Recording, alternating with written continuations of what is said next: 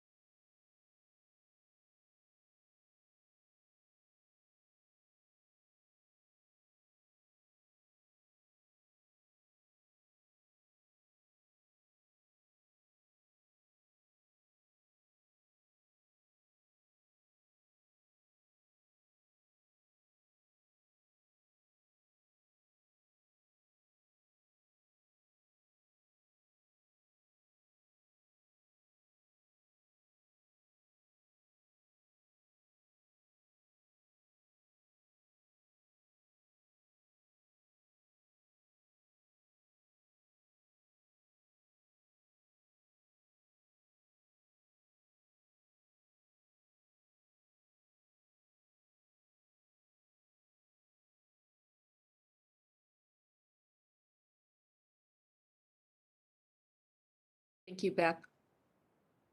Good afternoon, everyone. Welcome to today's meeting of the Raleigh City Council. Before we begin, I'd like to ask that we take a moment of silence in memory of Frank Eagles. I don't know how many of you may have known him, but he was the mayor of Rollsville for 12 years. A very kind and dedicated public servant. I'd like to remember him. We have also had two tragedies. One, Officer Ryan Hayworth, 23-year-old Nightdale police officer who was killed in the line of duty.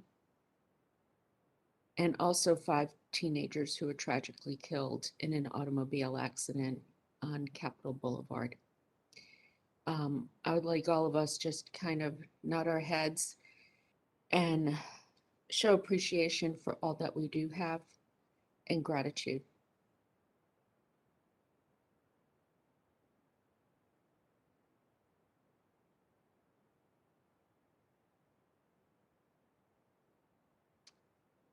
Thank you.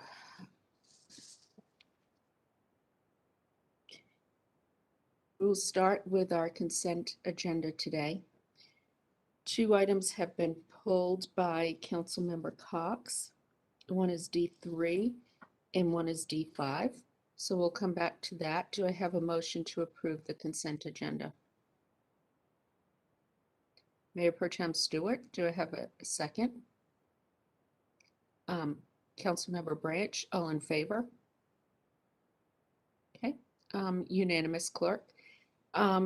So D3, Mr. Cox, which is to authorize city-initiated rezoning applications for property on 414 to 428 Bloodworth Street and 504 to 514 Southeast Street.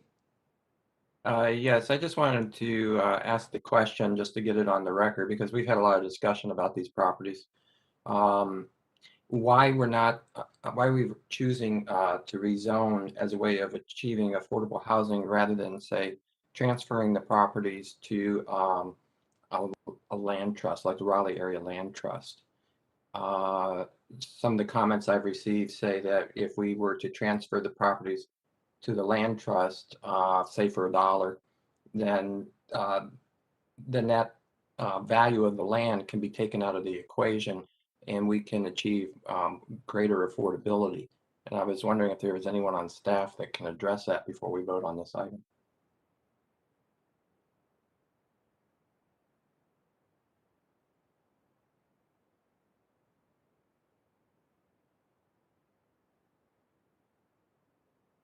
Ultimately, we will come back to council with the recommendation for the parameters around an RFP, and it could be that the land trust would respond to that RFP, but the purpose of the rezoning is to increase the allowed density. I understand. Okay, thank you, sir. Thank you very much. I'm going to make a motion to approve this. Do I have a second?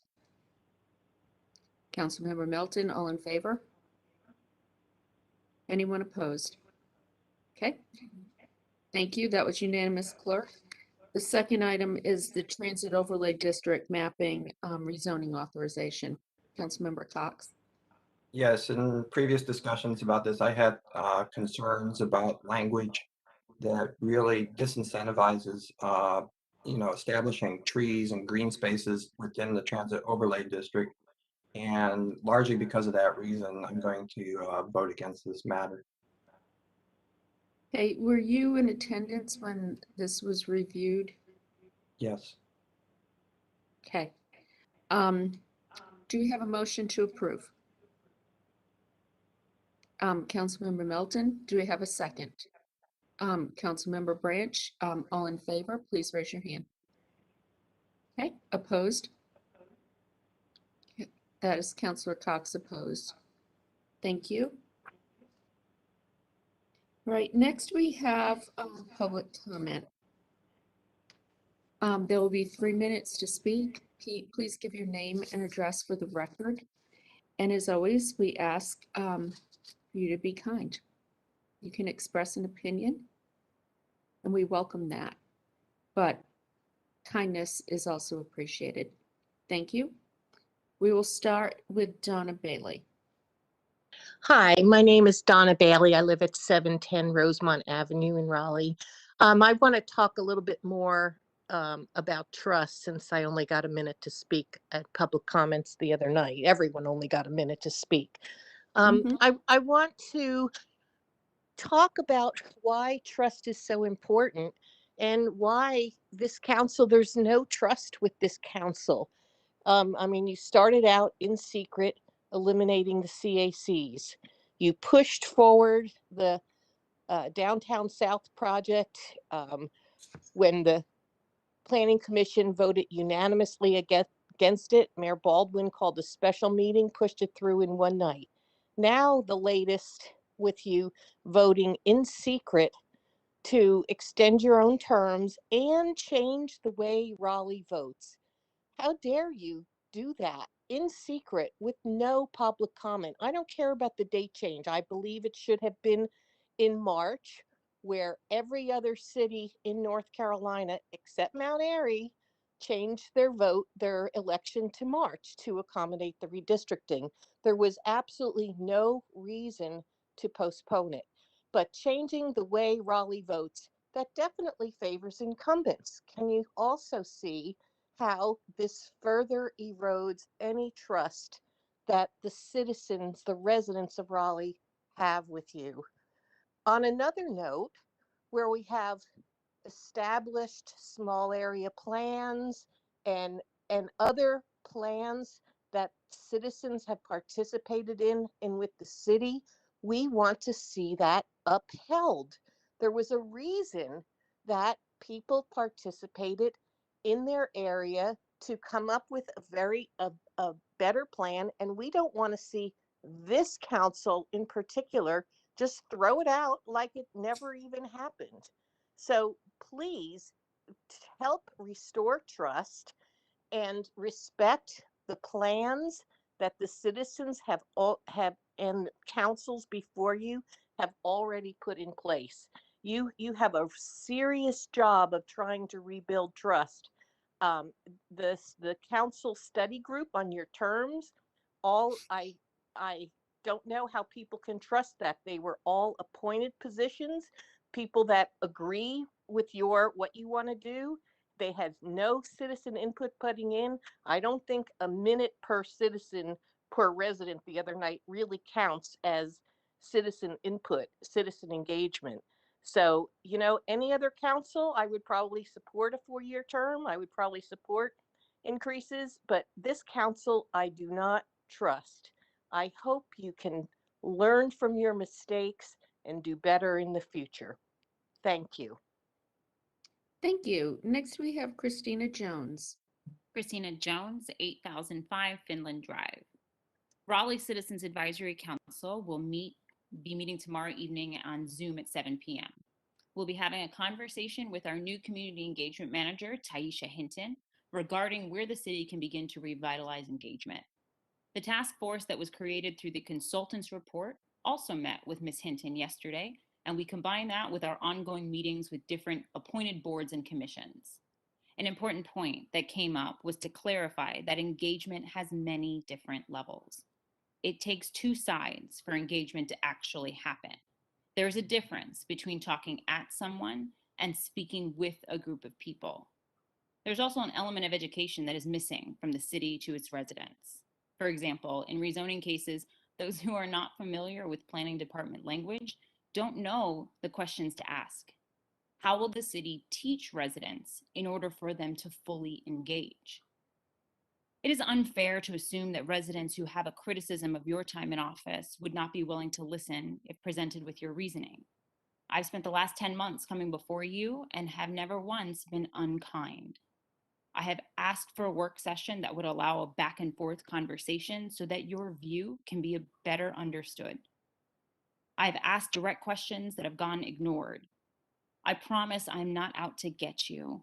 I want to understand you and help others understand your bigger picture. I would like to note that in my last City Council public comments, I asked what community engagement looks like to council. The response I received did not attempt to answer that question. I'm not sure where council was going with that diversion, but at the end of the day, residents still don't understand what you were looking for, forcing us to live in limbo for almost 2 years and eliminating the opportunity for our voices to be heard. That's what causes anger and frustration. You chose to focus on the frustration in residents' responses at a CAC meeting instead of the lack of communication from you. It seems a bit toxic to cause a problem and then refuse to take responsibility for that choice. You were elected to represent us, but how is that possible when you refuse to speak to us? I will be back every 2 weeks as I have been since January. My goal is to show you that it is fine to disagree. But if you're not willing to engage with those of us who think differently than you do, how are you bringing residents together? Thank you. Thank you. Next, we have Tara Robbins. Greetings, council members, Madam Manager, and Attorney Tatum on this awesome fall day. I'm Tara Robbins with the Midtown Raleigh Alliance, 920 Paverstone Drive, and I appreciate your time today. Apologies for missing the deadline for material submission. There is a prepared infographic that would help my comments significantly, but I'm not sure that you all have it. If not, we can get it to you. We in Midtown understand that our city's vibrancy is scattered over several unique areas, and as proponents of transit, we would like to connect Midtown and downtown with express bus service on a pilot program basis. Some of you may have already heard of our concept and even seen our proposed map. When conventions book up in Raleigh, our hotels fill up in Midtown. Those people and others who want to go downtown, either to have to rent a car or take an Uber or a taxi, to go to the museums, the convention center, or downtown for concerts or dining. One of the Midtown stops would also serve Duke Raleigh Hospital, which is another benefit. We believe, as does the DRA staff, that connecting these two hubs could be mutually beneficial, and it's certainly worth a try. Getting people to and from downtown with express service makes for a better visitor experience and an amenity for residents. The hotels and other community partners, including the hospital, are anxious to partner to market the new route if and when it is created. The infographic shows a projected express route utilizing Capitol Boulevard that would run from 7 a.m. to 9 p.m., but could be modified for only peak morning and evening hours if ridership didn't support the all-day service. Additionally, the beauty of a pilot program is that if the stops aren't quite right, we can switch them up to make sure that we are providing the best options for riders. The investments we're making to connect the city with new BRT routes and increased bus service are significant. And we're all excited to see these plans come to fruition. The MRA and most Midtown residents and businesses strongly support transit expansion. We believe that this addition could fill a niche need for visitors and residents by connecting downtown and Midtown with express service. And we look forward to working on this pilot program with you all. Thank you. Is this something we can have staff look at and report back to us on? One of the things I noticed too, and I think it's Winston-Salem and in Morrisville, they are doing smaller buses on demand service. I'm wondering if that might be an option as well. So Councilmember Buffkin, you had your hand raised, I believe. Thank you, Mayor. As the council's liaison to Midtown Raleigh Alliance, I'd had a preview of this before it came to us. So I was going to make the very same request that City Manager, could you put this on your list, and whether it's ARPA funding or some other source. I think this is really exciting. I think it's got a lot of great potential for Midtown and downtown, the whole city. So I'd like to bring this back in appropriate context and see if we can't move ahead on this. Absolutely. Thank you. Staff will bring back a report. Okay. If we could actually have this as a special item, perhaps in a month, that would be great. Right. Okay. Thank you. All right. Next, we have Ross Yeager. All right, thank you so much, Mayor and Council. It's good to be with you again. I have a presentation I'm hoping they're able to pull up. here it comes. It's awesome. And it doesn't have that square on it though. Cool, thanks. All right, so I spoke to you about a month ago about how my dog and I just started picking up trash around our neighborhood. Next slide, please. I live at 400 West North, Unit 1104, Raleigh 27603, which is right about where you see that dot right there. So my dog and I walk on West, Harrington, Tucker, and North, and we just pick up trash in the morning. And I really don't even know how it started, but it's just something we do together. And next slide, please. You'll see that, you know, there's a lot of trash in this area. It's a gateway towards Glenwood. A lot of people park here. This is just a random day, October 1st, and you'll see the section I pick this up on. I just take a shopping bag, fill it up, dump it, and keep going. Next slide, please. And then a couple days later, again, you'll see the area I pick this up on. And so instead of like taking pictures of the trash, just know there's a lot of trash there. But why do people litter? Well, one of the primary reasons is they don't have access to a trash can or receptacle. Next slide, please. So again, if you look at my little route there, I put the trash cans in what are really the cleanest areas of my route. And that's because people will typically make that choice if you give it to them. Next slide, please. And just like last month, I really would love to see us do something fun and creative with this. I mean, I think what's cool about these trash cans, besides kind of fitting in with Glenwood, it also, it sticks out. In other words, you know, the other trash cans just might blend into the background, but you see something like this, you're like, man, I'm gonna go put some trash in that. That looks cool. What an odd thing to say, but I think it's true. Next slide, please. Disney did a study, average of 30 steps. Somebody will step 30 times before they'll just throw something on the ground. So I'm not advocating we put a trash can every 30 feet, but we only really have one, and that's at the corner of North and West, and then Smoky Hollow has a couple. Next slide, please. All right, so just real quickly, here's some good news. People tend to throw stuff in bins anyways. Here's some stuff that was not intended to collect trash. People throw it in there. I have one that says parking done right. Here's a parking lot that has no trash. They put a trash can there. Who would have thought it would be that simple? Next slide, please. And then the other thing is, you know, we can just continue to pour resources and time and effort in cleaning up after people, or we can make the right choice, the easy choice, put some more trash receptacles out there, make them fun and engaging, and just kind of look at the problem that way. I think it's a little bit more of a strategic upstream way to look at it. Next slide. And just real quick, guess what? Next slide, please. People don't like to live. Businesses don't like to hang a shingle where there's a lot of trash, and tourists don't like to go where there's a lot of trash. And no surprise there, but the stats are there for your information afterwards. And next slide is my thank Ross, you. Yes. Thank you for your time. Your time is up. I want to thank you for coming back. And My pleasure.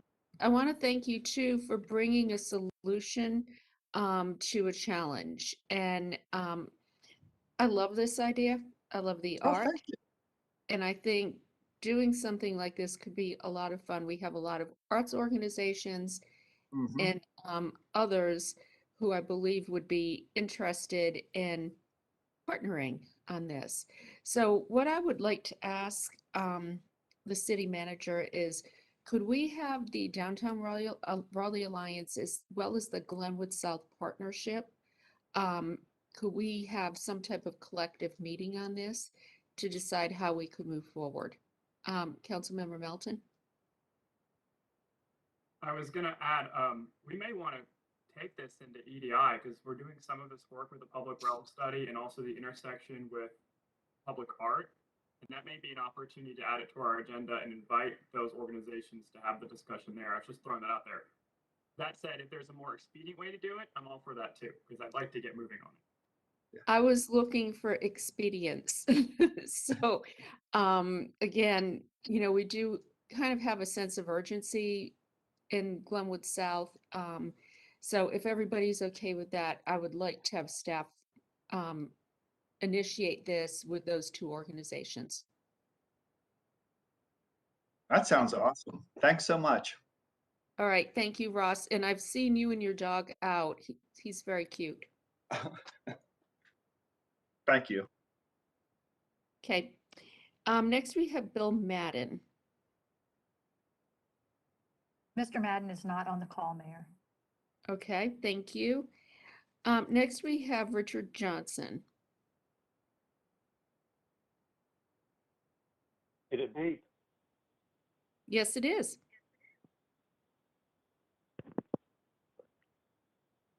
Richard Johnson, 3225 Oak Grove Circle.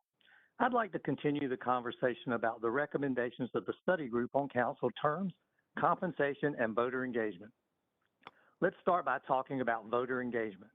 How are we to trust that you have not only the interest, but also the ability to come up with a robust voter engagement plan? After all, you're the mayor and council who gave 3 days notice for people to sign up to comment on study group recommendations and made no discernible effort to proactively engage with the public.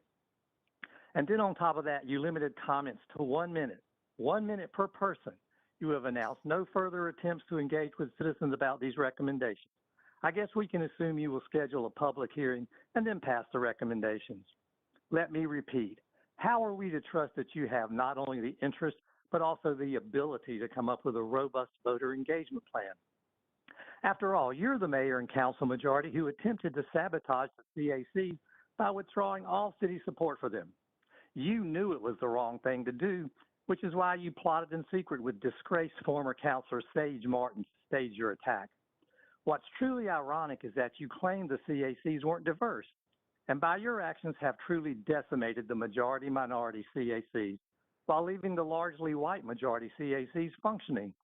So again, how are we to trust that you have not only the interest, but also the ability to come up with a robust voter engagement plan? After all, you're the mayor and council majority who demonstrated your lack of respect for your constituents by plotting in closed session to move the election almost a year past when it should have been, stealing an extra 8 months in office for yourself. Remember the words of Democracy North Carolina's Bob Hall. It was just a con job to say that they had to postpone the election in the manner they did. Respect is at the core of democracy. To not respect your citizens enough to bring them in and ask them and talk to them about such a major policy decision is deplorable.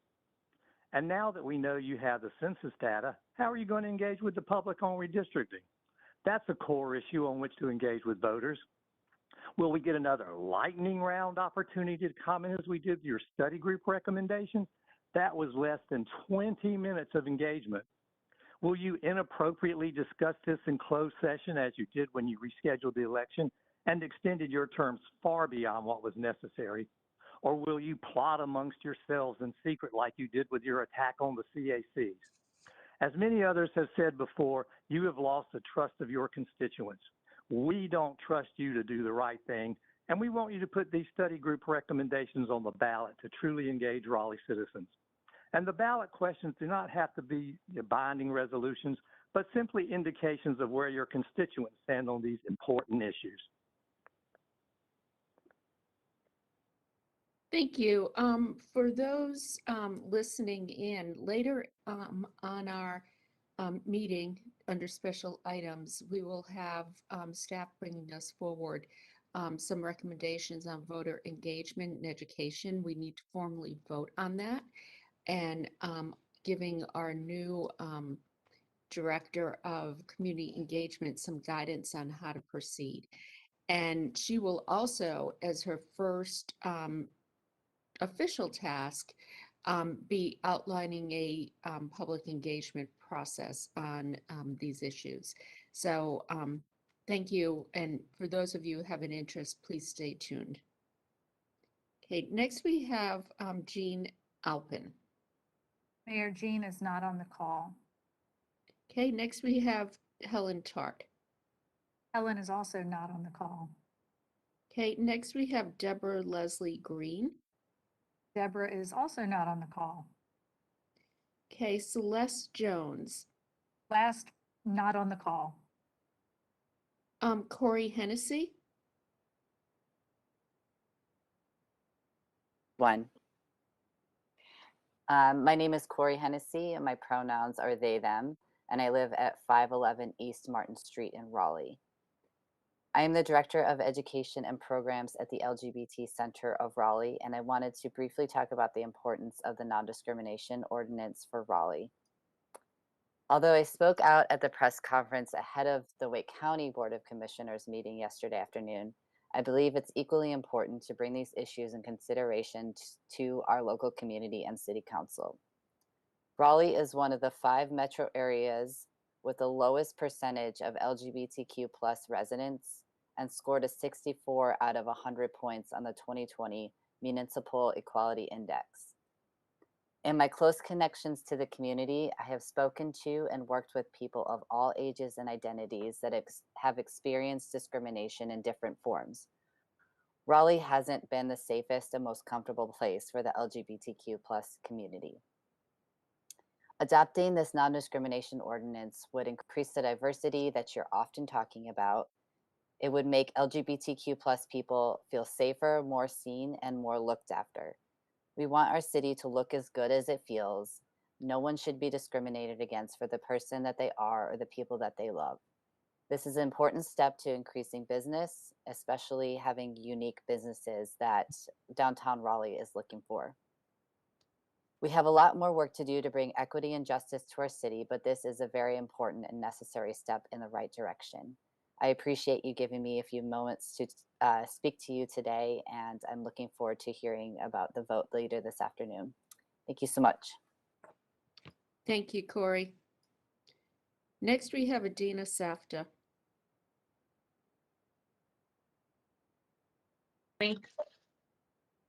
Hello. Hello, Adina. Good afternoon. My name's Adina, and I'm currently a candidate for U.S. Congress District 2, but I'm also a small business owner on Fayetteville Street at 207. As a small business owner downtown, I would like to address what I refer to as the war zone on Fayetteville Street. Fayetteville Street is the spine of our capital city and downtown. With roughly 65 people moving to our city each day from different parts of the country, there's a level of expectation and things to do that comes with that. Fayetteville Street should be the primary destination of shopping and dining for all. Although there are companies throughout downtown and new ones opening, I've observed in recent months the lack of attention on Fayetteville Street and the direction that it's headed into. The number one concern and the number one thing that I get when I ask people why they don't come downtown is parking. They say there's no parking. Things to address regarding the parking are curbside pickup. It either needs to be eliminated or monitored to ensure that the spaces don't sit vacant many times throughout the entire day, and that restaurants are limited on the times that they are using those spaces, perhaps during their peak times. Additionally, the extended seating in the streets needs to be removed. This is mainly on cross streets. Aesthetically, it does not look appealing. It looks like a construction zone, and it takes away parking spaces for clients that are coming downtown. Last on parking is the time limitations and availability to extend beyond the 2 hours limit. Many times as a financial firm, my clients are with me for 3 to 4 hours and they end up going to their cars, getting a ticket. There's no time for them to stop in the middle of a meeting to move their car to a different zone to avoid that. The number 2 concern is growth and condition of downtown. The crime and homelessness is currently increasing, and I believe that it is mainly due to the condition and the lack of cleanup, no art, and police patrolling. Developers and building owners that are on Fayetteville Street are keeping boards up, which again, on historical buildings takes away the appeal of the downtown. There's no repercussions, the vacancies are high, and the available spaces for new tenants and new business to come are just non-existent. A few other examples is our flags. You know, I've addressed this many times. Our American flags, they should be hung up, and it's a non-negotiable that they're ever removed from them being there. Many times they're up for the holidays and then they're taken down. In order to bring life into downtown and to bring, spirit, just in order to show respect for our nation and our military and patriots, I am asking for a call to action that we put up the flags and that we do not take them down ever. Lastly, the issue that I would like to address that is sounds like a simple fix is a gentleman that comes downtown and screams on Fayetteville Street. He's in the middle of Fayetteville Street. I've seen tenants that are actually doing the opposite. They're closing their businesses and leaving because they can't help clients. We've had police come downtown and there's never a solution. All in all, my call to action is that we turn the war zone of Fayetteville Street into a place where people shop, they dine, and they are proud of. Thank you. Thank you. Okay, next we have the report and recommendation of the Planning Commission.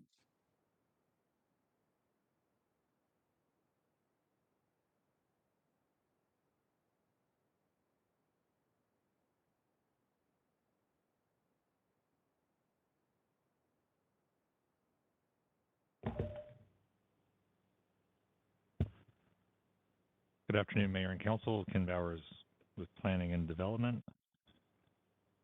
Here to give you the report from the latest Planning Commission meeting. We'll start, as we always do, with a review of what's currently calendared for public hearing. And your next public hearing is on November 2nd, and you have two items, a comp plan amendment and a rezoning case. So a fairly light agenda so far, and we're proposing to add a few items to that agenda and then a few items subsequent. There's also been some updates from the applicants, I know, contacting the council for requesting something different than the staff recommendation, and we'll get to those. So there's two text changes that have been reported out of Planning Commission. These are recommended for the November 2nd public hearing. And then there are 4 zoning cases and a text change to zoning conditions that have been recommended for the November 6th public hearing. And the last 2 items, as I'll get to, the applicant has contacted council and staff about a modification to that recommendation. So the first text change is TC 2220. This is the multiple module height method. The purpose of this text change, it was a report out from the Hillside Development Study, and it was intended to provide better development outcomes in mixed-use districts on sloping sites by allowing buildings to step down with the topography while still using their full UDO story allocation under the height limits. This is an option that's in addition to existing methods of measuring height within the UDO. And Planning Commission reviewed this, unanimously recommends approval. Staff recommends November 2nd public hearing. Next item, text change TC 1321 was in results of a petition, and it amends the standards, the use standards for vehicle fuel sales to only require a protective yard in the NX, CX, DX, and IS districts when a fuel pump island is within 100 feet of a residential district or use. General neighborhood transition requirements remain unchanged in those districts. Planning Commission also unanimously recommended approval, and staff recommends a November 2nd public hearing. On to the rezonings. This case is at National Drive and Glenwood Exchange Place. This is the property that's located on the southeast quadrant of the 440 Glenwood Avenue interchange, and this changes the current zoning from OX5 and OX5 with the Special Highway Overlay District to a mix of CX5 and CX12, with the 12 stories being located along the Glenwood Avenue frontage. Planning Commission voted to recommend approval 8-0. We're recommending November 16th as the public hearing date. Z3621, this is out Needham Road, south of Buffalo Road, adjacent to its interchange with 540. A request to rezone approximately 45 acres from a mix of agricultural productive and R4 with the Special Highway Overlay District to R10 conditional use with Special Highway Overlay District. Planning Commission voted to recommend approval 8-0. November 16th is the recommended date. 100 Nowell Street, which actually there is no connection with Nowell Street in this property, but it's a legacy address. This is located off of Hammond Road, and there's an existing cul-de-sac, Hammond Center Drive, that penetrates the property. Property is undeveloped. It's nearly 38 acres, and the zoning here is to go from IX to CX with a 5-story height limit and conditions, maintaining the Special Highway Overlay District. Planning Commission recommended approval on a 7-1 vote. The 1 vote was concerns over a hazardous waste site that's located on a nearby site. The recommended public hearing date here is November 16th. TCZ 521, this is a property that's located adjacent to some existing townhouses off of East Hargett Street. Just a little bit east of downtown, between Swain and East Streets. There are existing platted lots, and the intent is to build houses on those lots. And the text change of zoning conditions speaks to some conditions that are being modified or removed that relate to building materials. The staff has recommended November 16th. The applicant has put in a special request for this to go to November 2nd public hearing. And then the last item, Z4021, this is on Lewisburg Road. The property is just across the Neuse River from Horseshoe Farm Nature Park. It's around 42 acres, and the request is rezoned from R4 to RX4, parking limited with conditions. There is a substantial amount of the site will be set aside, and only a smaller portion will be developed under the conditions and under existing environmental constraints. Unanimous recommendation to approve from the Planning Commission. The applicant here would like to revise a condition that relates to landscaping because they've discovered a conflict between that and an existing utility easement. So they would like you to hold this case till the next meeting on November 2nd, and then schedule it for the November 16th public hearing, so that they can go to the public hearing with the revised conditions being part of the notice. So that concludes my report. Okay. Thank you, Ken. So I'm going to make a suggestion to tighten this up a little bit. And I'm going to ask Robin if we can do this. Could make a motion to schedule text change TC 2220, TC 1321, and TCZ 521 to for public hearing on November 2nd, instead of doing each one separately. Okay, I will make Yes, that. you can. Motion. Okay, thank you. Seconded by Councilor Branch. All in favor? Mayor, could you read the list again? Yeah, it's the three that staff had, two that staff had suggested, and the one that the applicant had asked. TC 2220, TC 1321, and then TC Z 521. Okay. All right, any questions on that, Councilor Buffkin? Okay, all right, all in favor, please raise your hands. Anyone opposed? Okay, that passes unanimously, clerk. And then the, for November 16th, it would be Z 3121, Z 3621, Z 3821, and then Z 4021, although they're asking us to hold it at the table and set it for November 16th. That's right. Okay, is there a legality involved there? I don't think We so. have to set it next time. Well, I think that the issue is that I'm going to look for backup here, but from memory, the reason for the hold is because the conditions are not supposed to change after you set the date for the public hearing. So since they want to modify a condition, you would have to hold off on setting the date for the public hearing. Okay, thank you. And that's a provision of the UDO. All right, that's what I needed. Thank you. Councilmember Cox, you have your hand raised. Yes, I really want Z 4021 to be for an evening session. It is a controversial rezoning. I have been contacted by at least 50 people about this rezoning. And I want to be able to give people an opportunity to be able to participate in the hearing. Well, let's take that up when we see what the condition is, and we can schedule it at our next meeting. Okay. All right, so it would be for November 16th, public hearing, rezoning Z 3121, Z 3621, and then Z 3821. Second by Mayor Pro Tem Stewart. All in favor? Okay, that was unanimous, clerk. So then what we will have coming back to us is Z 4021. Okay, thank you. Next we have under special items, human resources policies 300 to 34, 300 to 9A, and 335. And Tansy Haywood will be presenting.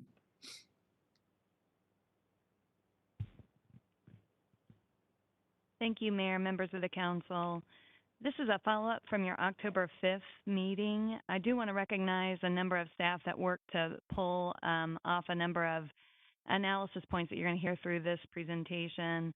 We had lots of participation from budget, finance, human resources, and Michelle Millette in our office. So thanks to all of those individuals that helped to do some really important analysis to support today's presentation. I also want to acknowledge we had hoped to have Chief Griffin on the screen with us today. Due to technical difficulties, you won't see him, but he is listening real time, and if there are questions for him as we go through the presentation, he'll be available as well. So with this, I'll jump in. Today, we're going to break this presentation into two component pieces. First, just a review of the policy recommendations that appeared on your agenda on October 5th. And then second, as a result of that item, there were some broader questions about the city's total rewards approach specific to through the lens of implications for the fire department. So the second part of this presentation will be trying to provide some responsive information. So just a reminder on the three policy items that are on your agenda again today. The first is 300-35. This is a new policy. So the city doesn't currently have an adopted policy related to our disability accommodations. This policy would improve our alignment with federal law. There was a cross-departmental team that worked on this draft. It was reviewed by our city management team comprised of our department directors and office managers. It also appeared before our employee advisory group that has representation from across the city and also was reviewed by the Civil Service Commission. I'm going to go through all three policies and then pause for questions. The second policy is 300-34, which is our military leave policy. This would rescind the prior policy and adopt a new policy. This does improve alignment with the USERA obligations of the city. It does change some alignments for our short-term military leave. It was initially drafted by a cross-departmental special public safety policy review team, and then similar to the last policy, went through our policy work team, city management team, employee advisory group, and Civil Service Commission. The last policy that I think did receive more discussion on the last agenda is our leave policy. So this policy, in of itself, the changes here are largely ministerial to align to the changes that are being proposed in the military leave. It also reflects some previous changes that the City Council authorized in terms of new leave opportunities related to volunteerism, including poll assistance. One clarification, the changes that are proposed do not alter vacation or sick accruals for any employee group, including the fire department. Again, these very minor changes reflecting, again, other changes in policy or practice were reviewed by the policy work team, the city management team, the employee advisory group, and the Civil Service Commission. We would request that the council take action to adopt 300-35, adopt 300-34 in its new form, and again, authorize the changes to 309A to reflect those other changes.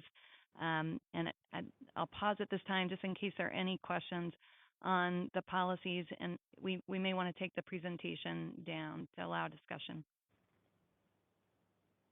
Thank you. I'm going to start with policy 334 related to disabilities. Does anybody have any questions on that? Okay, next is policy 309A. Does anyone have any questions on that? Okay, and then third is 300-35. Councilmember Buffkin. Thank you, Mayor. My question was on the leave policy. I'm having trouble sorting out if this impacts the firefighters, which was the main topic of discussion at our last meeting, and I'm just having trouble sorting out the details of how this affects them, if at all. Yeah, thank you for the question and clarification, Councilmember Buffkin. Certainly, the leave policy does address leave accruals for all employees, including the fire department, but there were no proposed changes to those sections of the policy in this proposal. In the next section of this, the presentation, we will go into a deeper dive into the accruals as they stand compared to other employees and broader information about compensation and benefits to fire department employees. But in terms of the policy proposal or any changes, the changes that are requested today have no impact improving or eroding any leave benefits for the fire department. Okay, Councilmember Cox. Yes, I don't, the only policy I have a problem with is the leave policy. And I think it does need to be modified regarding firefighter leave. And so I don't know how you want to do this, if you're going to vote on all of them as a package together or vote on them individually. I'm going to call for a vote individually. Okay. Are there any specific questions related to this? Councilmember Branch and then Councilmember Melton. Just so I'm clear in what I've heard, after we address these three policies, there's a conversation related to the firefighters and their leave time. So regardless of what happens with this policy, that other conversation is separate. That's correct. Okay, I'm good. Yes, that's true, and we are going to speak to next steps on the broader questions of leave, compensation, and benefits. Do you want to do that now? I think it would be easier, Mayor, if we separate the two, because that's a much larger conversation with greater implications, as opposed to these current policies that we're bringing forward so that we will remain in compliance with the federal law. Okay, so the first policy then is 334. Do I have a motion? Councilmember Branch, seconded by Councilmember Buffkin. All in favor? Anyone opposed? Clerk, that passes unanimously. Policy 309A. Do I have a motion? Councilmember Buffkin, seconded by Councilmember Branch. All in favor? Opposed. Councilmember Cox is opposed. Clerk. And then we have 300-35. Councilmember Buffkin has made the motion. Do I have a second? Councilmember Knight has seconded. All in favor? Anyone opposed? Okay, that passes unanimously. Clerk. Thank you. So we'll move into part 2 of the presentation. The presentation is going to be coming up briefly, but we did try to pull together information that will help illustrate the City of Raleigh's compensation philosophy and some information around implementation. We will extract from that some specific illustrations and examples related to fire department compensation and leave, and some comparisons to other leave accruals across the city.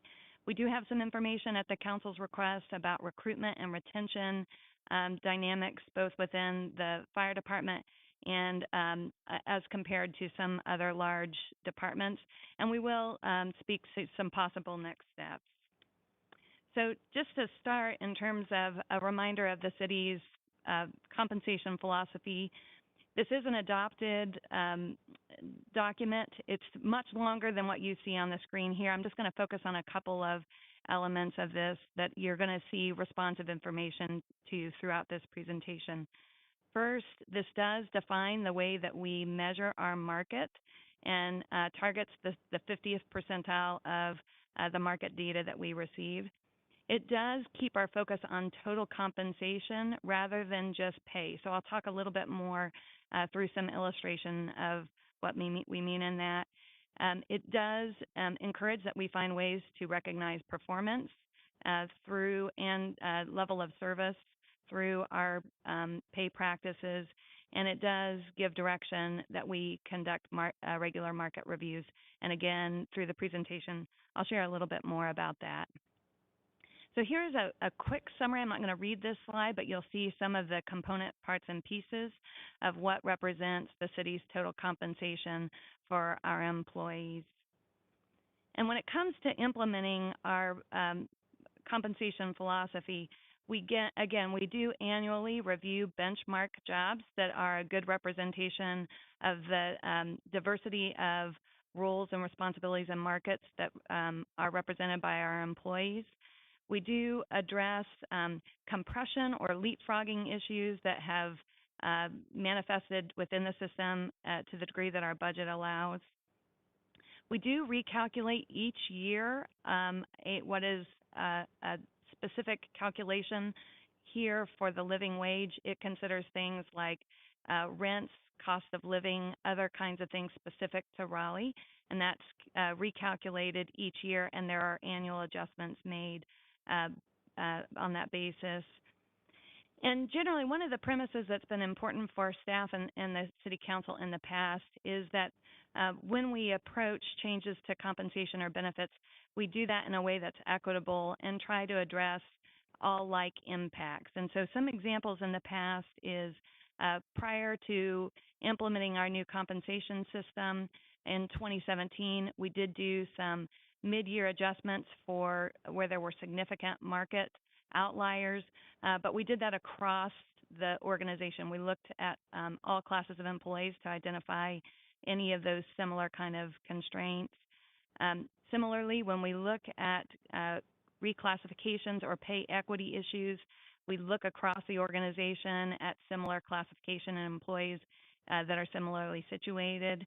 And another example is when we did premium pay through the pandemic, that provision to frontline employees was based on the kinds of factors of work that employees were exposed to. So it wasn't limited to specific departments, but again, based on the kind of scenarios that employees would be exposed to. So this is a really complicated slide, and it's only for illustrative purposes. I'm going to walk you through it in a really high-level way. We're going to come back to it because I'm following this slide. I'm going to give you some more discrete examples that maybe will put this in greater context. But you'll see in each of the columns, it shows some starting pay for different classifications across the organization. You'll see that the salary in the first row, that salary estimate there is just frankly the midpoint of each of those ranges. So these are hypothetical examples. You've seen that we've tried to calculate based on the kinds of benefits that different employees might be eligible for, what the impacts of those were, because there are some differences in terms of retirement and different kinds of leave that public safety has access to that the rest of the organization does not. And so where there are variable pay elements in this chart, those were calculated on assumption just on the average of what the real impacts of these are. The last thing I'll call out here is you do see a line here that demonstrates the value of leave accruals across these categories. All of those leave accrual values were based on the assumption that those individuals had between 0 and 3 years of service. So again, I'm going to go into some component pieces of the way that we address market and compensation and benefits in greater detail. So you previously heard me refer to the city's annual market review. We did benchmark a number of positions in the fire service in February or March of 2021. You can see those here. I think we did get a question about where the respondents of our survey are in the case of the fire service, and there was a question of whether those were more state-based comparisons. You can see on the left a table that demonstrates that to a large degree we do rely on local and regional employers. In this particular market review, the analysis did not suggest that there needed to be adjustments in compensation There was one exception you're going to see on the next slide related to fire captains that was related to a pre-planned phased in implementation of some pay to address compression. So again, similar to prior slides, employees would have been eligible for merit, but there were no range adjustments on the basis of the market. This is the particular data that shows the minimum, midpoint, and maximum for each of those that came through in that market survey. And again, you'll see at the note that this slide is not accurate for fire captains where there was an increase unrelated to the market, but related to compression. And we wanted to give a little bit more detail so that you understood the kind of data that is behind that, those minimum, midpoint, and maximum averages. So here is the example of the detailed data behind that firefighter example. So you'll see Raleigh about midway down the chart with a minimum starting pay for firefighters of just over $39,000, a maximum pay of $63,000. That very last line on in each of the columns shows the percentage of the market. So in this particular case, it demonstrates that we were pretty well aligned with the market dynamics. Again, this just shows that in the broader context of compensation.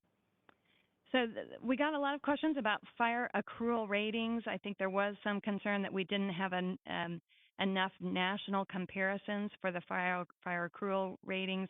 We did try to reach out to more peer organizations to get additional information.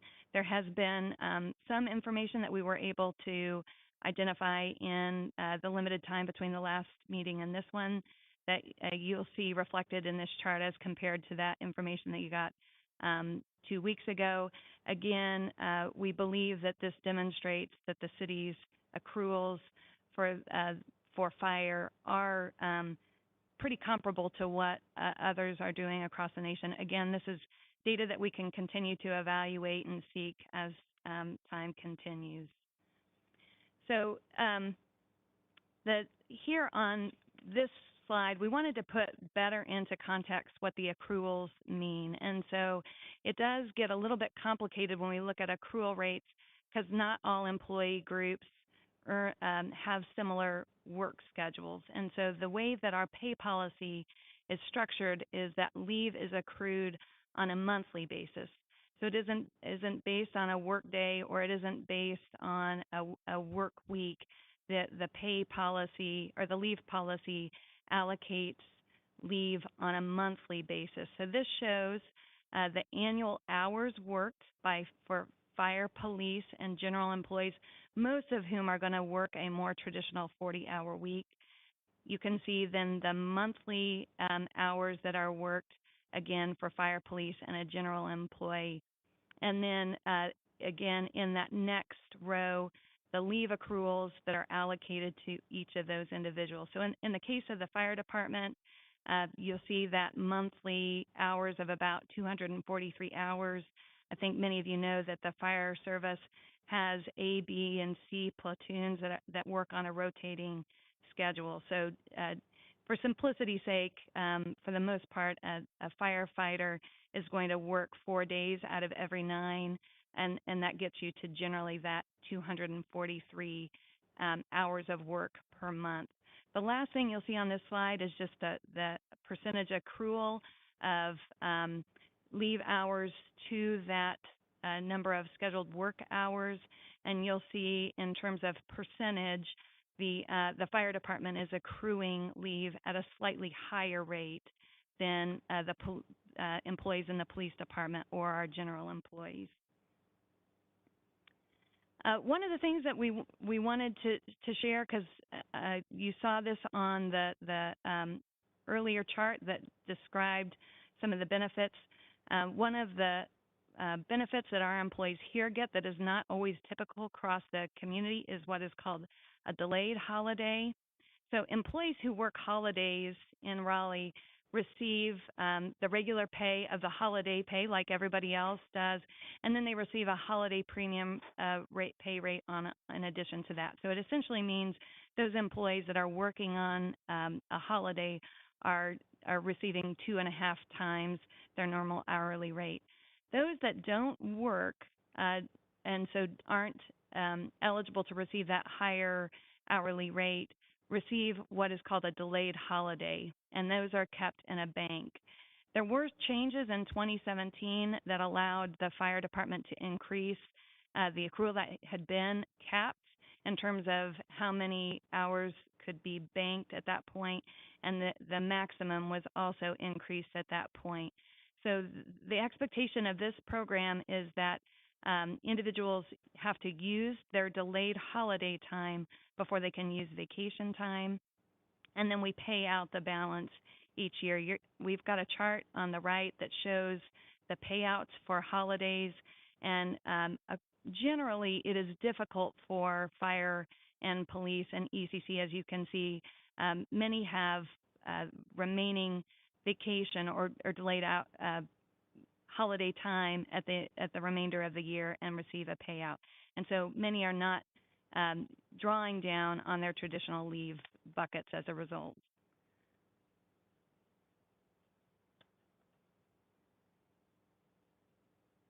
Okay, I'm having a little bit, oh, you got it? Thank you.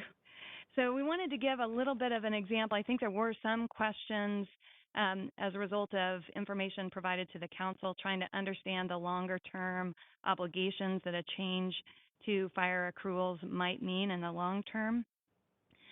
What happens with vacation accruals is individuals are capped at 50 days of vacation payout. So any vacation that they continue to get in excess of that 50 hours then is going to roll into a sick leave bank that then can be used to credit towards service for retirement. So again, another complicated slide, but you'll see in the top table an illustration of how that leave would accrue and roll and then result in terms of years of service at a 12-hour accrual on the top, and then with the same experience on the bottom. So this is an example of an employee that was working for the city for 25 years.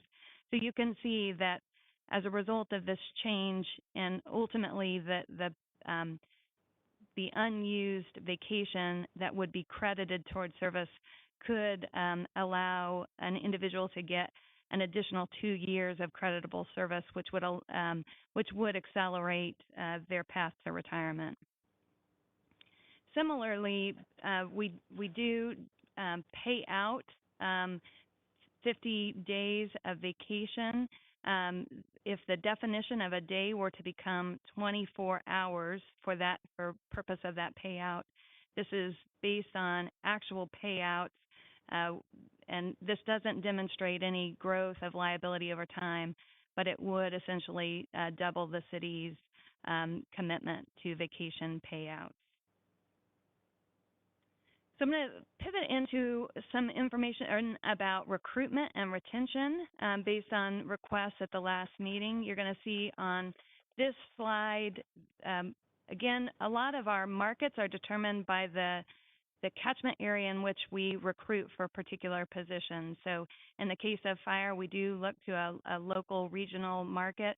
You can see that a large majority of our recruitment success is happening here in North Carolina, and so there are some representation of other regions, but again, a large majority of our recruits are coming from North Carolina.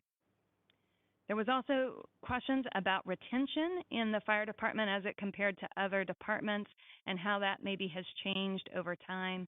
You will see on this slide, based on the average years of service, that the fire department is exceeding the experience of almost every other department in the city.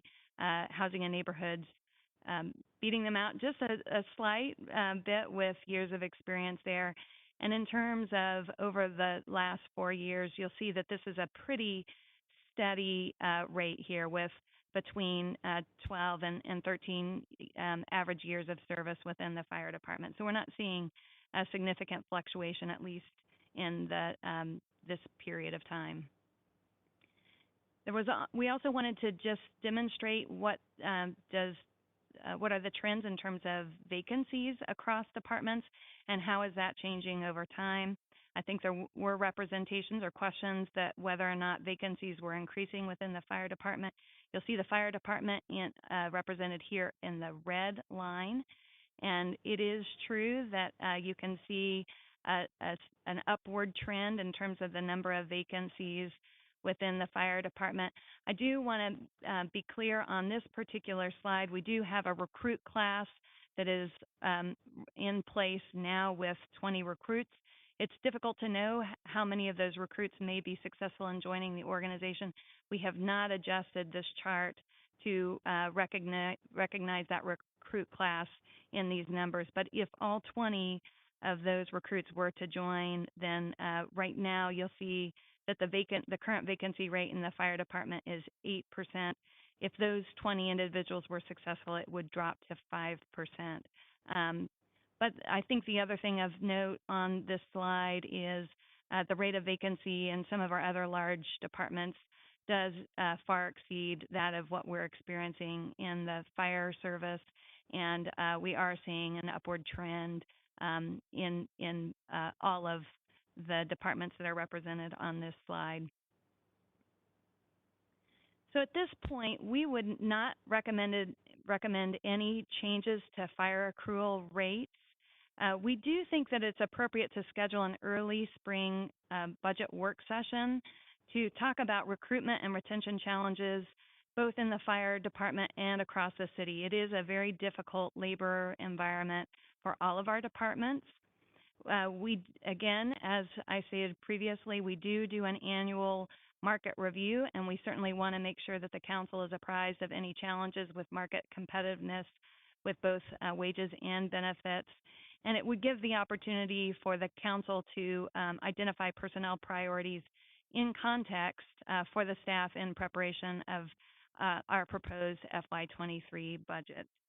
So I know that was a lot of information, and I'm happy to address questions, and we can certainly follow up with additional analysis if that's appropriate as well. I want to say thank you to the staff for pulling this information together. Certainly, yes, it was a lot of information, but it was well presented, and I appreciate your time on this. I had Councilmember Cox with his hand raised. Yes, I just want to say thank you for preparing this information and giving this presentation. It was a lot of information. I know that I will personally be reviewing the presentation and the information that was presented. I think it's a significant amount of information. I think this is something that should be referred to committee for further review, and I would be open to seeing that happen. I do think there is room for improvement in terms of particularly leave policy and accrual, but also other areas as well. And so I would be open to referring this to one of our council committees in order to take a deeper dive. Any Councilmember Buffkin? Oh, thank you, Mayor. I don't want to get distracted from the issue at hand, and I do have some questions or comments about that. But I wonder, Ms. Haywood, can you help me understand the sharp increase in vacancies in the Parks Department in the last year or so? That was a pretty surprising spike there in the last year. And you could follow up if you're not prepared to talk about that today. It was something that definitely caught my eye. Yeah, thank you for the follow-up question. And for the ease of visual presentations, we've limited the visuals here to just the largest 5 departments. I do think it's appropriate for us to develop a broader analysis to you of vacancy rates and retention across all of our departments and talk more broadly about some of the contributing factors in terms of market competitiveness. Particularly in Parks and Rec, we do have a reliance in addition on full-time assistance with part-time assistance. So that is one of the areas that we'll be bringing additional information to the City Council in the spring in terms of our competitiveness with part-time pay as well. Okay, thank you for that. And Mayor, if I may, just a brief comment. I think this whole issue of the leave policy for firefighters has focused the council's attention on compensation for firefighters, and it does look like we got some work to do there. And well, I'd be amenable to taking it up in committee, but it sounds like the staff wants to keep it here at the council level and have us all be involved in the conversation. Although a couple months from now, I'd be fine with that too. But you know, I certainly am of a mind that this compensation problem for particularly public safety workers has sort of languished for many years, and I think it's time to get it addressed, and I'd like to keep us moving in that direction for our budget coming up in May and June of next year. Thank you, Councilmember Buffkin. Councilmember Ford. Thank you. I would suggest we follow the staff's recommendations to do a full review for all of our city employees in the spring.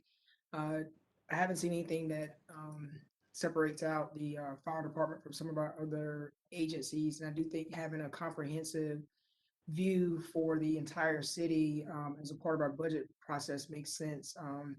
You know, one of my concerns is that you sort of open the door with one department, and the next thing you know, you've got 4 or 5 or 6 other departments raising these issues. And I think it's in the best interest of the city if the city manager and her staff are able to address all of these issues comprehensively when we undergo our budget review. I would agree, and I'm seeing nodding of heads. So do we need a formal vote on this, or can we just provide direction to staff? Because the direction I'm hearing is bring this back to us in the spring. I think Councilmember Knight has a comment, Mayor. Yeah, I'm trying to get an answer from staff first, or city attorney. Yeah, I think we got clear direction of some of the areas of interest for further work in preparation for the budget. So I think we have sufficient direction. Okay, thank you. Councilmember Knight. Thank you, Madam Mayor. I do think the firefighter situation is unique to our city employees, and in terms of the hours they work, et cetera, and the kinds of hours they work. And I would be amenable to putting it in a committee, but it doesn't sound like that would be make this go any quicker. And it does sound like the staff and management would like to do a broader overall review, which I hope will certainly delve deeper, though I know they have delved deep into the situation around firefighter leave, et cetera. And so if it would not quicken the situation, I would be okay to keep it in the budget cycle process, just so that there is a critical analysis of this situation in particular. Thank you. Bless you. Thank you. As we said, we have provided direction. Thank you, staff, for pulling this information. It was very helpful. And we will go now on to the next item. And that is our external request for text change authorization. Justin Ramada will present.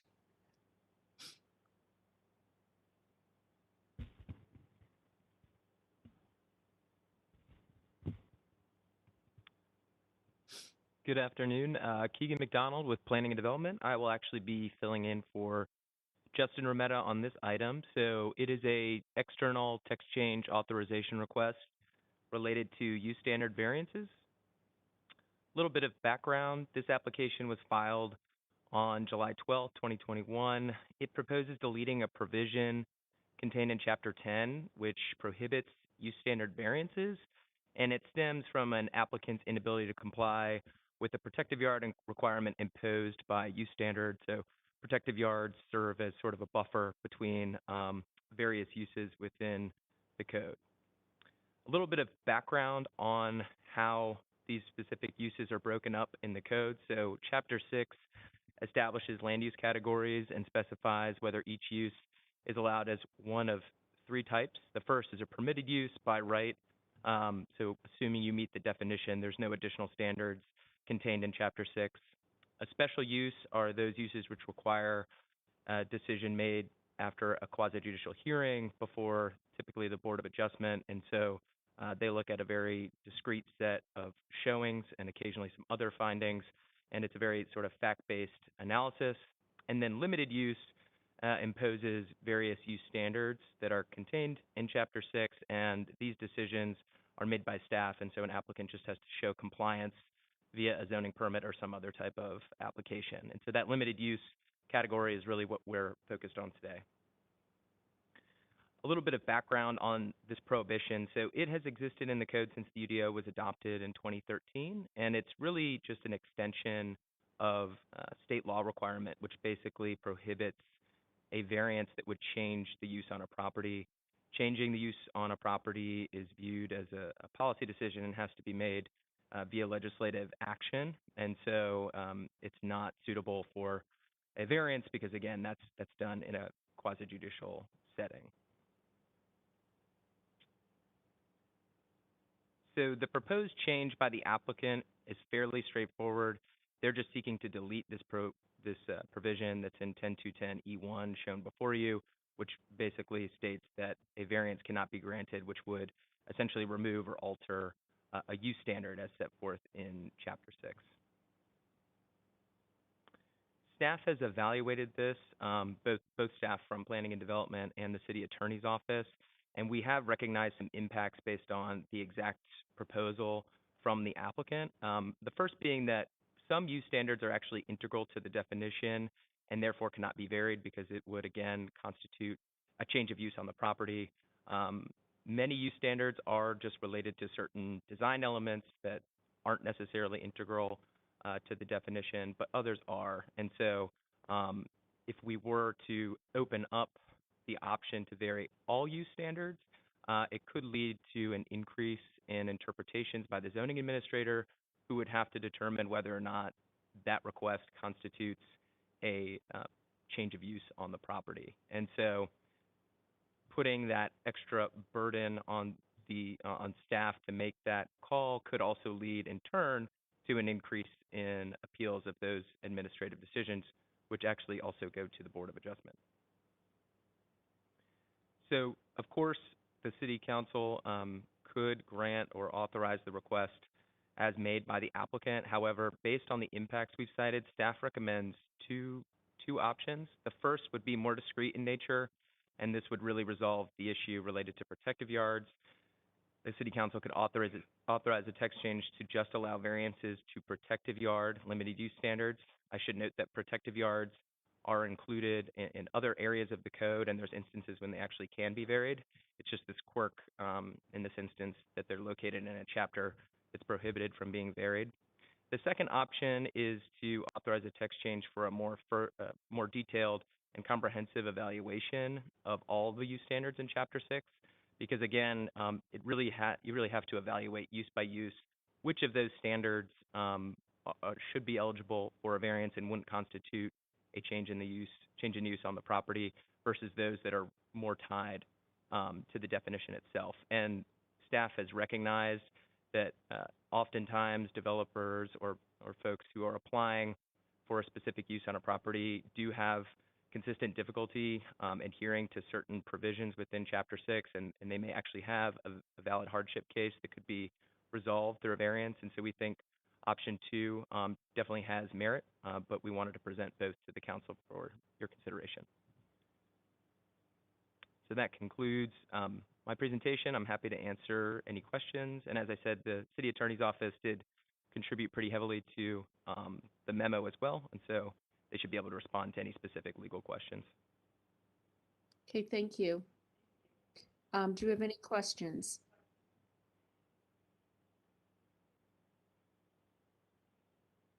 Okay, would anyone like to make a motion? I have a question. Okay, Councilmember Branch. What is a use that can you give me an example of a limited use that would be impacted by this? Yeah, so The specific use in question is vehicle sales. So there's a requirement for vehicle sales to provide this protective yard, this buffer from adjacent residential use or property. And in this instance, there's just not enough space to accommodate the exact prescribed width of that buffer. And so they've sought sort of an alternative that they've contacted the adjacent property owner about. But because the standards are firm in Chapter 6, there's no option to even seek that variance based on the hardship that they believe they have on their property. And so the alternative related to some of those other use standards is, for instance, there's certain use standards for minor vehicle repair that if those were to be varied, it would probably push the use into major vehicle repair, which is why we think that audit is really necessary, because there's some use standards which are more design related and others which again are more integral to the use. I can probably help a little bit. The request is really broad. There are dozens, if not hundreds, of use standards in the limited use section. And they are everything from a setback to where you can, have a heliport, which it says only in hospitals. So in theory, if you could vary anything, then someone could come in and say, well, I'm going to put a heliport in my backyard. So the request is for one purpose and one use. And so, which makes sense because it has to do with the transitional yard. So I think what Keegan is saying is that probably the better approach would be, if you're so inclined, to say, we will have a text change to allow variances from transition yards for vehicle sales. And that way you're solving this particular person's problem, but then have staff look more globally at which one of these hundreds probably of standards would be ones that were should or could be varied without being inconsistent with state law. Because if you were to just say you could vary any of them, there would be lots of state law violations, lots of more Board of Adjustment cases that really go beyond the predicament that this particular applicant is in.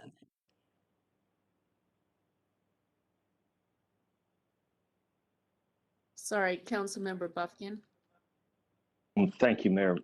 Members of council, I hope this will be helpful. This request came from my district, and I took some time to ride by there over the weekend. And it's a small used car shop or a sales place, used car dealership. That's the word I was looking for. Small used car dealership. Obviously, business is good because they're running out of space, and that's great. Certainly want to be supportive and helpful for our small businesses. But for reasons the city attorney just explained, I just don't think we can authorize this text change as requested. It's much too broad, and we can't. I mean, we could, but it probably would not be appropriate to authorize the Board of Adjustment to grant variances that are inconsistent with state law. And then the second option outlined in our memo is the more targeted change. And that's attractive. The problem there is, and I think most of you could understand that that may just not be appropriate from a good neighbor standpoint. A lot of used car dealerships keep lighting on their lots all night, and for security reasons, and that's important and appropriate. But when they're next door to residential uses, I think that protective yard is important. So I don't know that I could support that. However, I do think a little more work by our staff might be helpful here. And I'm looking to option 3 in our backup memo, which was to authorize the staff to review Chapter 6 use standards that are also development standards and to draft text changes to allow variance as staff deems appropriate. So that's kind of where I'm leaning. If we do anything on this, it's a rather complicated issue legally and from a code standpoint. And frankly, I think the situation that brought it to us is pretty unique. This dealership is located in an area that's changing pretty fast. It's off Wake Forest Road near the Walmart. And so, just 15 years ago, there was a lot of houses along this road, and they've slowly converted over to businesses. So that would be my recommendation. Like I said, I hope that's helpful to you in trying to sort this out, but I think maybe a little more review from the staff and some additional thought about exactly what use standards are development standards and which ones would be appropriate for variances and which not would probably be our next step. Okay, any other questions? Mayor Pro Tem Stewart. Thank you, Mayor. I tend to agree with Councilmember Buffkin, but wonder if we should follow recommendation number 2 that was presented in the presentation, which would be to authorize a text change to evaluate other development standards contained in Chapter 6, which should be eligible for a variance. So kind of a comprehensive look at all of these issues instead of trying to solve one problem and opening up a can of worms. So I'd be ready to make a motion to move on recommendation number 2. Councilmember Buffkin.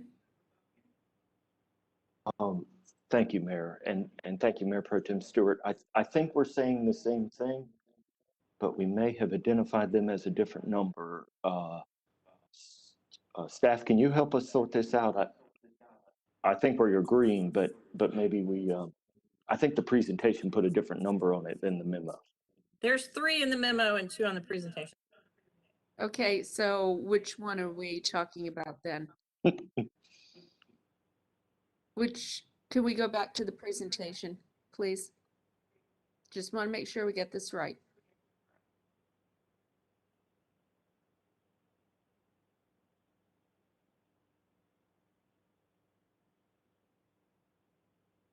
Madam Mayor, while they're doing it, from what I'm noticing, the difference is option 2 authorized them to target a text change. Option 3 is asking them to review and then come back to draft the text change. I really, the more I read it, I really don't know too much of the difference. So yeah, staff, if y'all can, from the backup memo, what's the difference between 2 and 3? Because it's, I think y'all I combined. believe So I'm going to ask Councilor Buffkin and Mayor Pro Tem Stewart, were you looking at the recommendation in the presentation or in the backup? And I just want to make sure we're providing the correct direction to staff. I'd be interested in what our staff was getting ready to respond with and looking at the recommendation and probably having been familiar with the backup. I was talking about the presentation, but. So you were talking about number 2 in the presentation. Right up on the slide right now, but I'd be curious what staff's response is. Okay. You want me to do it, Keegan? Yes, that's fine. I believe 2 and 3 are really saying the same thing. So. Okay, under I think the memo is, one is to do the big one like the applicant, which you're not going there. The second would just say, just do this one text change. The one that's in front of you, which is, we will authorize a text change to allow variances from transitional yards for vehicle sales or whatever use. Okay, that's only variances for transitional yards. Okay. The third option is to say, go look at everything. We're not going to do anything right now. Go look at everything and come back and give us a recommendation. So the difference between 2 and 3 is 2 would go ahead with this one targeted transitional yard variance and no others. Does that make sense? Yeah, so I think what we're all saying is we wanted to go with recommendation 2 on the presentation, which is looking at like evaluating this in a bigger way. Is that correct, everyone? Councilmember Buffkin, Mayor Pro Tem Stewart. Yes, Mayor, I think that's right. But okay. Recommendation 2 on the slide is roughly the same as recommendation 3 in the memo. Either way, what I understand is staff would review the Chapter 6 use standards that are also development standards and bring us back recommendations for a draft text change to allow variances as based on the staff review. Was that a motion, Councilmember Buffkin? It's so moved. Thank you. Thank you. Seconded by Mayor Pro Tem Stewart. We could take down the presentation so I can see the vote. All in favor, please raise your hand. Anyone opposed? Clerk, Councilmember Cox is opposed. Okay, thank you very much. Next we have rezoning Z1021 Creedmoor Road.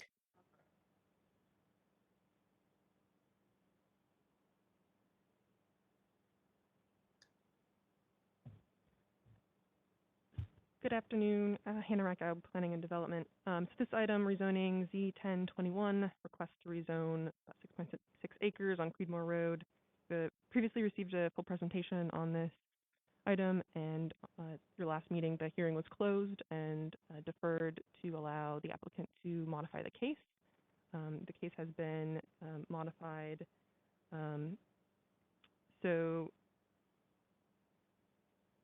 conditions that were lowering the maximum building height have been removed, and in its place the district height has been lowered to 5 stories. That was previously 7 stories. Conditions specifying the maximum number of dwelling units have been lowered from 325 units to 295. And then conditions regarding buffer to adjacent single-family properties have changed as well. A setback for buildings on the site increased to 75 feet to the north and 100 feet to the east. And that eastern setback would also include driveways or parking.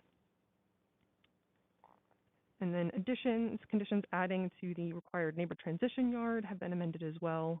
So that fence or wall that was required to that north and east has been increased to 8 feet. And then additional plantings have been increased. Previously there were 8 evergreen trees, and now it's 10 evergreen per 100 lineal feet to the north, and 8 evergreen and 8 shade trees per 100 lineal feet to the east. And then a minimum 40-foot tree conservation area is provided along the property to the east. And then 3 new conditions were also added, specifying screening of parking structures, exterior lighting, and location of dumpsters. That's the conclusion of the summary. I can happy to answer any questions.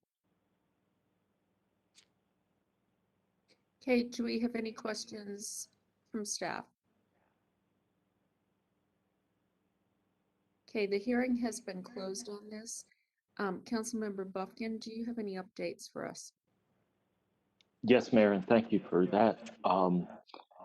This case been going on a good long while, and it's been a lot of give and take on both sides, and a pretty constructive conversation that has brought to us what, as far as I know, is a consensus proposal. You know, not everybody's completely happy, but most everybody's satisfied and has felt heard, and the development's been adjusted in a way that the neighbors are amenable to supporting. So I'm prepared to make a motion to approve the rezoning case at the appropriate time. Do we have any other questions of staff?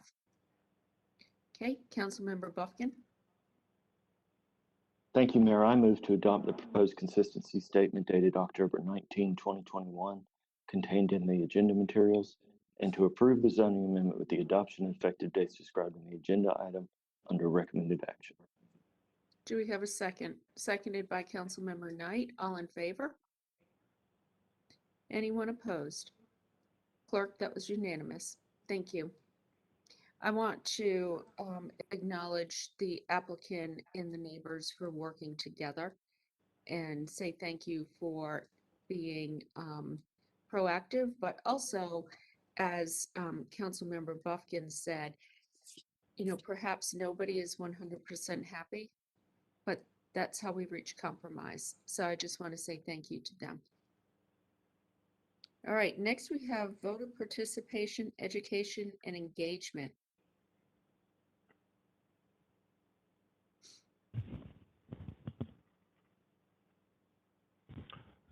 Good afternoon, Mayor, members of council.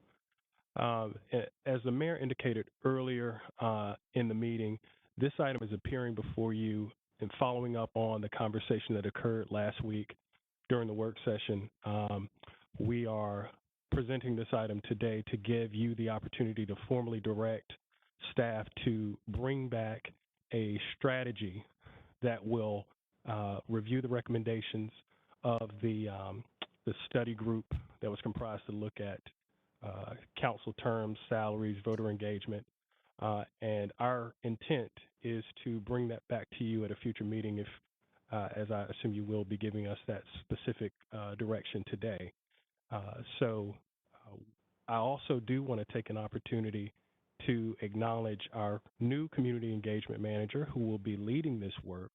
Ms. Taisha Hinton has been here officially, I believe, 3 weeks, and she will be, I know that she's met with many of you and has many meetings planned for several of you in the coming weeks, but for those who may not yet have had an opportunity to meet her, and anyone that may be watching that is interested in who will be leading our community engagement work on this specific issue and all others going forward, I did just want to take an opportunity to formally recognize her and give her an opportunity to address you, Mayor. Thank you.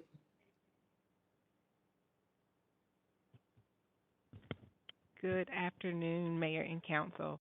I am Taisha Hinton, your new Community Engagement Manager. I am extremely excited to be back home. If you don't mind, I would like to take a moment to publicly thank each resident, community-based organization, board and commission member, city staff, the city manager's office, and council, who in my 3 weeks has taken so much time to provide an abundance of resources, conversation, and to just really get me caught up to speed. I'm thankful for all of you, so thank you. And to Mr. Raleigh's point, we look forward to receiving the direction from you today to put together the strategic plan in regard to the recommendations from your study group, and then really partnering with community members and organizations to have something that satisfies all. Thank you. Thank you. This was put on the agenda. I think there was consensus from everybody on the voter engagement plan, but what we're also looking at is a public process to allow input on salaries, terms, and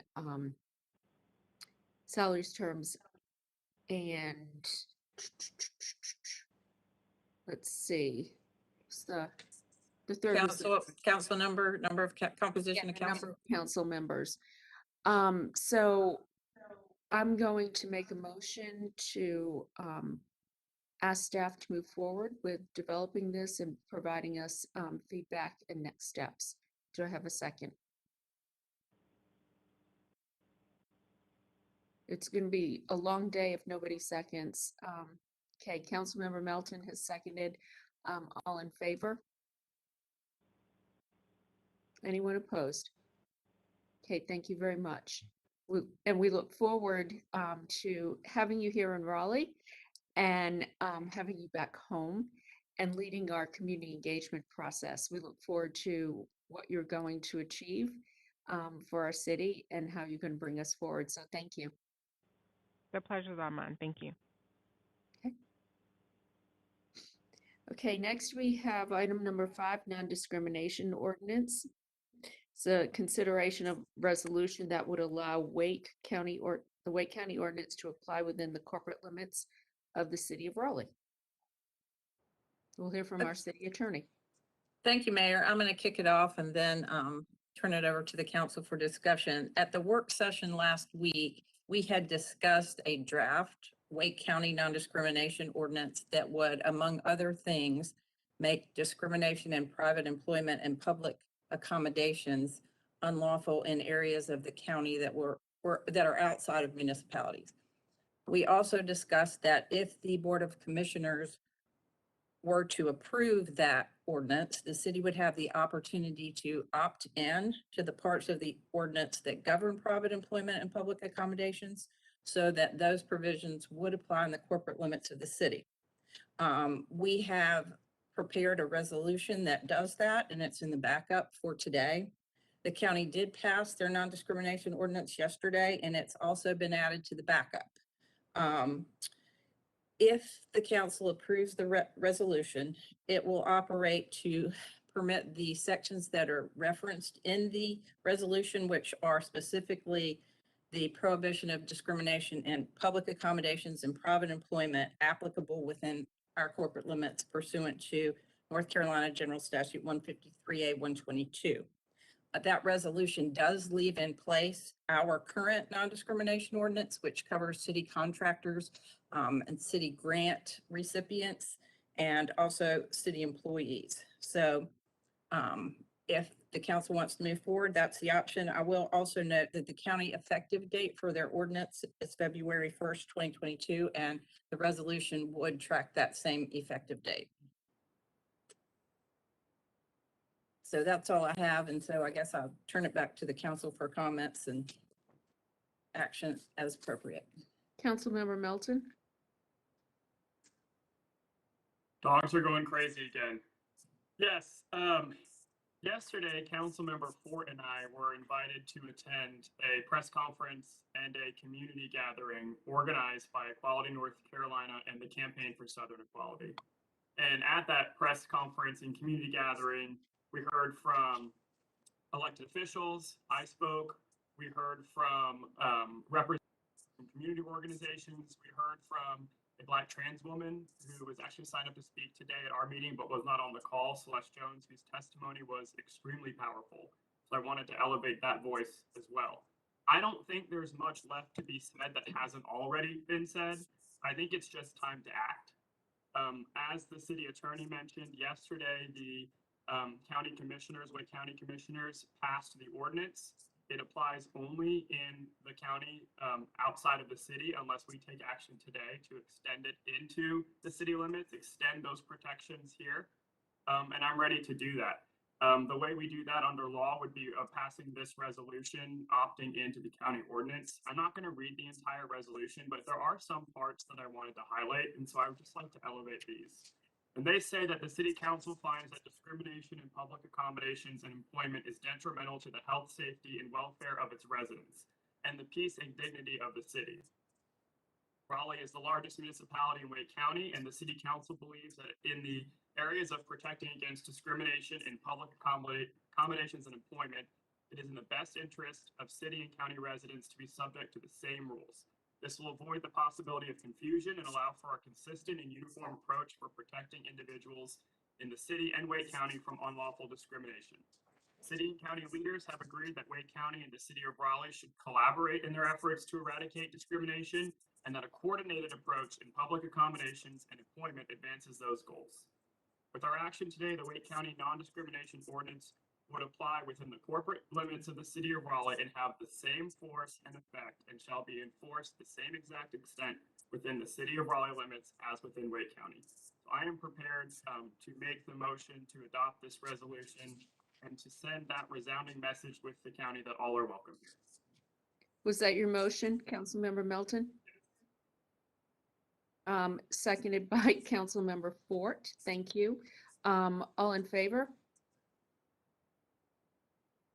Anyone opposed? Thank you very much. I really want to thank Councilmember Melton for his leadership and the support and leadership from Mayor Pro Tem Stewart and Councilmember Fort on this. I think Councilmember Branch said it best last week. This not only protects LGBTQ community, but also people of color. And I really just want to say thank you for your leadership. This is a good day in Raleigh. Thank you. All right, I'm now going to turn it over to the city manager for the report of the city manager. Thank you, Mayor Baldwin. That's a tough act to follow, but I will do my very best. So we have two items on the manager's report today, the first of which many of us are excited about.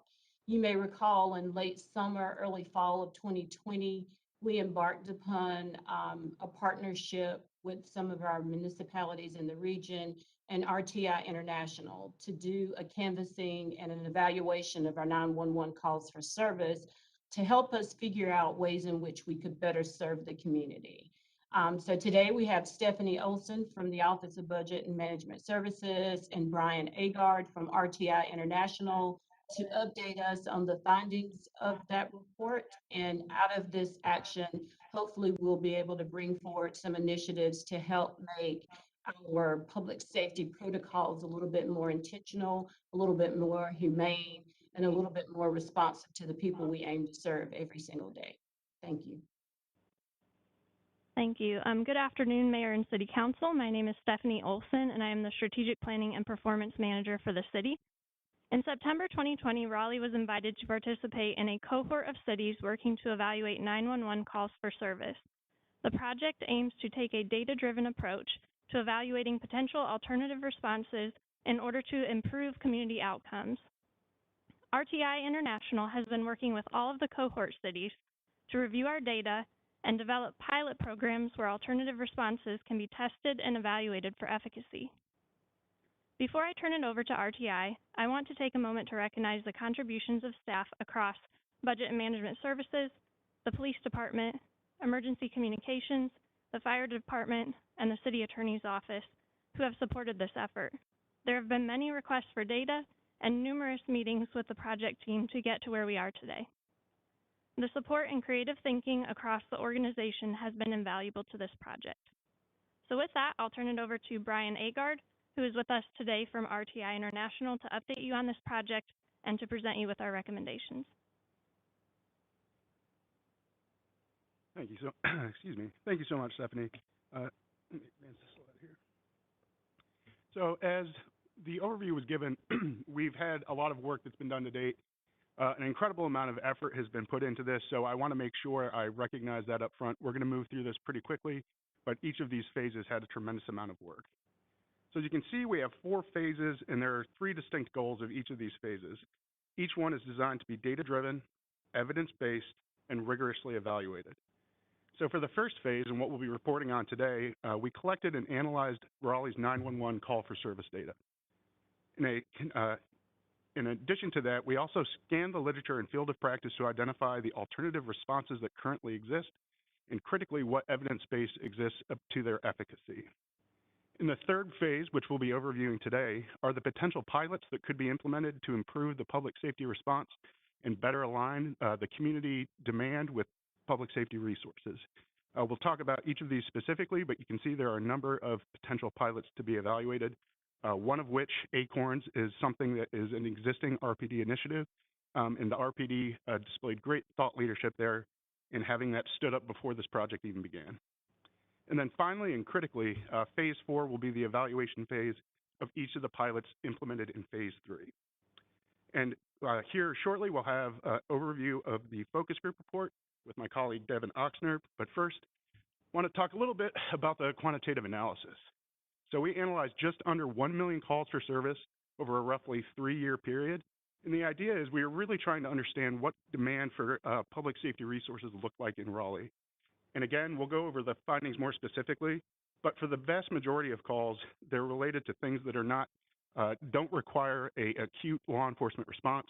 So we're talking about things like property crimes that are not in progress, general assistance calls, and traffic-related calls. Just those call categories comprise almost half of all the calls for service in the study period. And I want to emphasize here that each of the pilots that you'll hear about in subsequent slides, it was really based on this analysis and understanding what the data said and allowing that to inform this discussion and understand how the city can realign some of the things that they're doing to respond to these. So now I'll turn it over briefly to my colleague, Devin Oxner, to talk about the qualitative analysis that was conducted. Thank you, Brian. So we conducted focus groups in all of the cohort cities that wanted to participate in them, but specifically for Raleigh, it was a little bit unique in that we didn't just interview the police department, we also talked with the fire department and emergency communications center. We conducted these focus groups in order to bolster the quantitative analysis that was being done with a qualitative take from the folks that are on the front lines and really know this data and know what's happening day in and day out and are living it. We had really interesting conversations with all of the departments.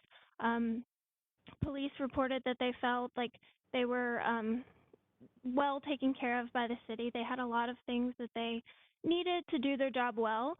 But there are a lot of things that they have to respond to every day that aren't necessarily police matters or criminal matters, and a lot of things that are out of their hands and they can't necessarily respond to in a way that the citizen feels that what they want the outcome to be. Fire, similar take on that. A lot of things that I didn't know beforehand that fire responds to, not necessarily putting out fires. And emergency communications, really great conversations with them. We talked a lot about their feelings of comfort responding to folks that are experiencing a mental health crisis on the phone, specifically those that have indicated suicidality, and the emergency communications communicators not feeling necessarily the most well-equipped to respond and stay on the phone with those individuals and be able to give the care that they need until police or EMS or whomever's responding on the scene. So that directly correlated to one of the pilots that Brian's going to talk about in a little bit, directly with the Emergency Communication Center and providing them some additional training for those types of calls. But the three different departments that we talked to really gave a well-rounded understanding of the first response in Raleigh and helped us to bolster that, like I said, quantitative analysis with some specific examples from the folks that are in the front lines. And that's all outlined in the focus group report that we created. So I'll hand it over back to Brian. Thanks so much, Devin. So as you can see here are the 5 pilots that we're going to be talking about today. The first, as Devin mentioned, was directly from some of the information that we received in focus groups, and the others are from the analysis that was conducted in phase 1, the quantitative analysis. So we'll get right into that. So the first is we identified one of the themes that emerged from emergency communicators is that they didn't feel as comfortable or equipped to stay on the line with some of the callers that are experiencing acute behavioral crisis. So Raleigh staff and RTI staff identified a training option that we believe will be flexible and will be able to be implemented within the existing training regimen in the Emergency Communications Center, and that is ICAT training, and that stands for Integrating Communications Assessment and Tactics, and that's from the Police Executive Research Forum. That's something that we'll be evaluating. Each of these pilots, it's critical we understand rapidly if it's having the outcome that we want. So we will evaluate the effectiveness of that with a pre and post survey. So we'll have a baseline prior to the training, and then we'll have an administration 1 week after the training and 3 months to understand the sustainability and durability of the impact of that training. In analyzing the call for service data, we also recognize that we're undercounting mental health calls for service. So only about 1% of all calls in the analysis were related to mental or behavioral health.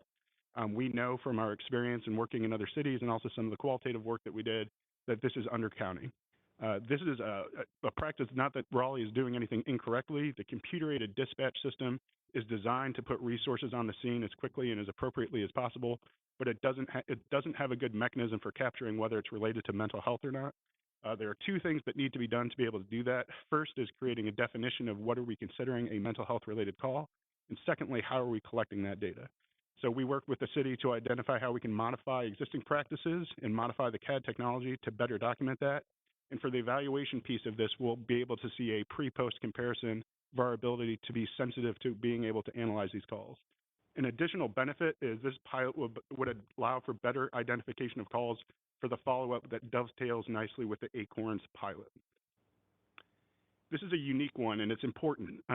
Why it is important is for citizen-initiated, resident-initiated calls for service, traffic collisions represent 14% of all resident-initiated calls. So 1 out of 7 calls in Raleigh that are initiated by residents are related to 2 traffic collisions. And interestingly, North Carolina state statute requires a sworn law enforcement response for collisions that involve an accident with either injury or over $1,000 worth of damage. However, there are a couple municipalities, Wilmington, North Carolina, and Fayetteville, that have an exemption for this. Greensboro is also working to get an exemption to this law that they can have a non-sworn response. So non-sworn specially trained staff would be responsible for responding to these.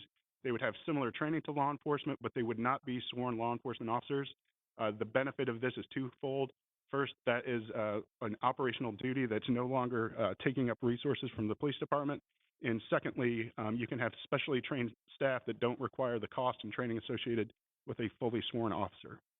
So the evaluation for this pilot would be a cost-benefit analysis that would demonstrate the time savings of sworn versus non-sworn response. And similar in the same vein as the traffic collisions, alarms are another pretty high, fairly common call. So just under 9% of all resident-initiated calls for service are for alarms.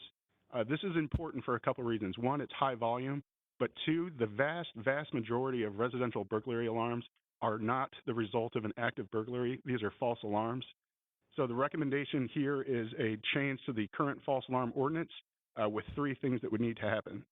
They would need to require a verification that the alarm is legitimate and there's actually a break-in. Second, there would be an alarm registration. And three, there would be a revision to the texting service of the automatic list of exclusions. And staff from the city can answer any questions about the specifics in ordinance on that. The evaluation, again, similar to the traffic, would be a cost-benefit analysis showing pre-post the amount of time that the city is spending on this. And finally, I just want to pause here and give a lot of credit to the Raleigh Police Department for developing Acorns. Acorns is a wraparound care follow-up service that's doing a tremendous amount of outreach to individuals in crisis. So this was implemented before this project began, but the project team from the PD is being flexible about allowing us to roll this out in a way that will allow for evaluation. We're going to evaluate it with a multi-method evaluation plan. We're going to come at it with both quantitative and qualitative research approaches to make sure we get a full understanding of the impact that this project has happened. And also, I just want to mention that this co-responder model, this is something that's being done in the other cohort cities, but a little differently in Raleigh. So a lot of the innovation that's happening there. And finally, as we report back about the efficacy of Acorns, as we get the results from the analysis, we can think about how to scale Acorns into the future and help inform that decision-making process. Just a brief note here about the need for evaluation. We talked about it in each of the sub-pilots, but why this is so important is because there's a lack of program fidelity across cities, which makes research findings difficult to generalize. Just because an intervention works in one city doesn't necessarily mean that it will work in Raleigh. And so we're intent on making sure each of these pilots are implemented with a tailored approach that meets the realities of the needs of the community here in Raleigh. And lastly, on the evaluation point is testing is the only way to determine that these practices are not only effective, but also make sure that there are no unintended consequences. So we're thinking through each of those phases and making sure that the efficacy is always at the first and forefront of our mind. So the next steps in Raleigh would be to implement the pilots that have been recommended, and then the subsequent ongoing steps would then be the evaluation of each of those, and we would be reporting back to stakeholders in the city as that information becomes available. Phase 4, we are working through the proposed Acorn evaluation now, and as we discussed, there will be cost-benefit analysis for the other pilots. And then longer term, the final next steps would be scaling the promising pilots into permanent programs, and then that would be followed up with full-scale program evaluation with randomized control trials. So I'll pause there for any discussion, and thank you so much for your time. And I also just wanted to mention that we work with a number of cities in the cohort and have been really impressed with the caliber of the staff in the city that we've worked with. They're a tremendous asset to the community and a tremendous asset to the city of Raleigh. Thank you for this report. Councilmember Cox.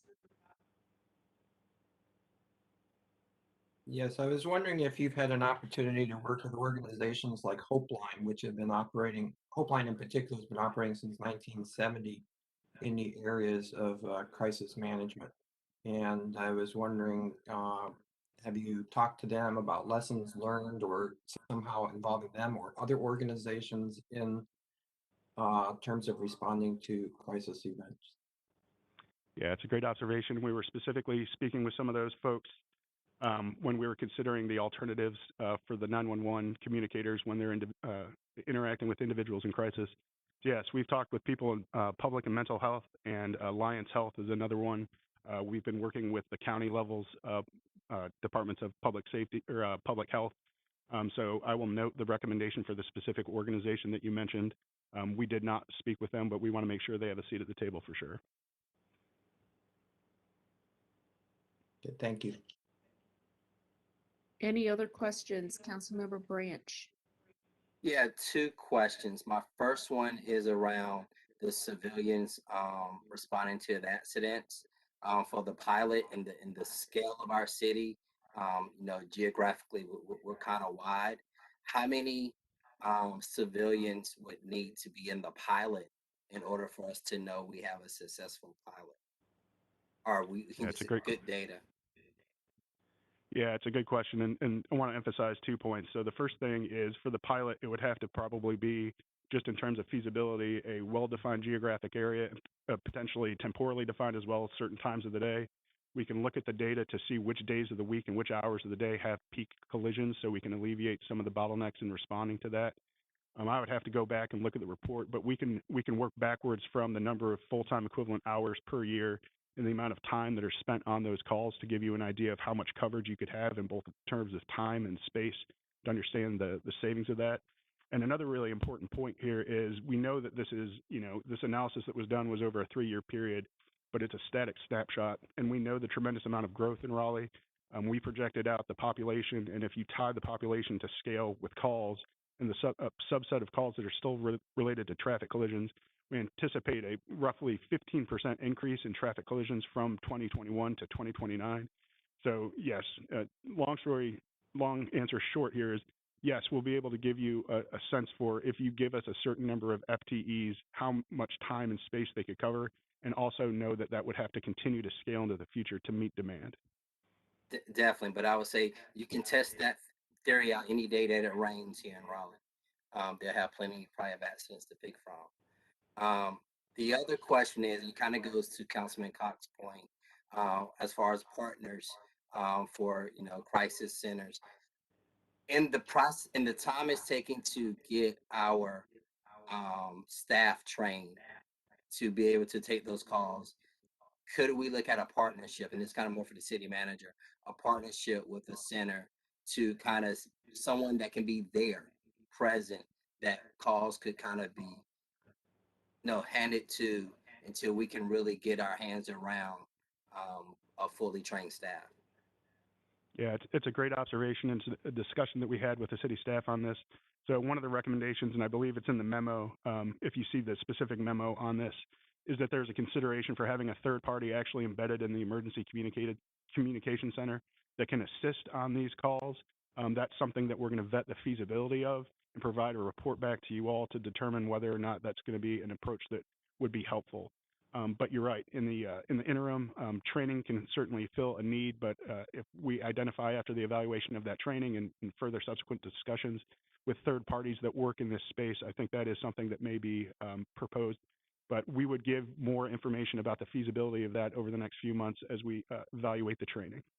Okay, thank you. Thank you for all of that. Okay, next was Mayor Pro Tem Stewart. Thank you, Mayor. I want to commend staff on this entire effort, as well as RTI. I remember when staff brought this to us and said, we're going to start doing analysis on our 911 calls, and that was exciting to see this analysis in hand and already see that we have a few pilot programs developed to respond to this information now is just incredible. And it really allows us to invest in alternative ways to respond to public emergencies. So I just want to say great work, keep it up, and let's keep going. Next, we had, I think Councilmember Melton had his hand raised. Yeah, I don't want to repeat what everyone else has said. I'm very supportive, really excited about finding different ways to care for our community. I just wanted to also suggest that we continue to work with our police advisory board on these next steps. I'm their liaison. I was at their retreat earlier this year. I know they're really excited about this work and have a lot of ideas. And so let's make sure that when we're looking at pilot implementation, or at least evaluating the pilots after we've sort of conducted them, that we pull them in on the process too. And I know we're going to be hearing from them a little bit later today with their work plan as well. Let's also make sure that we don't operate in silos. We're going to have a new Department of Strategy and Innovation, and thinking of working with them in innovative ways, I think will be really important as well. But thank you for this work. Yes. So I told you I led with, we are excited. We are super excited about the possibilities. I think this will transform the way that we respond to our community. So thank you, Brian, for all the work that your team has brought to the city of Raleigh, and we're looking forward for the partnership to continue. I appreciate it. Thank you so much. Thank you. And the second item, we have the Raleigh Main Street program. So Mr. Raleigh himself will present to you a proposal for the Raleigh Main Street program. Thank you, City Manager. That really never gets old. I love it. Mayor, Council, so this item is coming to you as a request from a local group that is looking to launch, I'll call it essentially a incubator accelerator for food and beverage entrepreneurs with a specific emphasis on minority owned restaurateurs. And they are asking, the ask today is for support for the non-operating costs associated with launching the Raleigh Main Street program, and for use of the retail space, the former Pizza La Stella space that's on the ground floor of the One Exchange Plaza building. So the group is a collection of several kind of local entrepreneurs. I'll introduce them briefly. Jess Porta, who is the executive director of Raleigh Founded. Jason Wyden, who is the founder of HQ Raleigh and a serial entrepreneur. It's probably the best way to describe him. And Jason Johnson, who has been an executive chef in a number of restaurant establishments over many years and is also the founder and president of Hub Kitchens. So without further ado, I will turn the podium over to the group and allow them to share more with you about their vision for this program and the ask of you.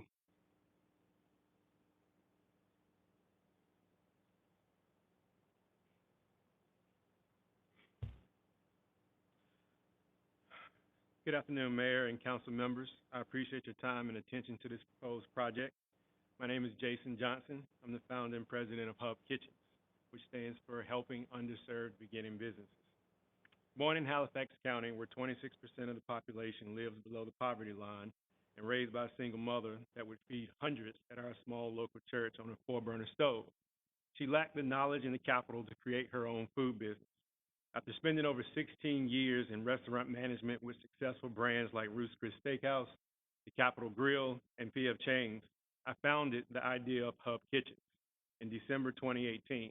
And after 2 years of planning, development, a lot of closed doors, and networking, was able to open my first physical location on Corporation Parkway off of New Bern Avenue in Raleigh, becoming the first food business incubator in Wake County, and currently renovating our second location at 1214 East Lenore Street, planning to open February 2022.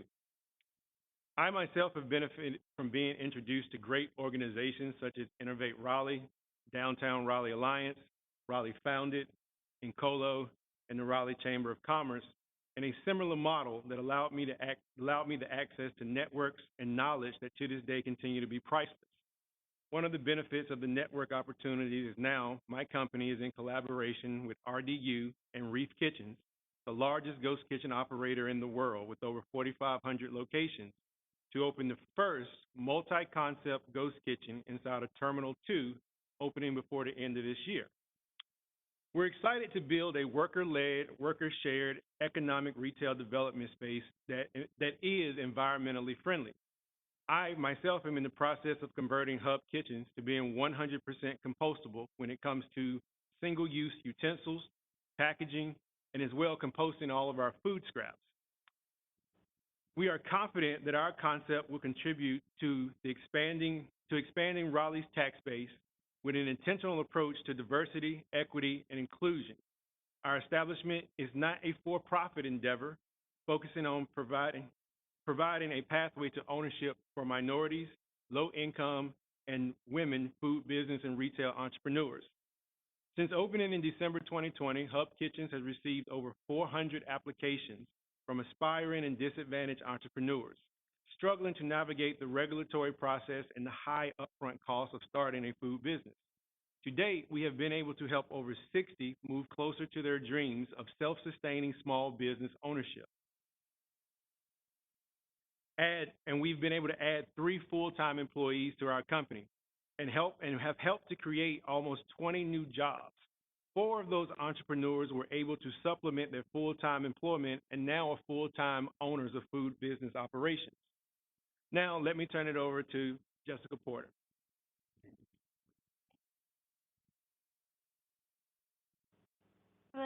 Hello, council members. Hello, Mayor. I'm a little bit shorter than our other presenters, so hopefully you can hear me okay.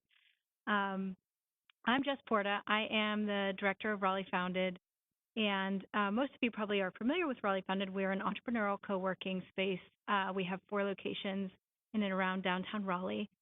You might not know that we engage in a lot of economic development work, including this program, but not limited to this program, to support underconnected entrepreneurs. And when we started, from our perspective about 10 years ago, when we started, we were focused on high impact, high growth tech startups. And so the reason behind that was because 10 years ago, there wasn't the same types of support and resources, and our founders felt like it was really necessary to support that group and bring jobs to downtown Raleigh. But over time, we noticed that there was quite a gap, both in terms of diversity, in terms of race and gender in our entrepreneurs.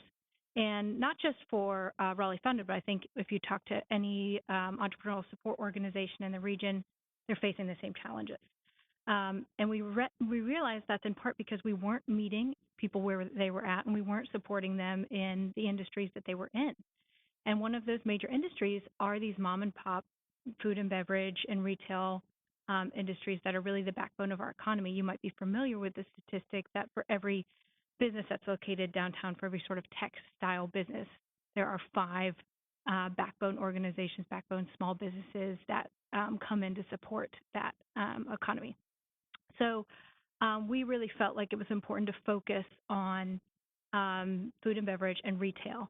And one of the ways we wanted to be able to do so, one of the gaps we noticed was that there's this idea of lean startup methodology where you provide the opportunity for usually tech entrepreneurs to test out a minimum viable product with their consumers, see if it works, and then iterate on it until it's perfect. When you are in a small business, you do not have the luxury of doing so. And we want to be able to change that. Thank you. And so what we want to provide is basically a lean startup program, giving food and beverage entrepreneurs and retail entrepreneurs the opportunity to test out their idea in real time in downtown Raleigh with real potential consumers of theirs, get feedback, do so with mentorship. So I just want to take a quick moment to talk through some of the specifics of that program. So as I mentioned, our mission is really to help underconnected communities build generational wealth through providing Main Street food and beverage businesses with the tools and resources they need to be successful. We don't just see this as supporting 1 or 2 businesses. We're talking about impact on neighborhoods because a lot of these underconnected communities do not have the same opportunities to build generational wealth because their parents could not take out a mortgage to test out a food idea by getting a storefront. We're changing what that looks like by creating this test space. And we saw, not only is there the need that I was describing, but we've also seen heavy economic impacts during COVID. Throughout the pandemic, both on female entrepreneurs, I heard a statistic the other day that we only have about 6% of our businesses in Raleigh owned by women, and a 40% decrease in Black-owned businesses since the start of the pandemic, according to NC Bureau of Labor. So how is our program going to be able to do this? Well, as I mentioned, we're going to take a specific focus on our business owners, our business leaders of color and aspiring entrepreneurs of color, but also women and those from different socioeconomic backgrounds. We're going to do this in 2 ways. The first is through programming. And so we will be providing, both a physical workspace, but also business resources. And by we, I mean Raleigh Founded. We already have a wealth of resources from mentors and marketers and funders, VCs, accountants, attorneys that already do some wraparound support for our entrepreneurs, but this would be much more focused on what these small business needs are. And then the other way we're going to do this is support through physical space, and that's what we're talking about today, which is providing a physical space downtown that's centrally located, that's going to, sort of enhance Fayetteville Street, but also be able to, give increased visibility where entrepreneurs of color might not normally be able to rent a space in downtown because the rent is too high or something like that. So we're going to talk about the physical space in a second, but I want to talk about the program first. So initially, a small business would apply to the program. They would immediately tap into those resources that I described. So again, help with marketing, legal support, funding, accounting, mentorship, and more.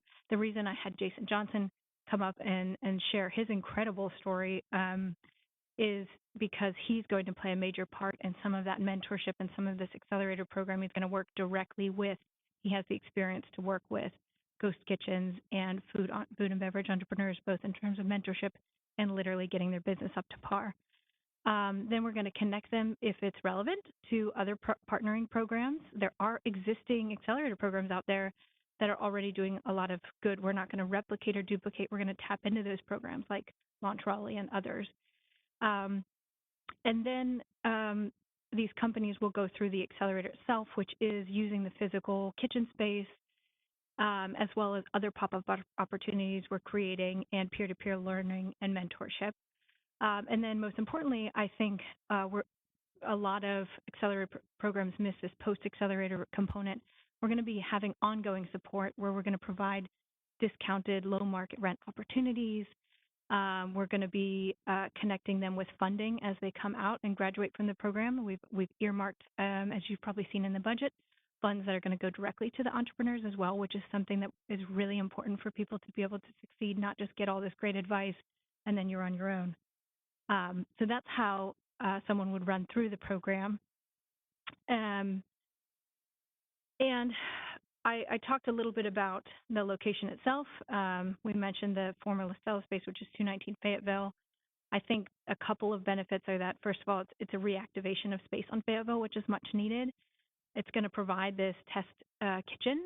So there's some capital expenditures that you've probably seen in the budget, I'll talk about in a second, that are really going to upfitting that space, the back kitchen space. But there's also going to be a front space, test food hall, where the community can come in and it's an open community space. They can engage with each other. They can test out the food ideas. They'll be purchasing them. So there's real transactions happening, real business happening alongside mentors such as Jason Johnson. So what we'd like to see in terms of measuring success for this program, we'd like to have 10 companies by the end of next year that go through the program as our pilot program to see how this works. We think success looks like local impact. So downtown activation, also some job creation that would come out of that. And, ultimately we hope wealth that is generated by women and people of color that comes in the communities and their communities and stays in those communities. And increased diversity in downtown business in Raleigh. We'd love to see an increase in the diversity of downtown businesses in our region.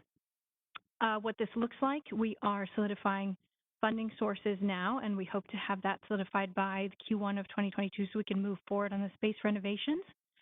Q2, hopefully space upfit is underway, and we're really further defining that structure of the accelerator program and the front door programming, which is where we're providing that sort of almost case managed support for these entrepreneurs. Q3, we hope to, of next year, finish the upfit, and Q4 run some of our companies through the pilot program itself, and then have it operational beyond that.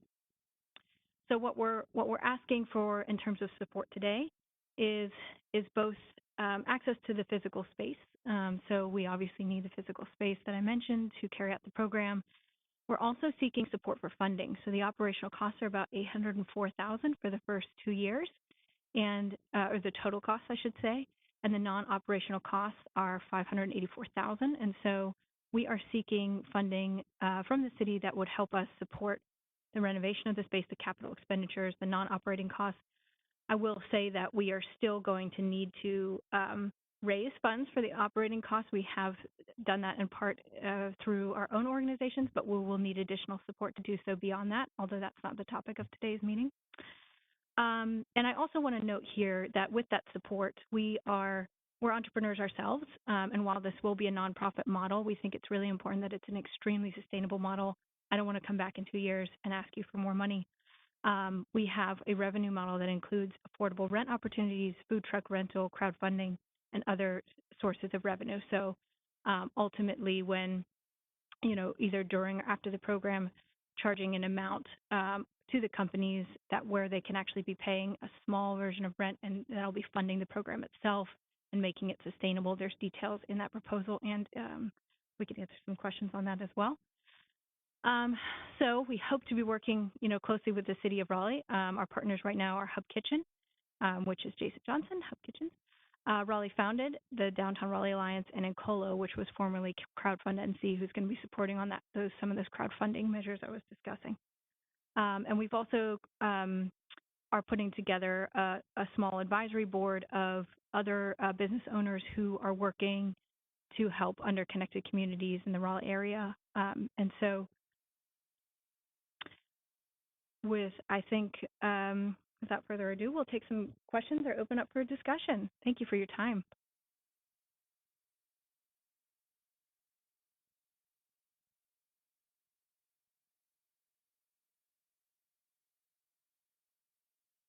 Mayor, I don't think you're we have muted. sound, Mayor.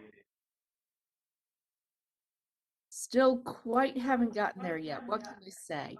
I just wanted to say thank you to everyone for this presentation. And I know a couple years of work have gone into this concept. So thank you for that. I'm going to ask if anybody has any questions, and I see Councilmember Cox has his hand raised. Yes, well, first of all, I want to say this sounds like a very interesting concept, and it seems like a very worthwhile cause. I am curious to know, because we do have a normal grant procedure whereby nonprofits come and apply for grants. And I was wondering, this seems like something special, something that's not following the normal process. And I wanted to understand from the manager, why are we considering this now instead of as part of our normal grant process?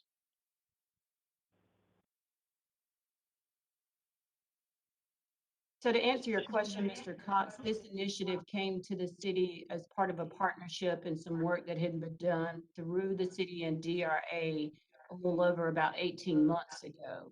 The group would be totally okay with applying to the normal grant processes that we have as well for funding.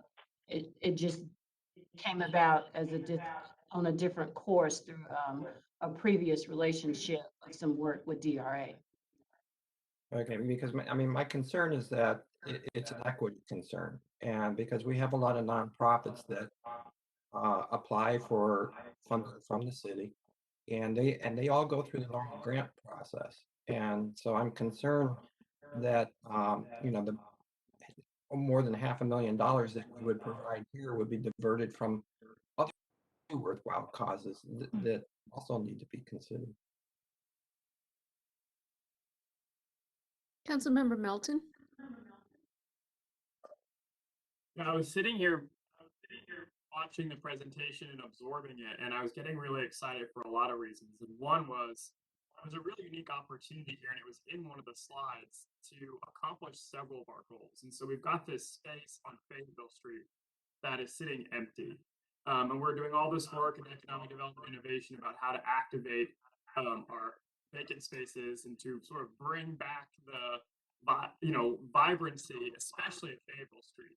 And now we've got this great organization with this great model that can do that in a way that's like equitable and helping our city. And so there is such an intersect there of work that we're doing that I'm really excited about this model. I fully support it. I want to approve the request and do whatever we can to help them get off the ground. So that's where I'm at with it. Thank you. Councilmember Fort. One of the things I will say, we've noted that during COVID, a number of our minority businesses have had some unique challenges during the pandemic.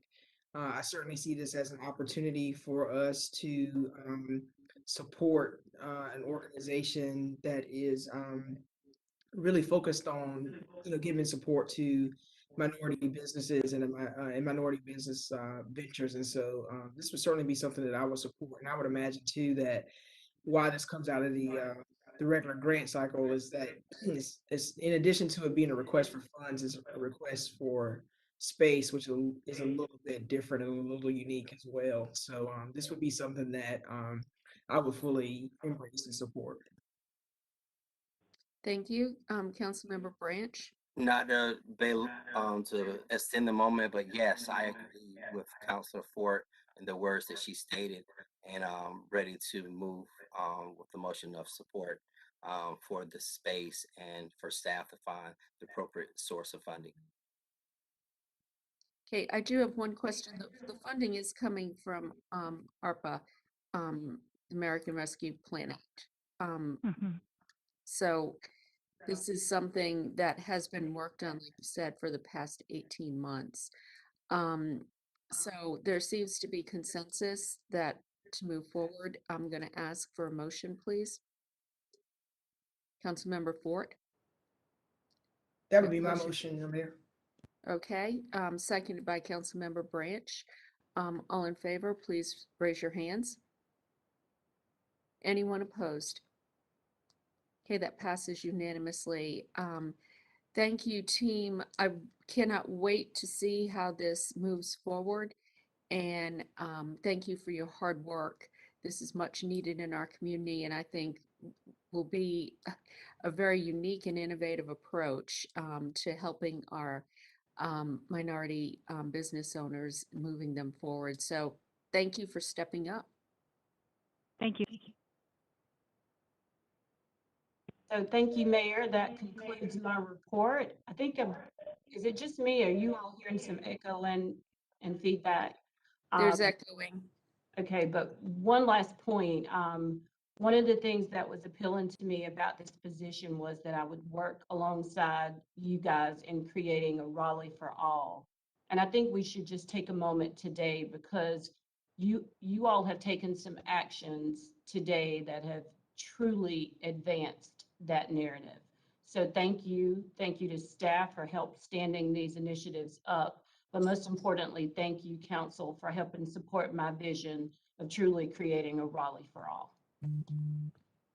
Thank you. That's why we hired you. Thank you very much. Next on the agenda, we have the report and recommendation of the Bicycle and Pedestrian Advisory Commission. I'm just going to let everybody know we are going to take a break after Stormwater. So before public hearings, we'll take a break. So this will be the first item. We'll have two more after that. So Eric Lamb.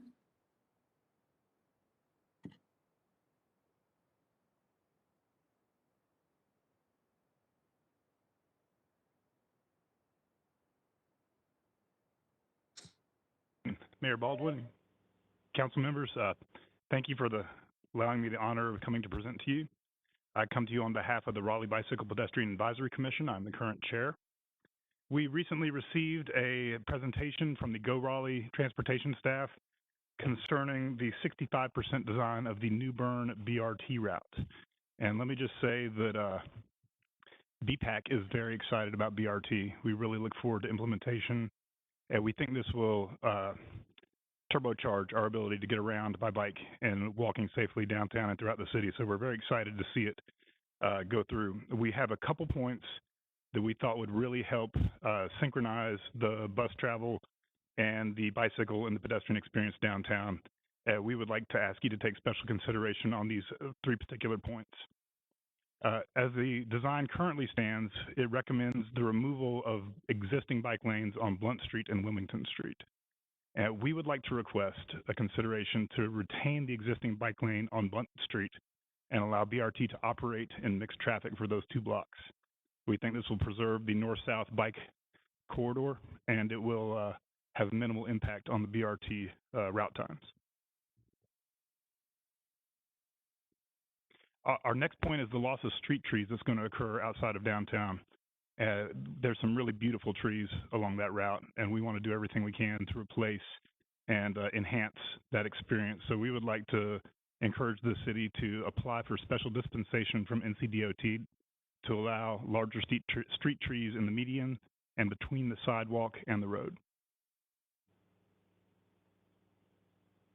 And the last point that we have to make is at the very outer reach of the proposed route, when the BRT exclusive lane goes away and there's not a verge between the sidewalk and the street. And we really look forward to getting a exclusive bus lane next to that sidewalk, which will make a much more comfortable and safer environment for pedestrians walking along that route. That's all we have. That's our 3 points. And we hope that we can collaborate on some of these issues. I'd be happy to take any questions or discussions. Okay, thank you. One thing I would like to just ask staff is, this has gone to staff. Has staff vetted any of these requests thus far? So we have made the Go Raleigh staff aware of our recommendations, and we have worked on these recommendations with Transportation Planning Director Eric Lamb and with Paul Black, the Bike Ped Manager. Okay. And could I ask staff, where are we right now with this?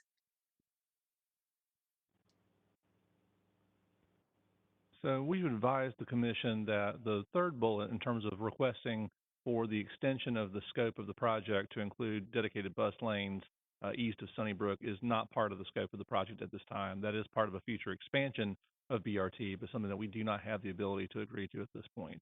The other 2 bullets have been provided to the transit staff. We've yet to receive a response from them at this point. Okay. Thank you. Councilmember Branch had his hand raised. Yeah, I want to thank them for the presentation and everything. And Eric kind of spoke to point 3. The Wake County Transit Plan that the voters voted on, I want to say 2015, 2016 timeframe, only included BRT up to Sunnybrook. It did not include funding to extend it, but they considered it phase 1.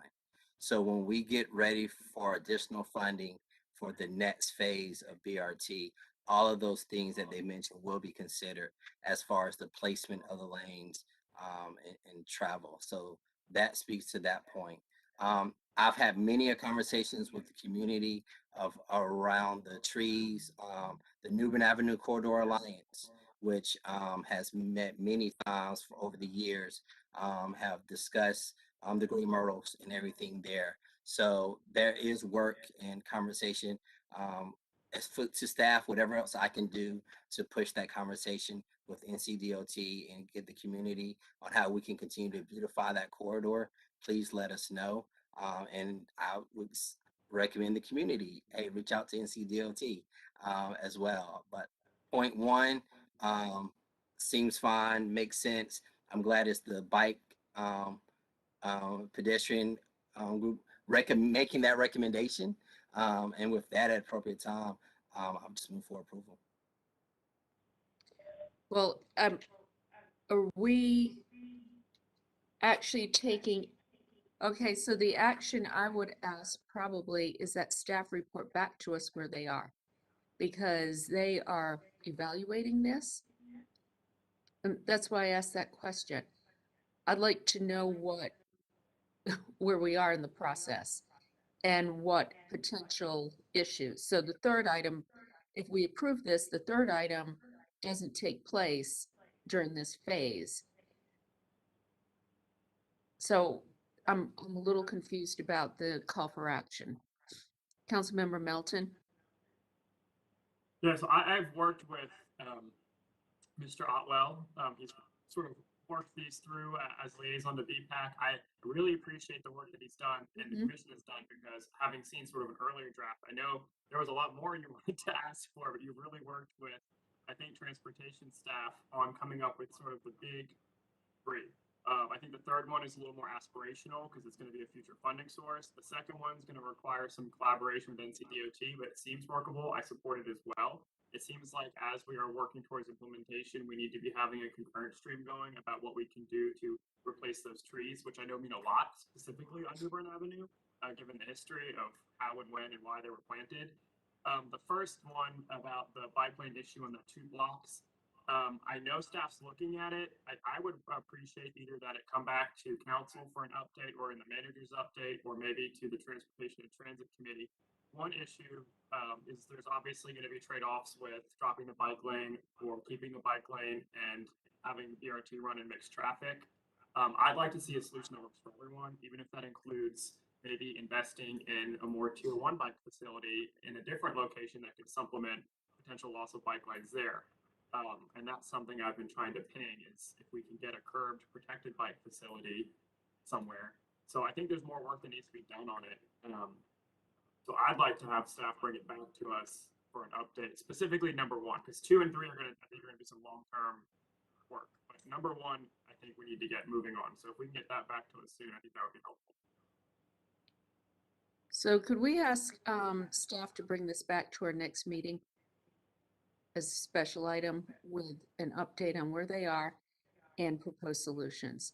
And then the third item, if we can incorporate that somehow into planning for the next phase, I think it's important that that's heard. Yes, we will bring back a report at the next meeting from transportation. Okay. Want to thank you, Dwight, for your team's work on this. And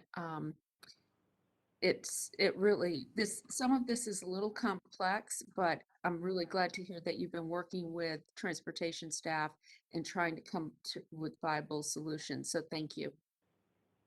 Thank you for your time and consideration. We have some remarkable folks that are very detail oriented, and this has been a wonderful exercise. Thank you. Excellent. Thank you. Okay, next we have the report and recommendation of the Police Advisory Board.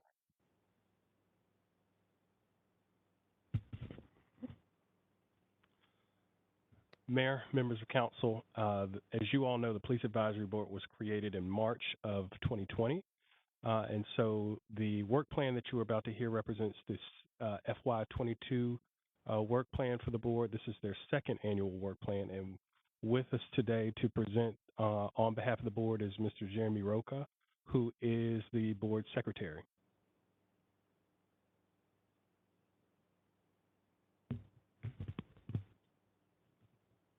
Welcome. Good evening, Mayor. Good evening, City Council. Good evening, staff of our city. Good evening, everyone here. And to my fellow Raleighs listening to my voice, good evening, everyone. My name is Jeremy Roca, and I serve as the secretary for your Police Advisory Board and also the LGBTQIA representative. And I am honored today to stand here before you. I was reflecting as I was listening to everything that was going on, how the 10-year-old immigrant me would be addressing council in this sacred chamber. And I was just amazed. But let's go back to my presentation. The purpose of my visit here today is to present to you, council, our work plan, which were finalized at our August retreat. So my sharing will consist of an overview of the board's responsibilities and also the board's responsibilities and history. And then I'll move into the work plan phase of my sharing, which will consist of the policy and procedures committees, choices of DOIs, and also our community engagement plans for this fiscal year. And lastly, I will address our budget that we ask you to approve.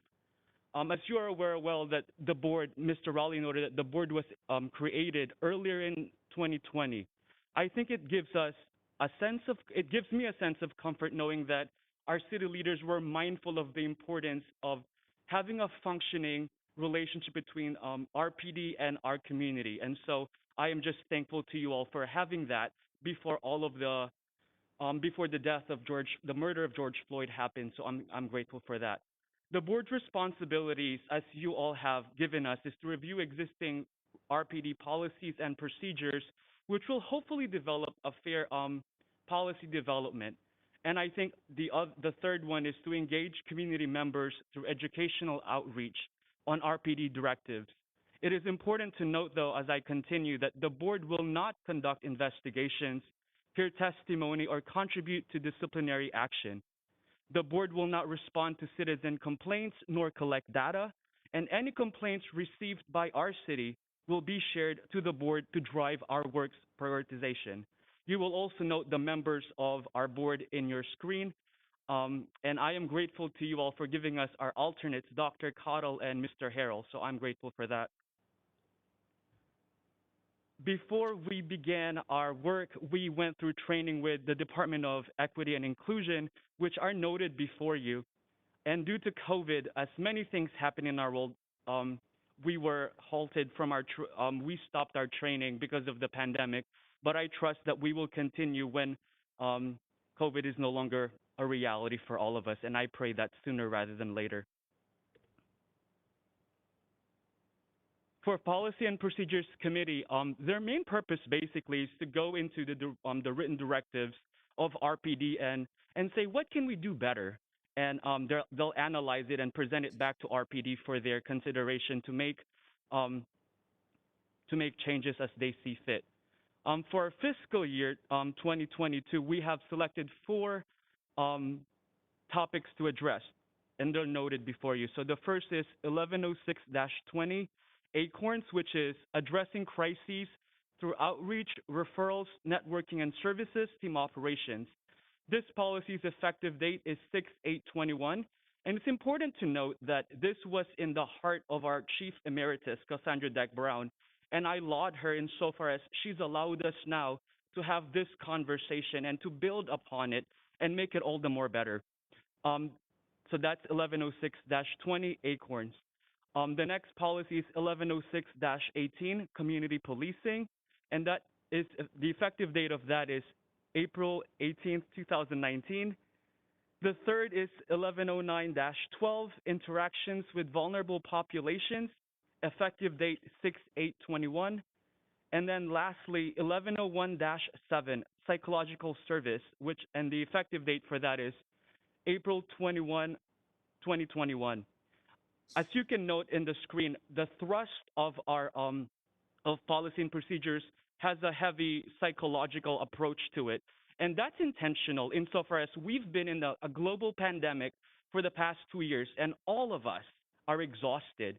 And so we're mindful of our community, we're mindful of our officers, we're mindful of everyone, and hopefully our dialogue, our conversation will lead us into a fruitful change and making our city all the more better.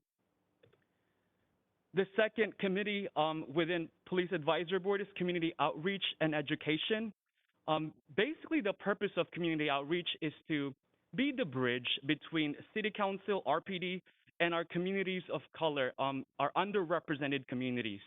So for 2022, we are going to partner with the Communications Office and also the Communications Office to make sure that our social presence is known so that our community knows that we are here to listen to them, that we hear them, and we want to do something about it. And then the second point is to host trust building sessions to improve communication and trust between RPD and community members. We're looking forward to how we can adapt that with the reality of our present moment. So they might be virtual or in person wearing a mask.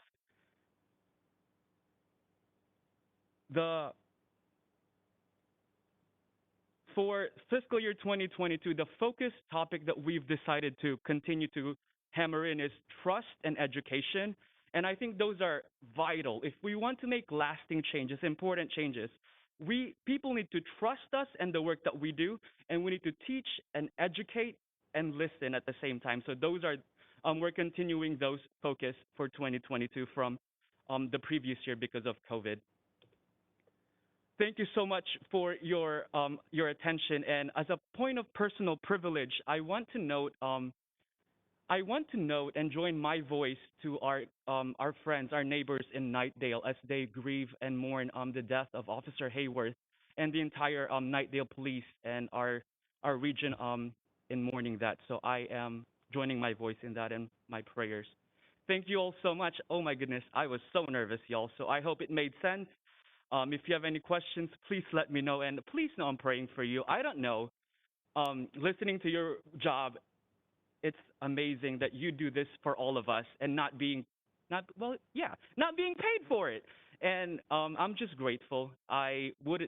people are often easy to critique you all. Shoulda, coulda, woulda, right? But you all are here and you're leading all 460,000 of us. So thank you. That's all. I hope I did well. Was that good? Cool. Thank you all. Jeremy, thank you so much. Jonathan. You did, Thank you, you ma'am. did well. So thank you. Thank you, madam. All right, if you'll stay up there, Jeremy, so there'll probably be a few questions. Councilmember Melton. I don't have any questions. I just want to say thank you very much, Jeremy. I just want you to know that I have nothing but praise and positivity about the work you're doing on the Police Advisory Board. I know stepping into the role of secretary can be challenging, but you're doing a fantastic job. Your presentation today was great. I really believe in the work y'all are doing. I enjoy the time I got to spend with y'all at your retreat. And Mayor, I'm ready to approve their budget and their work plan. Councilmember Buffkin. Thank you, Mayor. And indeed, fine job, Jeremy. Thanks for being with us and thanks for your service to the city.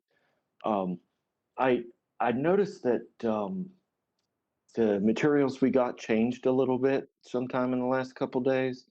So I need some help from the city manager because I came ready to ask a question about social media accounts, which is something I've been through before as a Parks Board member. So issues come around again from time to time, but isn't our city, Mr. Raleigh, thank you. So can you just refresh my memory on our city practice about social media accounts? I think we've tried to consolidate that, but can you tell me what is our practice and what is the board asking to do? So, Councilmember Buffkin, I am not thoroughly acquainted with the social media policy that you're referencing. I know that one exists. I can't quote the language of it and specifically as it applies to the boards. And I'll also look into the maybe the discrepancy in the materials. I'm not seeing that on our end. I'm not sure exactly what the discrepancy is, but certainly we can clarify that. And I can definitely get you an answer about exactly what the language of the social media policy dictates and how that specifically relates to boards and commissions. Okay, thank you. And maybe I can just provide some more detail to help out. An earlier version I saw spoke to the goal of creating a social media account for the board. And today's version talks about partnering with the city communications department to increase the social media presence. I am perfectly comfortable with what I'm seeing today, but had some concerns about the idea of an individual board having a social media account, but apparently it's all been resolved. And if you could just follow up with me offline to refresh my memory about our policy, that would be just fine. Thank you. Certainly. Councilmember Buffkin, if you will, I will try to take a stab at that. You may recall last year there were some questions about individual boards pushing out information on social media platforms in the name of the city. So over the last 6 to 8 months, we have been working with the city's communication department so that we could have a unified communication strategy so that when the board is speaking on behalf of the city, that the communications department is the front runner in that conversation as opposed to an individual board doing it in a silo. So that's what that speaks to. Wonderful. That's very helpful. Thank you. Thank you. Any additional questions for Jeremy? Okay. Councilmember Ford has her. Yeah, I would say it's not a question for Jeremy, but I echo the question as it relates to boards and commissions. I had meetings with the boards I'm liaison for last Friday, and I think 2 of the 3 had a similar question about social media accounts. So, Madam City Manager, it may be helpful for someone from your staff to have some conversations with the folks on these boards, because the leadership and the members of the boards, I don't think are very clear about the city policy. And for the ones that I had conversations with, the boards I'm the liaison for, I think it's creating a little bit of contention between the communications department and the boards. And so it may just be helpful to have some conversations with the boards themselves so that everybody's on the same page. Okay, we have Damian Graham here up at the podium. Thank you, Mayor. I just ran down here. I should have stretched before I did that. I think I pulled a few things and didn't do myself any favors. And so, unfortunately, I wasn't, in scooting down here, wasn't privy to the full length of the conversation. I'm sensing it's around boards and commissions in general and about how they can communicate, not just with social media, but in other ways. That is something we're trying to bring some structure to. It's been a bit of the Wild West for a while, and certainly we want to be supportive of, but also make sure we draw clear lines between what is an official communication from the city of Raleigh in terms of the organization that's been sanctioned by the council versus an advisory board that often has opinions and ideas that may be counter to or not quite officially adopted by the council. It's important, we feel like, that the community understand that there is a difference there. So in doing so, we've been working with the manager's office to identify some templates that can be used so that they have access to materials that they can use, ranging from letterhead all the way through posters through, perhaps some other means. And then in terms of social media, that's something that we are, in generally speaking, I think I heard a little bit about Councilmember Buckin reference trying to pare down, and that's true. We are trying to, when I got here 6.5 years ago, we had, I don't know, 70 plus different social media handles, and you can imagine the involvement or followings of those varied significantly. So we're trying to pare it down so that there is just better, more thoughtful communication coming from the city when it comes to social media, because it's so powerful and it is such a widely used tool. For the different boards and commissions, we haven't been supporting that per se.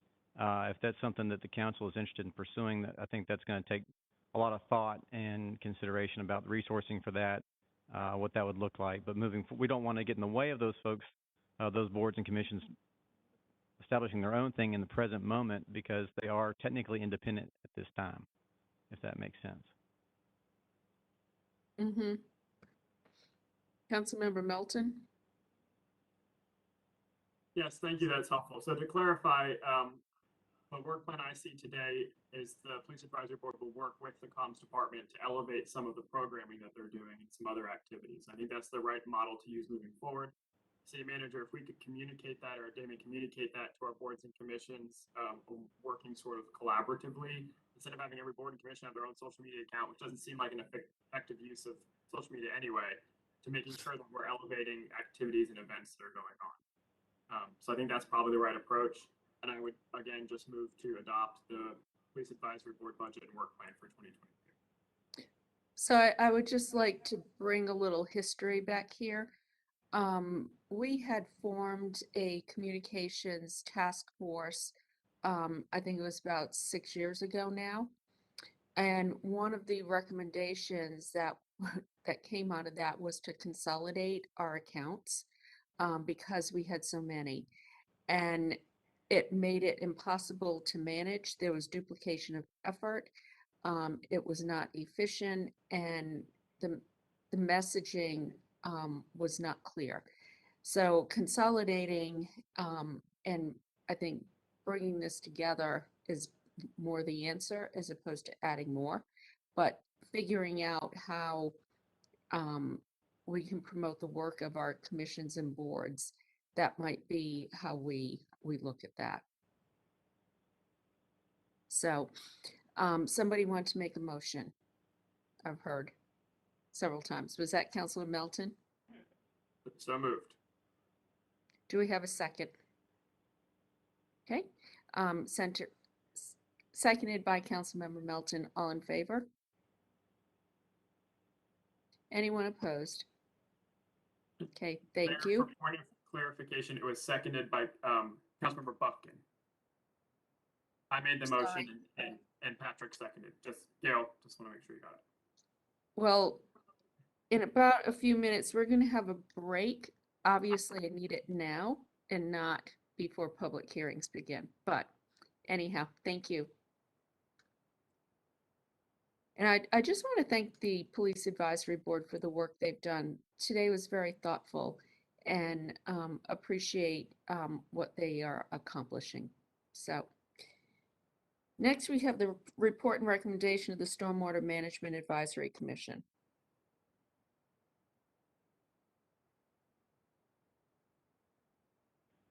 Good afternoon, Council. Ben Brown in the Stormwater Management Division. I would like to introduce Evan Kane, the Chair of the Stormwater Management Advisory Commission, to make a few words about their work this past year and their upcoming work plan. Good afternoon, Madam Mayor, esteemed councilors.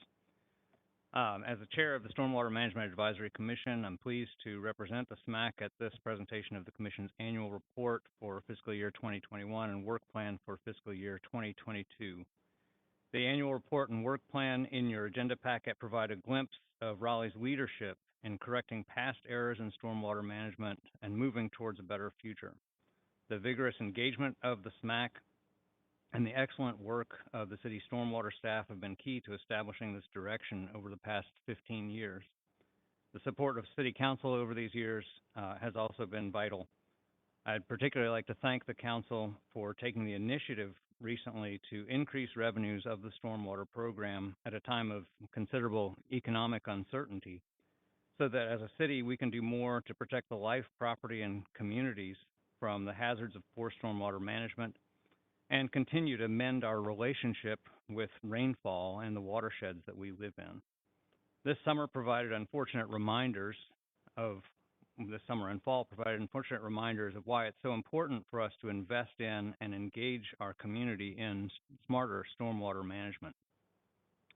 The extreme flooding caused by Hurricane Ida in New York City illustrated that climate change is not a future condition, but is having impacts today, most notably for the eastern United States in the form of increased extreme precipitation events, and that large changes are going to be needed in order to mitigate these impacts of climate change.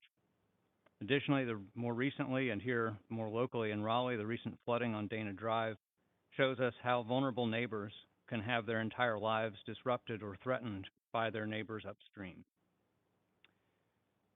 These events highlight the monumental challenges ahead of us and the importance of current efforts underway with stormwater management in Raleigh. In particular, I'm very eager about the work that we've been doing and that we will be pushing forward in the current fiscal year in several arenas. One, Raleigh's plan to increase implementation of green stormwater infrastructure throughout the city, a renewed examination of equity in stormwater policies, the implementation of Raleigh's new flood-prone area regulations, which again, thank the council for adopting those, increasing community engagement to engage all members, all sectors of our community in this conversation about smarter stormwater management, and the continued development and implementation of Raleigh's flood early warning system. Those are just some items I'd like to highlight. I'll turn it over to Mr. Brown for full presentation on the work plan and annual report.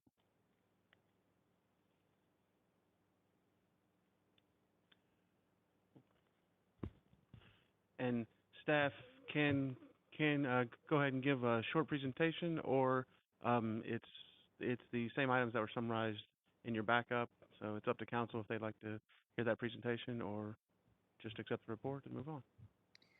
Let me ask if there's any questions related to this. Councilmember Knight. Thank you, Madam Mayor. As a liaison, I'd like to make a very short comment, and I think the work is all there in front of us, and most of us have been involved in it already, so I don't think we need to go through the presentation unless individual councilors want to hear it. There doesn't seem to be a need.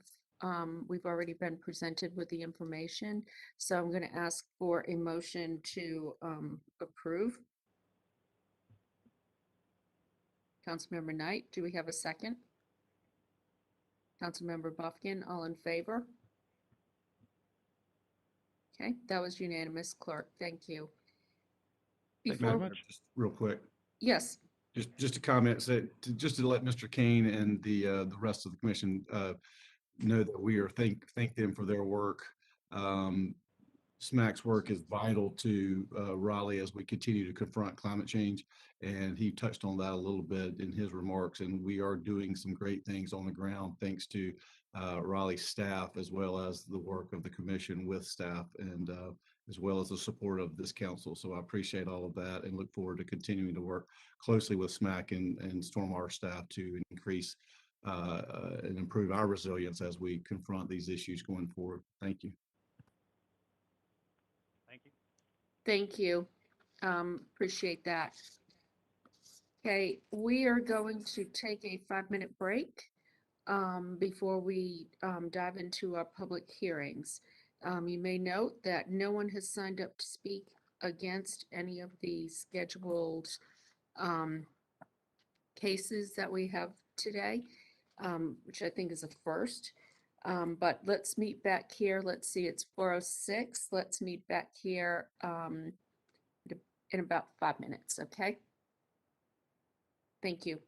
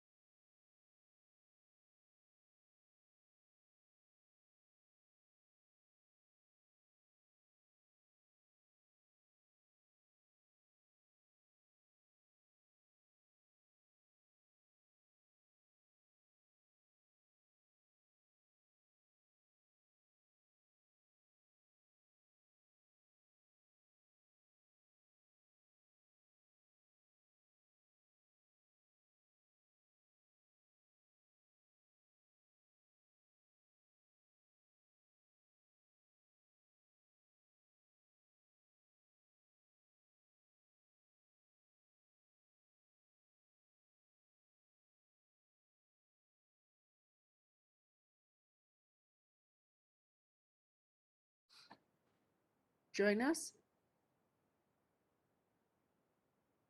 And allow people to get a couple bites in of their lunch.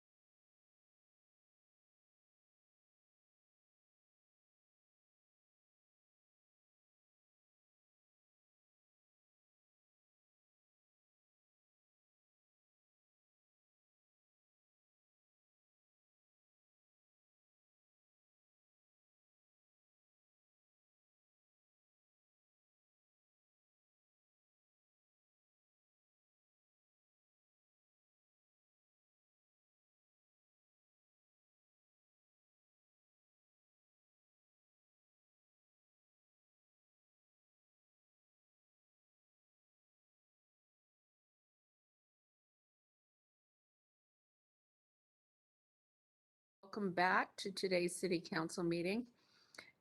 First on our agenda for public hearings is the public nuisance abatement property liens. Madam Mayor, the clerk's hand is up. Yes, clerk. You're on mute. I tried to catch you during break. We've had 4 or 5 cases that have been paid, and so we can withdraw from this list. They would be 5400 Farley Drive, 5821 Platform Drive. I'm sorry about that. 1606 Oakwood Avenue and 5602 Sojourn Drive. They have been paid. Okay, could we note that for the record that those 4 have been paid?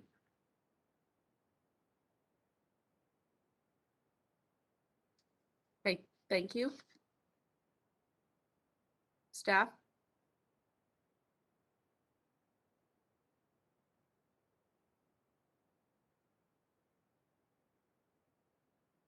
Is there a brief presentation or anything that you want to? I can show you the pictures that we use for abatement, but we typically just read off the addresses and go from there. But I don't think anybody has signed up. So, however you guys wanna do it. All right, has everybody reviewed that in the backup? Okay, any questions for staff? Okay, then I will open the hearing and close the hearing. We have the 4 addresses that need to be removed that were mentioned by the clerk. Do we have a motion? Councilmember Melton, motion to approve. Second, Mayor Pro Tem Stewart. All in favor, please raise your hands. Okay, clerk, that was unanimous. Next we have annexation AX 1621 Beardell Drive or Street. Good afternoon. Thank you. My name is Christopher Golden with Planning and Development. The annexation that you have before you today is at 5210 Beardall Street, and that is part of the 501 North Plan Development, mixed-use development to the north of, or close to the outer Beltline. It consists of about 6.33 acres.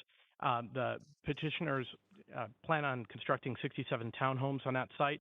There's water and sewer adjacent to that site, just to the north, and there's an approved subdivision plan. If the annexation is approved today, this parcel would be annexed into the boundaries of Council District B, and I'm more than happy to answer any questions if you have them. Okay, do we have any questions of staff? Okay, I'm going to open the hearing and close the hearing. Councilmember Cox. Yes, this is in my district. District B has more than 98,000 people living in it. So this will get me close to 100,000. So I will move to approve the ordinance. Do we have a second? Second by Councilor Melton. All in favor? Well, congratulations on getting to 100,000. Okay, next we have annexation AX 1721 for Litchford Road. Correct. Thank you. So this parcel is 2.6 acres. It consists of 3 parcels in the 7700 block of Litchford Road, various addresses on that. It's zoned R10 conditional use.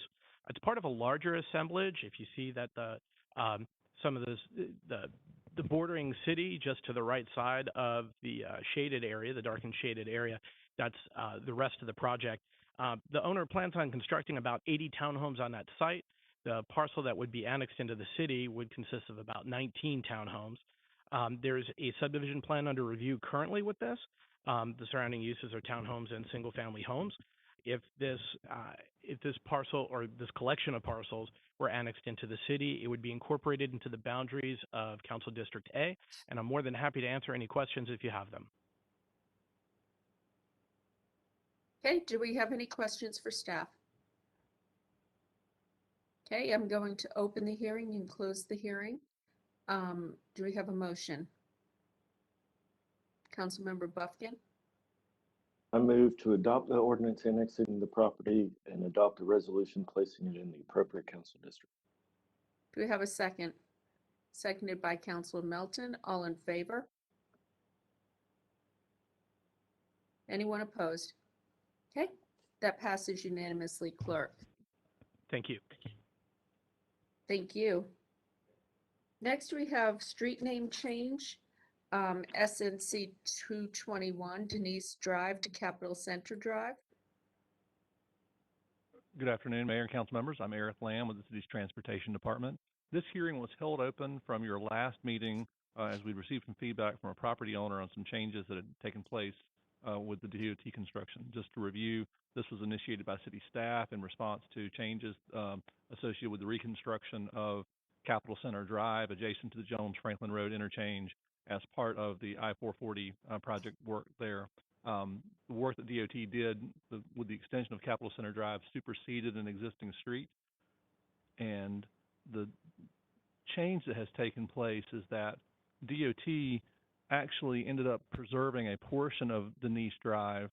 This is a design build project, so things are kind of in flux sometimes with the way the contractor works. So our original petition for this was to rename the entirety of Denise into Capitol Center Drive, but in fact, after talking to the property owner, there's a preference here for the 5301 parcel. We're going to recommend leaving that named as Denise Drive, and that will be a city-maintained street.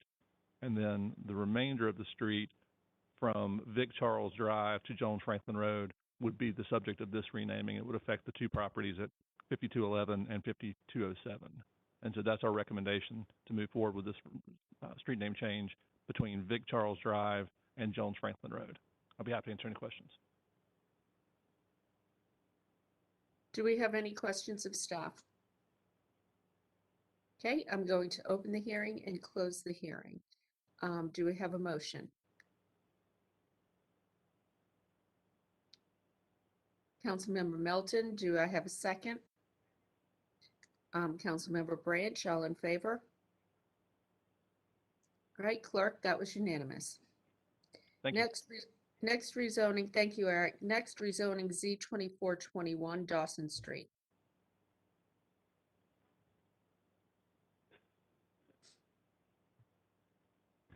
Good evening, Mayor and Council. Matthew Clem, Raleigh Planning and Development. This is a request to rezone about 0.8 of an acre from a downtown mixed-use zoning district with a 20-story height limit and shopfront frontage to downtown mixed-use 40-story building height limit with a shop frontage and conditions consistent with the plan overall, future land use and urban form map. Your Planning Commission recommended approval 8-0. Looking at the block south of Nash Square here, the site is currently home to the Firestone building that is unused today. Another look here, most of that block today is cleared and unused as the map shows. Zoning conditions prohibit uses in this list. The remainder of the conditions are intended to have a higher quality of screening for light and other views of parking structures. And so some detail about how that is accomplished here. These are zoning conditions that were modeled from some recommendations out of our Urban Design Center. So you've seen them similarly on other sites in the downtown core. Looking at the change of entitlement here, gains in residential use and office use, minor gains in retail use. Consistent with these text policies in our plan, just going through that list quickly. Again, consistent overall, consistent with future land use and urban form. And the Planning Commission found the request reasonable and in the public interest, as it will permit additional housing to be built in a walkable and transit supportive area of our city. Happy to answer any questions for you. Okay, Council Member Cox. I was wondering about the affordability of these units. Was there ever any discussion about affordability? So there are no zoning conditions or anything specified in the case that would provide a sub-market rent or unit for sale, and that is that's how the case is structured today. Okay, thank you. Thank you. Any other questions? Councilmember Branch? Yeah, just for my clarity, isn't this zone is the intent for a hotel to go here? I know that the applicant or the representatives are on the call. Perhaps they can speak to what their intent is. Of course, under the requested zoning, any number of outcomes could be constructed, including a hotel or office building or residential tower, so forth. Okay. Okay. Councilmember Buffkin? Thank you, Mayor. So the condition related to the screening of the parking structure, does that align with the work that's going on at ULI right now and the broader discussion of this whole parking structure screening issue? I would have to look closer at the work the ULI is doing. I'm not sure we're in. Oh, I'm sorry. So what I'm hearing from staff in the chambers is with the Urban Design Center, the work that they're doing, and yes, correct. These were crafted out of a first pass that they had made some months past, but I believe we're looking to likely codify some higher standard going forward. But this is the conditions that you see here are based on some work that our Urban Design Center has previously done. Thank you. Okay, thank you. If there's no other questions, I'm going to open the hearing. We have one person signed up to speak in support for the applicant, that is Worth Mills. Worth, are you on the line? Yes, ma'am. So Worth, we did have one question related to what the intention was to build there. Would it be for a hotel? Yes, ma'am. The applicant prior to the pandemic was going to move forward with plans for a hotel. After the pandemic hit, they wanted to create flexibility to allow for additional space and additional uses, but a hotel is still an option for this site. So really trying to create as much flexibility as we can and capitalize on the transit access and our proximity to the Russ bus station. Okay, thank you. I am going to request that the timer be put on. Worth, as you know, it's 8 minutes per side, but there's no opposition to this case. That was one question we had of staff, but you can start running the clock, please. Councilmember Cox had raised his hand, so I'm guessing there's another question that he has. Yes.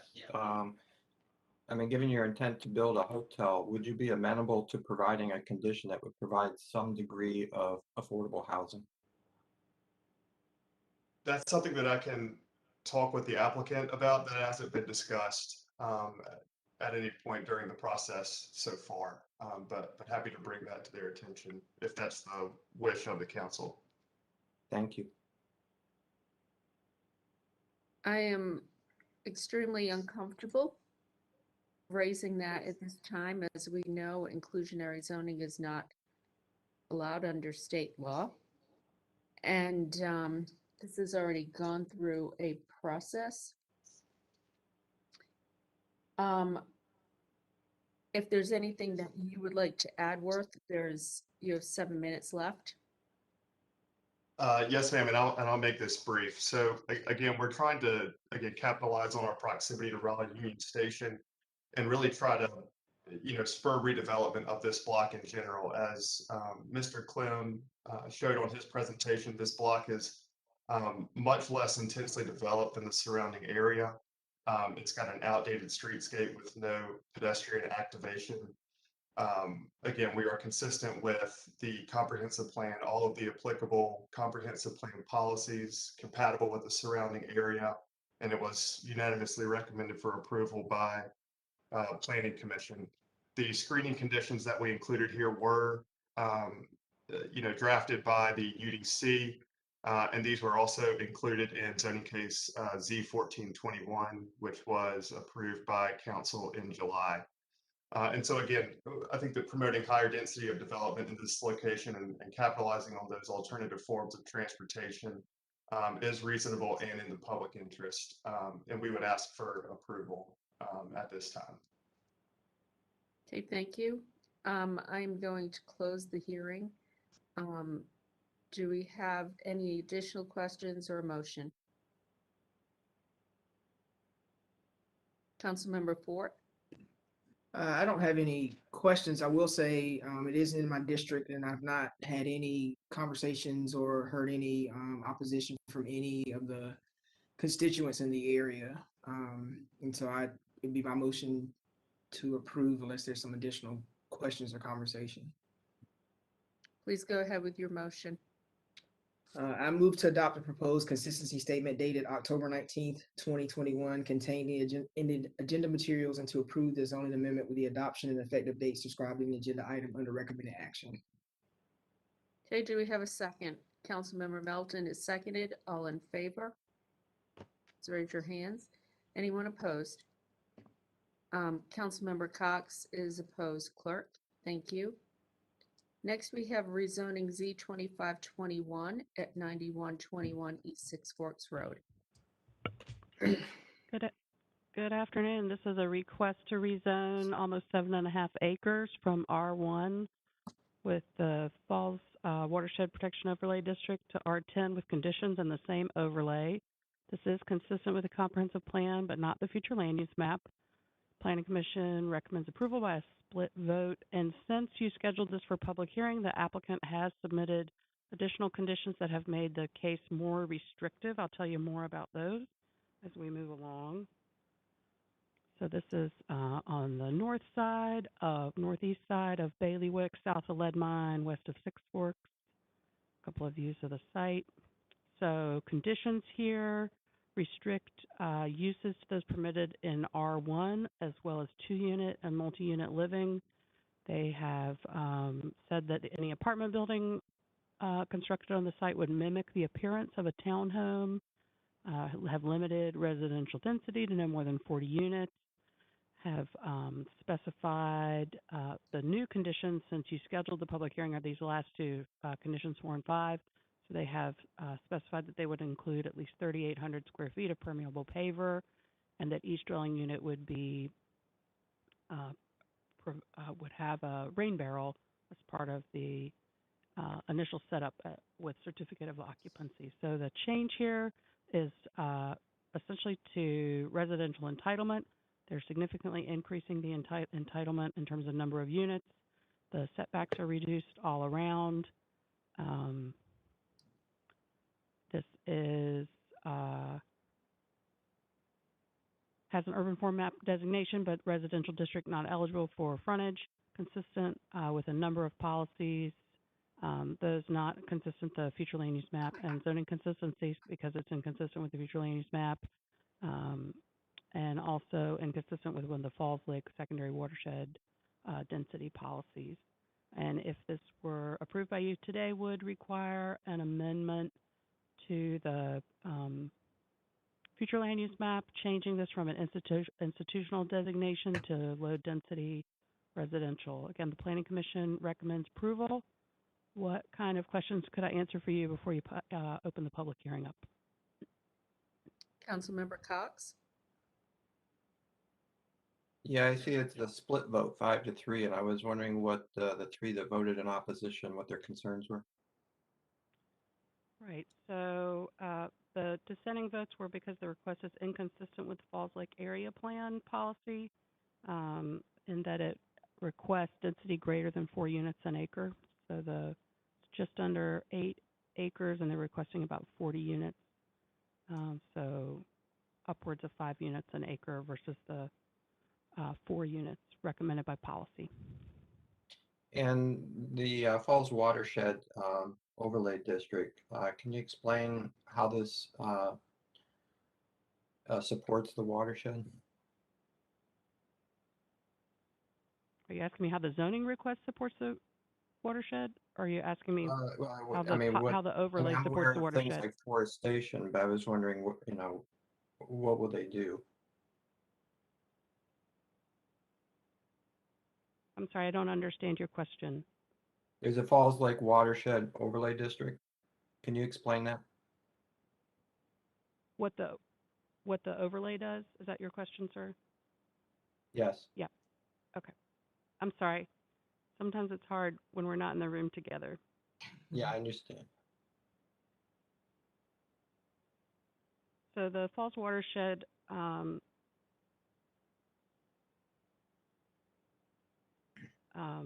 base standards of the zoning district in place applies. There's some prohibited uses, including landfills and application of sludge, residuals, or petroleum contaminated soils. And then there's some additional watercourse, buffer, impervious surface stormwater, runoff, and water quality requirements. And I might actually defer to Ben Brown on this. He's here in the room. I think he's just been waiting for me to call his name. He's way more, much more familiar with these regulations than I am.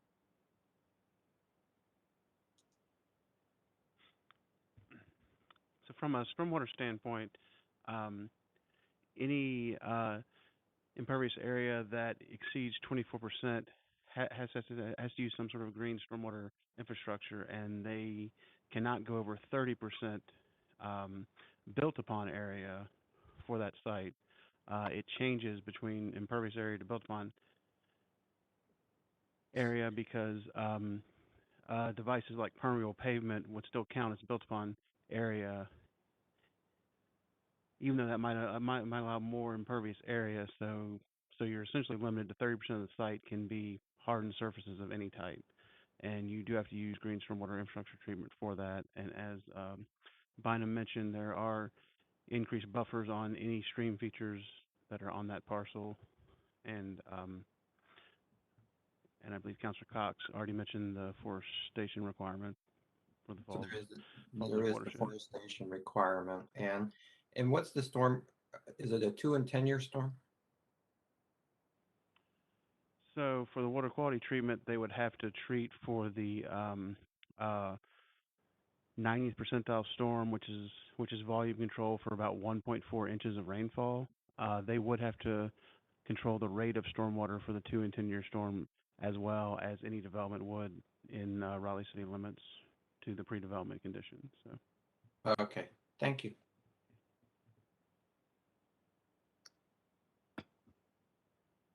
Thank you. Do we have any additional questions for Bynum before I open the hearing? Okay, I will open the hearing. Again, Worth Mills is on the line. No one has signed up to speak in opposition.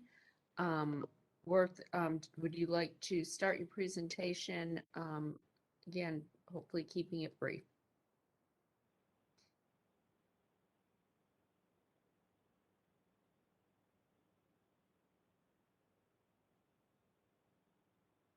Hey, good afternoon again, Mayor. I'll run through the presentation briefly. I think it'll help explain some of the the Falls Watershed Guidelines, how we are conforming to those, and how we've arrived at our final draft of conditions. So again, my name is Worth Mills on behalf of the applicant, Roland Gammon, and Johnny Edwards on the line, available for questions as well. So this rezoning would create that general density transition from the Lowe's shopping center to our west and the single family neighborhoods across Six Forks Road. Next slide, please. So again, there's the site. Winborn United Methodist Church currently operates at the entire parcel. They are selling 7.5 acres to Mr. Gammon to develop for this 40-unit residential development. Next slide, please. So as you can see here, most of the site is wooded today. We don't have any issues meeting our 40% forestation requirement given the existing tree cover on the site. Next slide, please. Here you can see a proposed subdivision with some conceptual areas for tree forestation, although we have done some additional land planning, and we'll show you an updated slide here in a second. Next slide. So again, we have CX zoning to our west. We have R1 zoning to our east. And again, this is going to create that type of general density transition that you want to see between commercial uses and your traditional single family homes. If you could go to slide 8, please.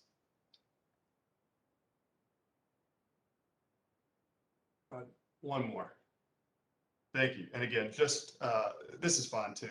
So on the zoning conditions, we have permitted those uses to those allowed in R1 zoning, as well as 2-unit and multi-unit living. We have allowed for an apartment building type, not knowing whether the internal street would be private or public, but we have created a condition that would prohibit stacked units. So any unit that is built on this site would appear as a townhome. And again, we have limited the amount of dwelling units to 40. So we're just over 5 units per acre. After Planning Commission's vote, we met with Councilor Buffkin and we met with Councilor Stewart. And we added the 2 last conditions you see there, where we are including a minimum of 3,800 square feet of permeable pavers. And we are including at least 1 rain barrel for each dwelling unit. Both the rain barrel and the permeable paver conditions are infiltration devices, which is the preferred method of treatment in the Falls watershed. Next slide, please. So again, here you can see a preliminary site layout of the 7.5 acres, 40 units lined along the internal street with forestation primarily along lead mine and some on Bailiwick Road. Next slide. And this slide here shows that both parcels, once subdivided, Johnny Edwards has run his calculations and determined that both parcels would continue to meet the 40% forestation requirements, as well as the impervious surface requirements. And so to conclude, again, this proposed rezoning creates those density transitions from the retail to the single family neighborhoods. It allows for additional building types while limiting density to under 6 units per acre, promotes walkability by locating homes near existing retail and personal services. And for those reasons, we believe the request is reasonable and in the public interest. Happy to answer any questions that you might have.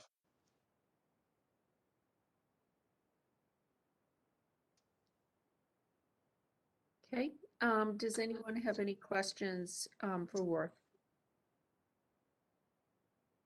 Okay, I am then going to close the hearing. Council Member Buffkin.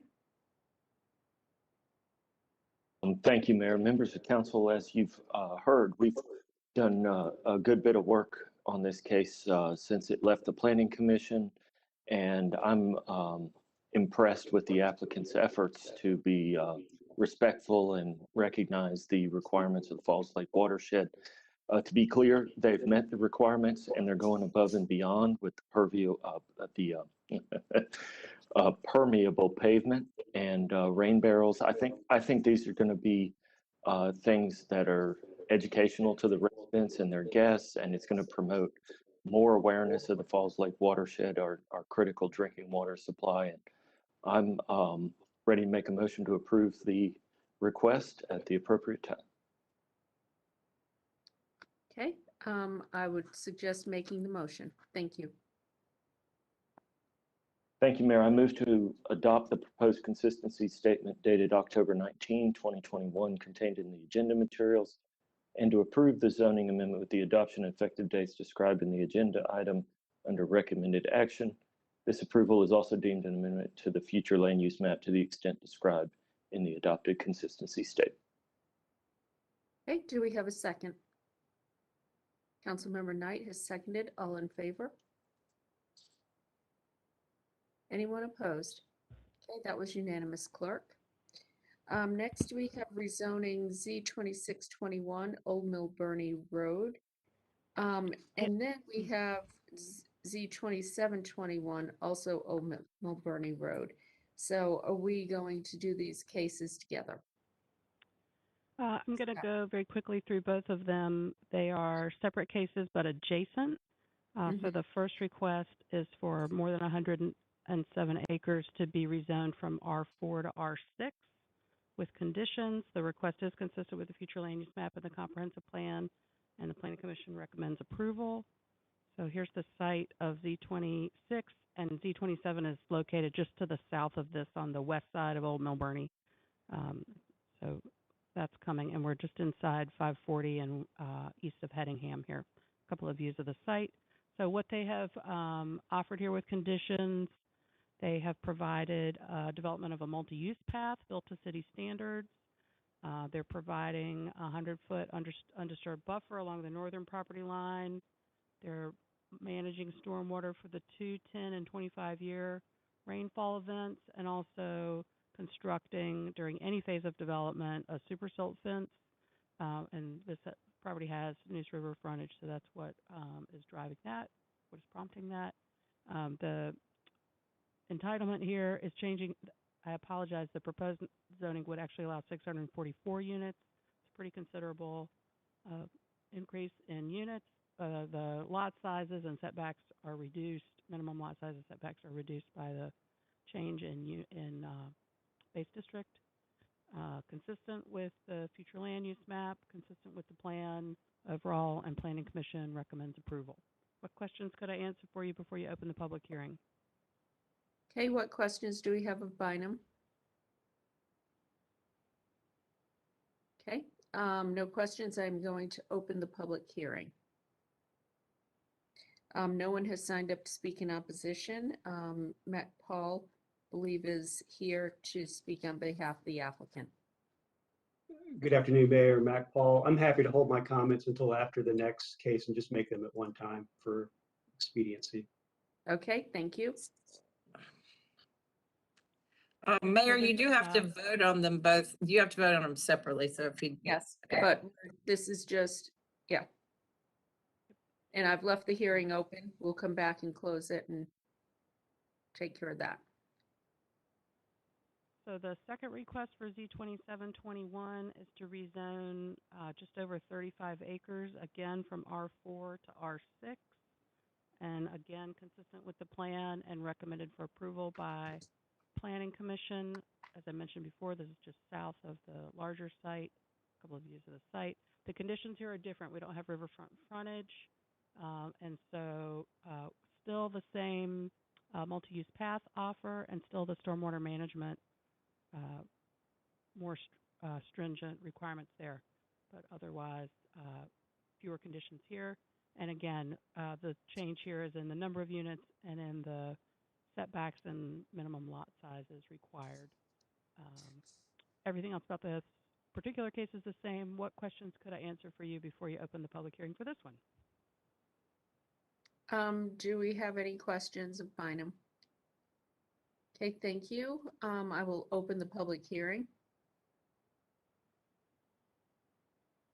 Good afternoon, Mayor, City Council, Mac Paul here on behalf of the Adcock family and the Simmons Trust. Also have Carlton Midget, who's the trustee on the Simmons property and is also working with the Adcock family. We have just, I'll just make a few points about this project. First, I want to commend council for their work on housing and trying to look at some of the regulations, in particular the missing middle. We've been tracking that very closely. And by going just from R4 to R6, it opens up a lot more diverse housing types, which we're hoping to see at this location, including townhomes, which used to be permitted in R6, and now are again. This area also does provide, this area of the city, there's a nearby development going on with about 285 homes, all priced under $300,000. So a lot of workforce housing coming in this area, providing a much needed resource. One of the main comments we got from the staff related to the Parks and Greenway. And unlike a lot of developments for you who've been on the Neuse River Greenway, we've seen many developments turn their back on the Greenway system and not provide it as a real amenity. In this case, the owners actually are committing to construct a Greenway system in conjunction with the development, which will connect down to the south to the Milburnie Park. And there's a bridge currently over the river to the Greenway system. So an incredibly good amenity and connection to the Neuse River Greenway coming for this community. We got a lot of comments from the Beaver Dam Lake family, and Triangle Land Conservancy worked hard to get their support and with those conditions about the buffer. And that is going to provide much needed environmental protection. Lastly, I would say, we've received some comments from council about the nature of suburban development and the future of low density development. And we recognize the need for mixed use and to have amenities in communities. And the owners are willing to add another zoning condition that would commit an area, essentially the parcel that's on the east side of Old Milburnie, to hold in reservation at least an acre for a non-residential use that could be a community garden, a daycare, produce stand, community center, outdoor market, something that would provide an amenity. We would encourage the council, as you move forward, to try to create more incentives or at least rules that allow these types of mixed uses in low density residential areas, which right now really discourage those types of uses, or certainly commercial uses, and think about, when the right scenario might present itself. And the market as well is really critical to be able to make those types of uses successful. But the owners, have always supported having amenities for their community and feel that could be a good solution in this instance. So if you wanted us to do that, we would obviously need to come back, add that this week and come back to your next meeting. And if you have any other questions, I or Carlton Midget can certainly answer them. Hey, first off, I want to say thank you for acknowledging missing middle housing and the consideration of townhomes here. Obviously, we're talking about housing choice, which helps with affordability. The second thing, obviously, you've been listening to some of our meetings of late where we have talked about the need for mixed use. And I think that this is a great opportunity to bring something to the community that's a community amenity, whether it be, for instance, food trucks, or there's now mobile farmers markets, mentioned daycare, any of the above. I think it would be tremendous amenity to the neighborhood. So thank you for that offer. I think that's definitely a step in the right direction. Councilmember Branch. Yeah, I have a question. Which zoning case were you looking to add that condition to? Yeah, thank you for that question, Councilor Branch. It would be the Adcock, which is the much larger property, and it does have the parcel on the east side of Old Milburnie, which would lend itself well for kind of a non-residential use. So it would be just that case. Thank you for that clarification. Mm-hmm. Thank you. Mayor, at the appropriate time, I'll be ready to act on the other case. We will probably have to close the hearing on Adcock North and add the conditions. Yep. Let's see, City Attorney, I'm going to close this so they can add this condition. it'll Yeah, come why to us. don't you state the Z number for the one you're closing so it's clear on the record? Yes, the one that will, that I'm closing is the Z 2621 Old Mill Bernie Road, Adcock Assemblage. Okay. Okay, we're not going to vote on that. We will have them submit conditions that will come back to us at our next meeting. The next case is Z 2721 Simmons Tract. I will close the hearing. Councilmember Branch. Yes, Mayor, thank you. I move to adopt the proposed consistency statement dated October 19th, 2021, containing the agenda materials, and to approve the zoning amendment with the adoption and effective dates described in the agenda items under recommended action. Do we have a second? Mayor Pro Tem Stewart. All in favor, please raise your hands. Anyone opposed? Okay, thank you very much. All right, next we have rezoning Z 3421 Morrison Street.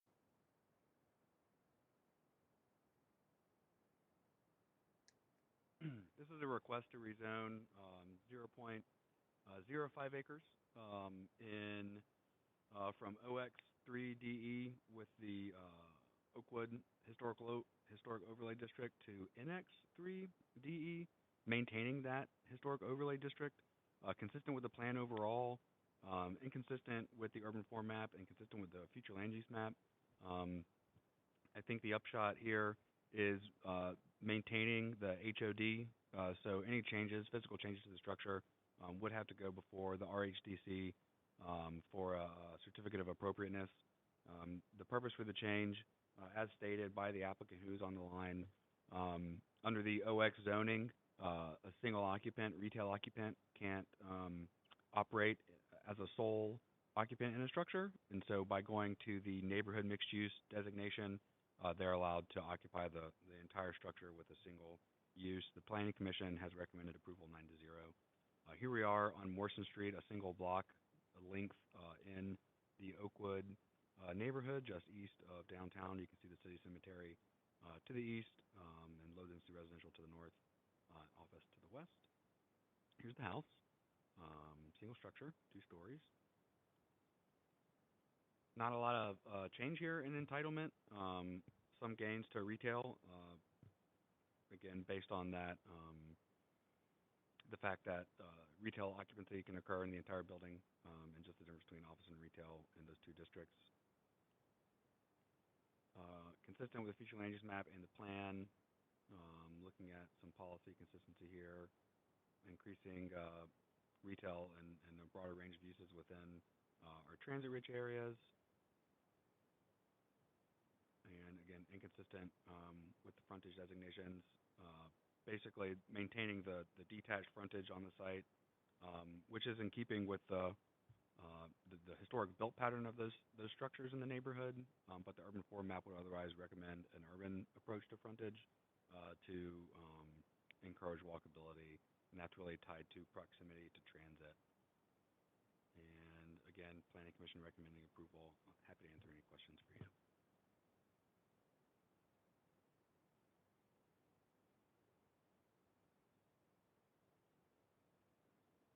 Okay, do we have any questions for staff? Okay, I'm going to open the hearing then, and John Montgomery, I believe, is here to speak. Mr. Montgomery, do you have any presentation, a brief presentation, or open to us asking any questions? I feel like Matthew did a great job presenting it. I want to compliment working with the Planning Commission, the Zoning Commission. It's been an enjoyable process. I'm just here to answer any specific questions. Okay, do we have any questions of Mr. Montgomery? Okay, I am then going to close the hearing. Do we have a motion? Councilmember Branch. Madam Mayor, thank you. I move to adopt the proposed consistency statement dated October 19th, 2021, containing the agenda materials, and to approve the zone zoning amendment with the adoption and effective dates described in the agenda items under recommended action. Do we have a second? Mayor Pro Tem Stewart, all in favor? Anyone opposed? Clerk, that passes unanimously. Next, we have rezoning Z 3721 Falls of Noose Road.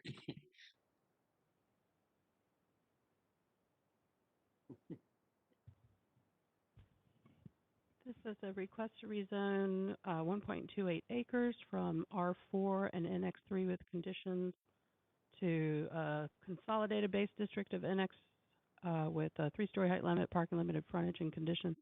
This is consistent with the comprehensive plan and the future land use map, and the Planning Commission does recommend approval. If you have ever had opportunity to dine at Piper's Tavern, the site may look familiar to you. So they have provided some conditions to limit uses here pretty extensively, and then they have also limited the height and square footage of a standalone restaurant, which is the current use, as I just mentioned. They have prohibited drive-throughs and drive-ins, limited the location of the restaurant use on the site, limited outdoor events, limited personal service and retail use to those uses allowed in the OX district, which is more restrictive than the NX district.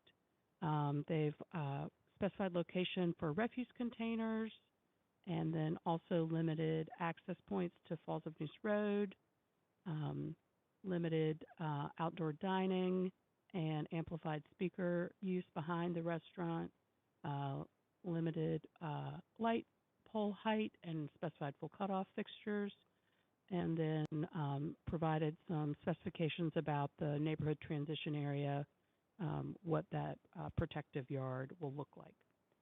So the change here, there's a modest, there is an increase in residential entitlement allowed. The office square footage goes up, but the retail square footage actually goes down because of the limits that they have put in place on themselves, that 8,000 square foot limit.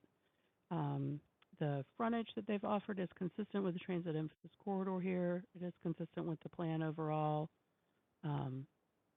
And if you approve the rezoning today, it would change the future land use map from office and residential mixed use to neighborhood mixed use because they're changing that base district across the site to NX, but you would note that the bulk of the zoning on the property is already inconsistent with the future land use map, right? The office and residential mixed use designation on the future land use map does not correspond to the current neighborhood mixed use that's on most of the site. What questions could I answer for you before you open the public hearing? Do we have any questions of staff? Okay, thank you. I'm going to open the public hearing. Again, no one has signed up to speak in opposition. Chad Essick, I believe, is here to speak on behalf of the applicant. Good afternoon, Mayor, members of City Council, Chad Essick with Corner Sproul. Here this afternoon on behalf of the property owner and applicant. Bynum has done a nice job summarizing the request, so I don't want to be redundant. As noted, the site's been used by the Piper's Tavern restaurant for over 20 years. Prior to that, some of you may remember it as Manchester's Restaurant. What's really driving this request is the need to, or the desire to rezone a back portion of that lot that's currently zoned R4 to NX to allow some additional parking. What we've decided to do was to just rezone the entire site so we could get it under one set of clean zoning conditions so that they weren't conflicting with the zoning conditions that were on the front portion. So a lot of those conditions that Bynum went over are carryover conditions from the existing zoning, although we have added a number of conditions in talking with some of the neighbors that live in that area.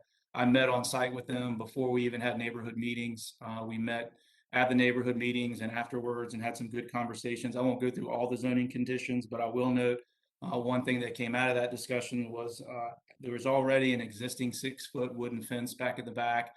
In addition to that, we're going to include an 8 to 9 foot fence that will be wrapped with some noise attenuating material called Acoustablock, something that it's an expense, but something that was requested by the neighbors, and we committed to doing that.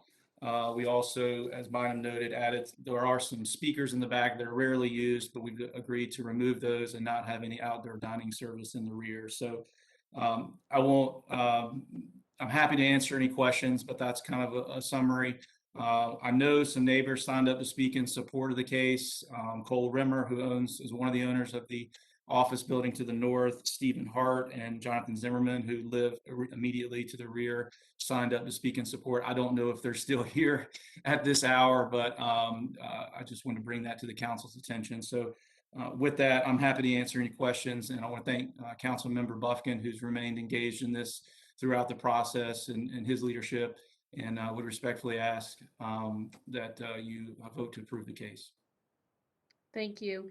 Do we have any of the speakers still on the line who wanted to speak in support? Mayor, we do. I believe I'll start off with, I think I've just unmuted. I'm here. Cole. Yes, this is Cole. Okay, go ahead. And then I believe Jonathan Zimmerman is also still here. Okay. Okay. Well, basically, I'm Cole Rimmer, and Mike Preston and myself own the building next door. We are speaking in favor of this process to go through. First, allowing the real proportion of the property to be rezoned, and at the same time, there would be some improvements in any type of stormwater control. We've even gone a step further and allowed them the opportunity to come across our property and tie into the drain water system that will be this was originally installed by the city a year or so ago on Rainwood. And I would recommend that y'all approve 737 Z3721. If you have any questions, I'll be glad to answer them. Any questions for Mr. Rimmer? Okay, thank you. Then we have Jonathan Zimmerman. Hello, Mayor and City Council. Thank you for your time today. We have been working closely with Mr. Essick and the applicant to come up with some favorable zoning conditions that would mitigate some of our concerns, which are primarily around noise and trespassers. And we do believe that the proposed changes are an improvement on the existing property and conditions that exist today.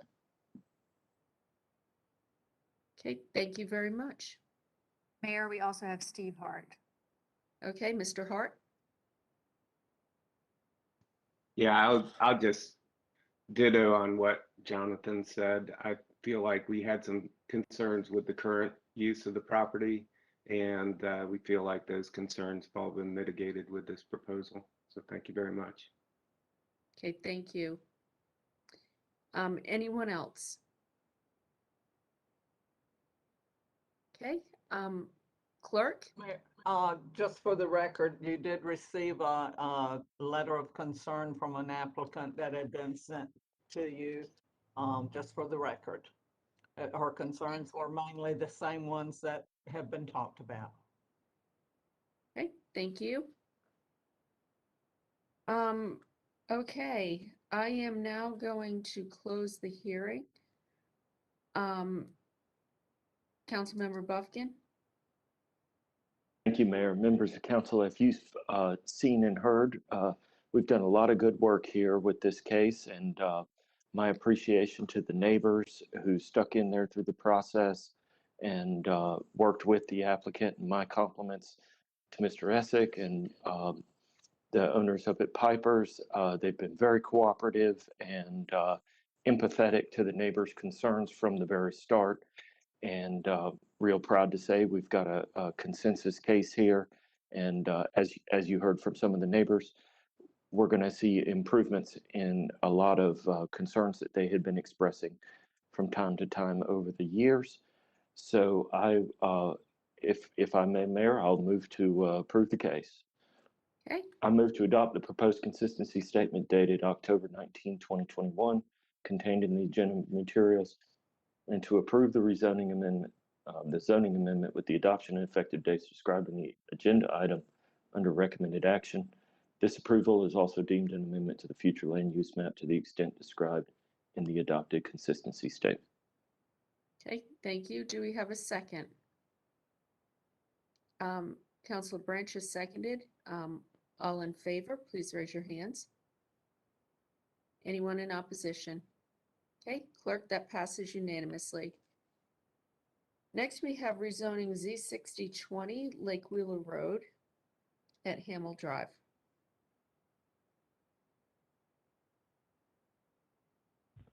This is a request to rezone just over 7.5 acres from residential 6 and industrial mixed use 3 stories to commercial mixed use 20 stories, urban limited conditional use. It is inconsistent with the comprehensive plan and the future land use map and consistent with the urban form map. I'm sorry, can I interrupt just because I think a few of us are having a hard time hearing you, and I think it's the podium more than anything, so. Is this better? That is better. Thank you. Okay, great. So it's a request to rezone from R6 and IX3 to CX20 ULCU. It's inconsistent with the comprehensive plan and the future land use map and consistent with the urban form map. And it comes to you from the Planning Commission without a recommendation. So the site is located south of downtown, adjacent to the Dorothea Dix Park. It's an assemblage of parcels that have frontage on Lake Wheeler Road, South Saunders Street, and Hamel Drive runs through the site. Here's some images of the site from those frontages. There are a handful of conditions. They prohibit some uses on the site and limit uses, upper story uses on a portion of the site that fronts on Lake Wheeler Road. And then they also limit the number of dwelling units and the maximum amount of office and retail space on the site. And then the conditions also require a city bike share station to be installed and a public art installation to be installed, and also specify screening for parking structures and lighting from parking structures. So what's changing here is a significant increase in entitlement from 3 stories up to 20 stories, a significant increase in residential, and a greater mix of uses. The request is inconsistent with the future land use map designation of high density residential. There are a handful of urban form designations on the site, including transit oriented district and core transit area, and the request is consistent with those designations, as well as consistent with a handful of comprehensive plan policies, and then inconsistent with a number of policies as well, including some area-specific guidance. If approved, this request would amend the future land use map from high-density residential to regional mixed use. And again, there is no recommendation from your Planning Commission. So happy to answer any questions you have.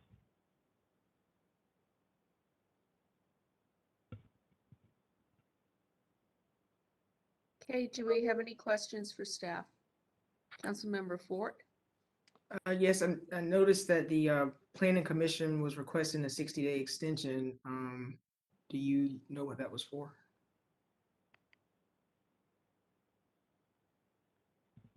Yes, I believe the Planning Commission requested an extension for review at a previous meeting, and the council voted to deny that request.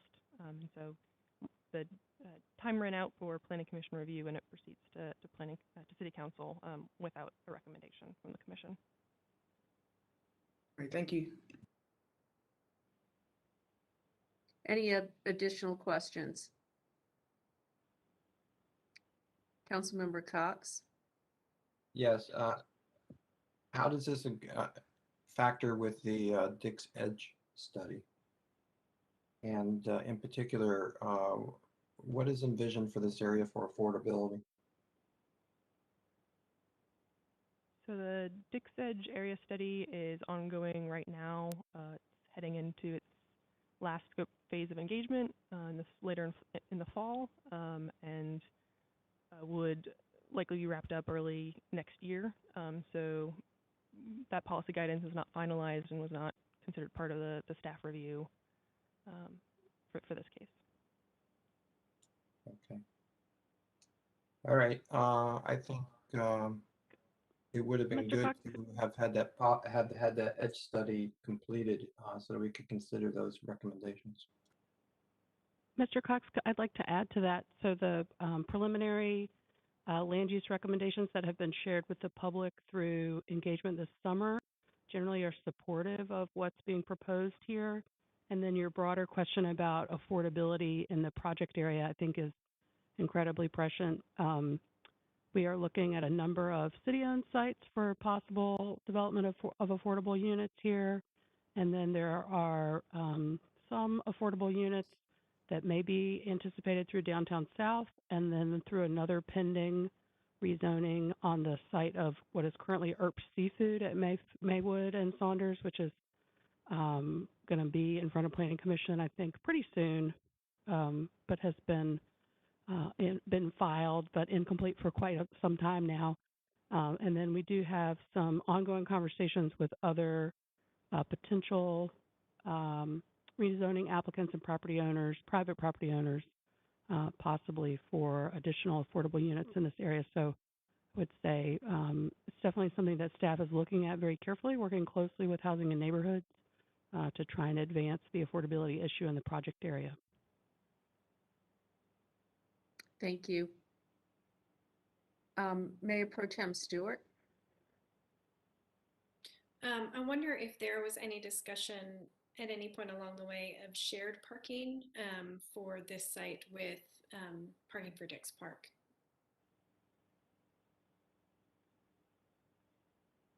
That may be a good question for the applicant, who I believe is on the line.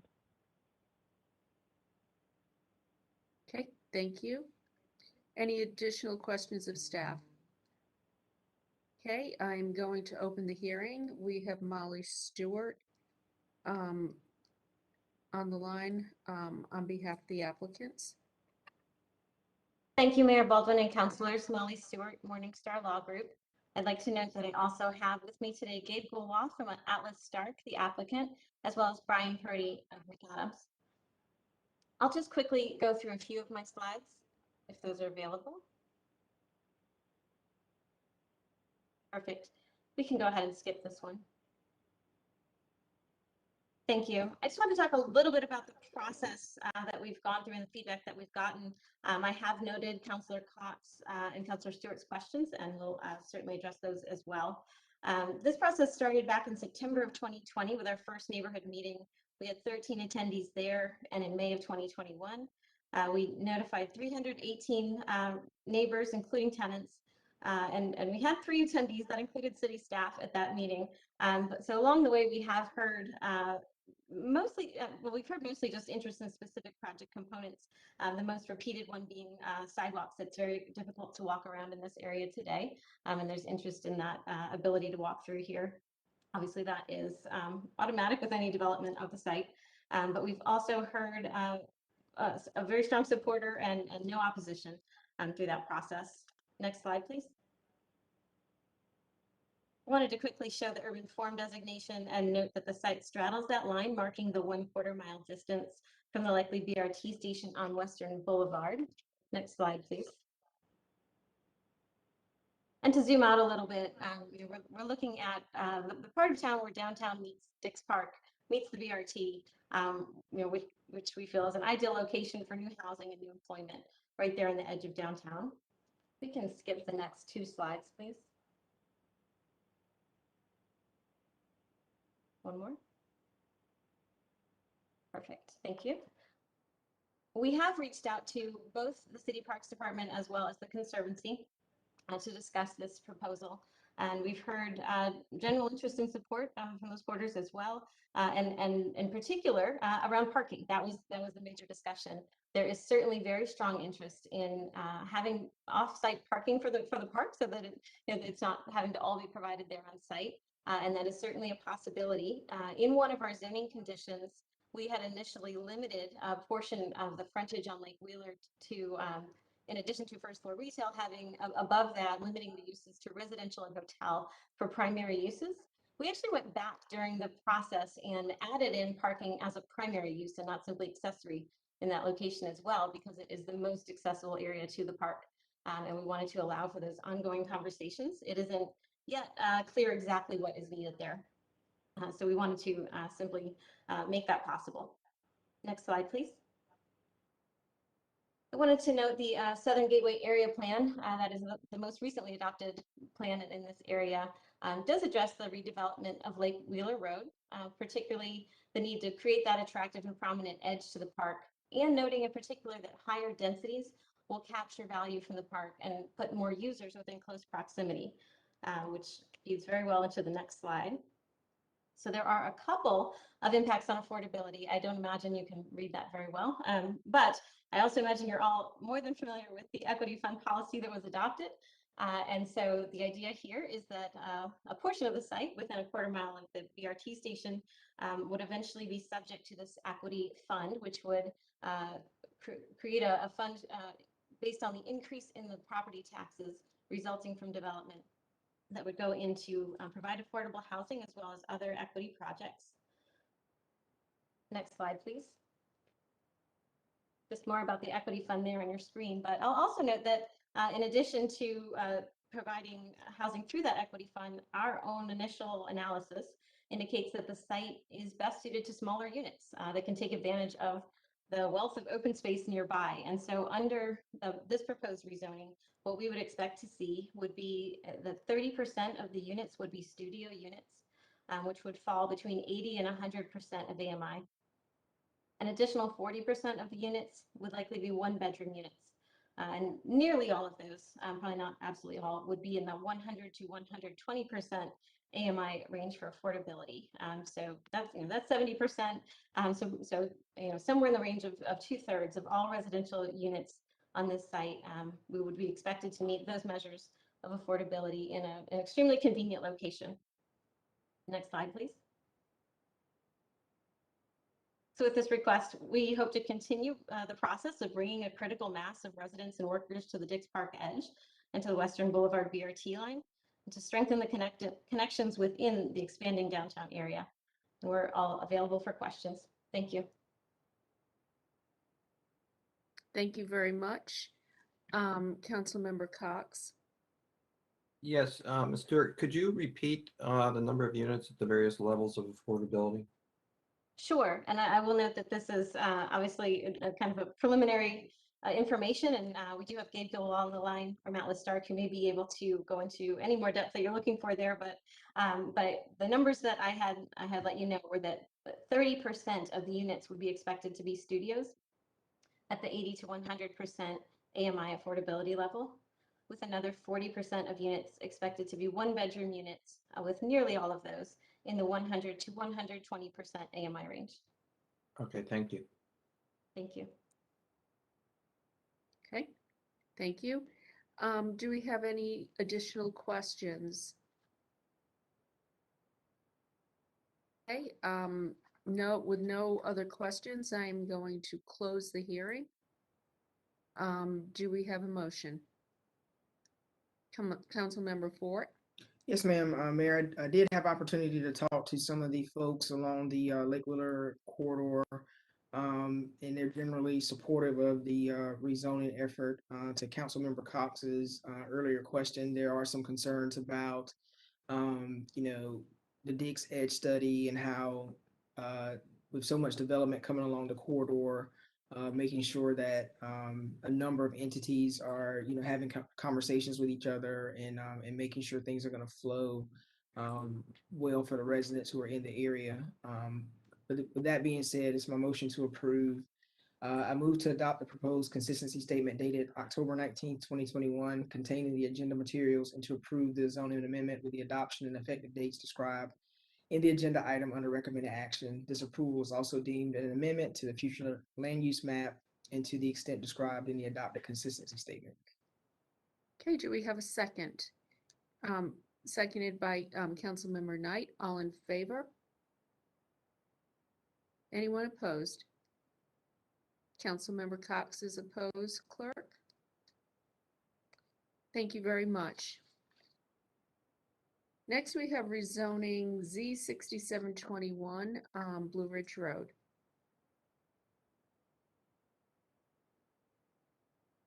Madam Mayor. Yes. I'm not sure of the correct procedure, but the case is not ready to go. And I'm not even sure if the applicant's attorney, he may be on the call. He was actually out there today still working with the neighbors. So I don't know, we got to listen to this and then come back in 2 weeks, but it's we left it open, I think. So I think we could just move it to 2 weeks, but you tell me the process. Okay. We did leave this open. So let's, first off, city attorney, they would like another 2-week extension, I believe. Is that correct, Councilmember Knight? Yes, ma'am. Okay. I would make a motion and vote to extend it. And then could we also place this as a special item on our agenda as opposed to under public hearings? Oh, legally, yes. Okay. Councilmember Knight? I'm just trying to think about, I was trying to remember that we have a full hearing on this last time. In fact, we're keeping it open. I mean, I get it legally, but I'm just trying to think if that's the best way to go about it or to keep it in the public hearing section of the agenda. Mayor, Councilmember. I'm sorry. I apologize for interrupting. It looked like Ms. Reckow was trying to share something with us, but her microphone was muted. She may be able to help you out. Okay, thank you. I apologize. Yes, I was just going to note there was a mention of bringing this back as a special item. I believe you would need to close the public hearing for it to come back as a special item. Okay, well, that answers the question. Thank you so much. We'll leave the hearing open then. And Councilmember Knight, would you like to make a motion to keep this open till our For next 2 weeks. meeting? 2 weeks. So moved. One question I have has the time been used? And if not, you might want to think about whether you want to add time onto the public hearing. We can do that at the public hearing date. So moved, Madam Mayor. okay, do we have a second? Mayor Pro Tem Stewart, all in favor? Anyone opposed? Okay, thank you. That will come back to us in 2 weeks. Next is the Comprehensive Plan Amendment, CP 521. Yes, ma'am. So this is a staff initiated, but council authorized through the fiscal 21 progress report. This was an issue that staff flagged to council as of possible concern. We don't have strong guidance in the comprehensive plan right now about how to assess or review area plans that have been adopted into the comprehensive plan. So this amendment puts that system into place. It separates the review of adopted area plans from the annual or every 2-year comprehensive plan update, provides a longer timeline for review, more suited to area plan implementation. So if you think about the capital projects necessary to implement an area plan, just the timeline of that horizon, given the logistics of capital budgeting, it takes some time. And Planning Commission recommends approval of this. So I'll just dive in and say a little bit more. So this is establishing a schedule that would say after 10 years after adoption that we would go back and assess whether to amend or remove area plans that are currently adopted into the comprehensive plan, and really gives an opportunity to focus more engagement around that assessment, allows for a public process at the time of assessment to consider the status of the area plan, the relevance of it. And the amendment includes some particular criteria here. So looking at whether or not action items in the plan have been implemented, has there been significant development in the area plan study area, have capital projects been implemented. Another piece of criteria would be to assess how consistent rezoning decisions by council have been with that adopted policy. So, for example, one of the adopted plans in the comp plan right now is the downtown West Gateway area plan, and there have been a number of rezoning decisions in that project area that have been out of step with the adopted plan. It's almost 15 years old at this point, 16 years old at this point. And clearly our community understanding about that area of the city has changed since the plan was adopted. Another criteria would be to look at whether or not the trends that informed the creation and adoption of the plan at the time of incorporation of the comp plan, have those trends changed or reversed?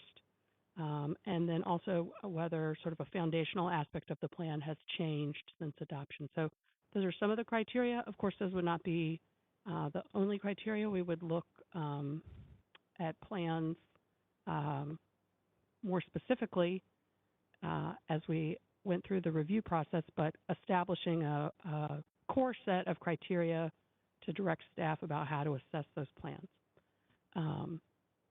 Again, this is consistent with the comprehensive plan, and the Planning Commission recommends approval. What questions could I answer for you before you open the public hearing?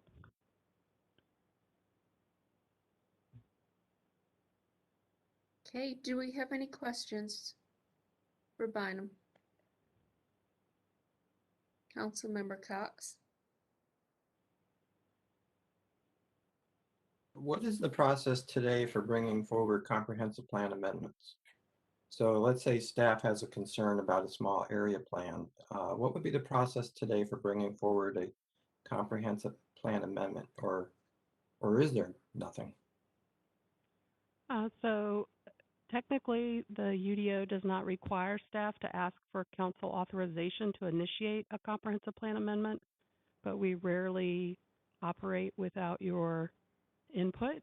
So as I mentioned, this amendment was directed by council through the progress report, and that's how most staff-initiated comprehensive plan amendments are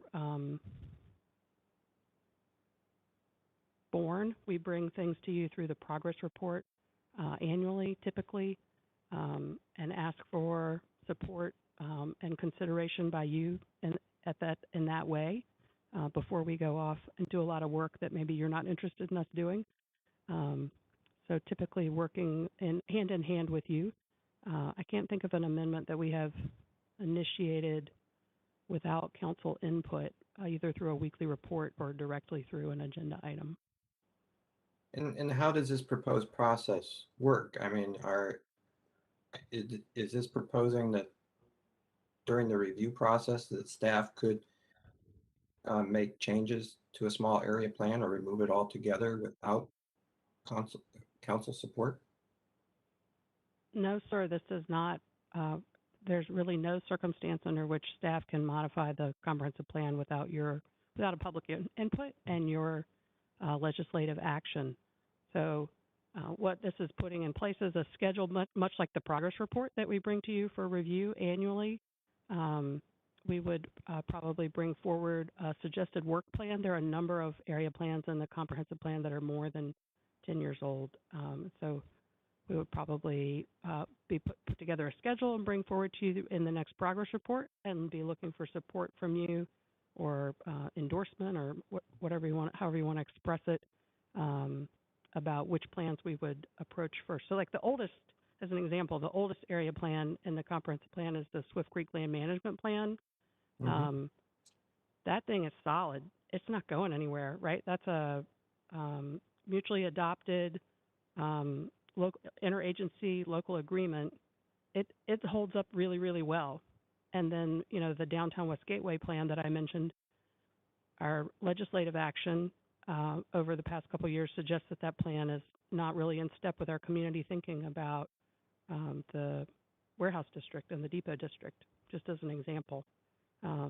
So what I can imagine is we would bring forward suggestions in the progress report about the oldest plans, and some review by staff in terms of how, against the criteria that are laid out in the amendment, to help you all make decisions about where you would like for us to direct our work, how heavy a lift, how intense an effort we might need. You know, like Swift Creek Land Management Plan that's in the comp plan now, I don't know why we would revisit that.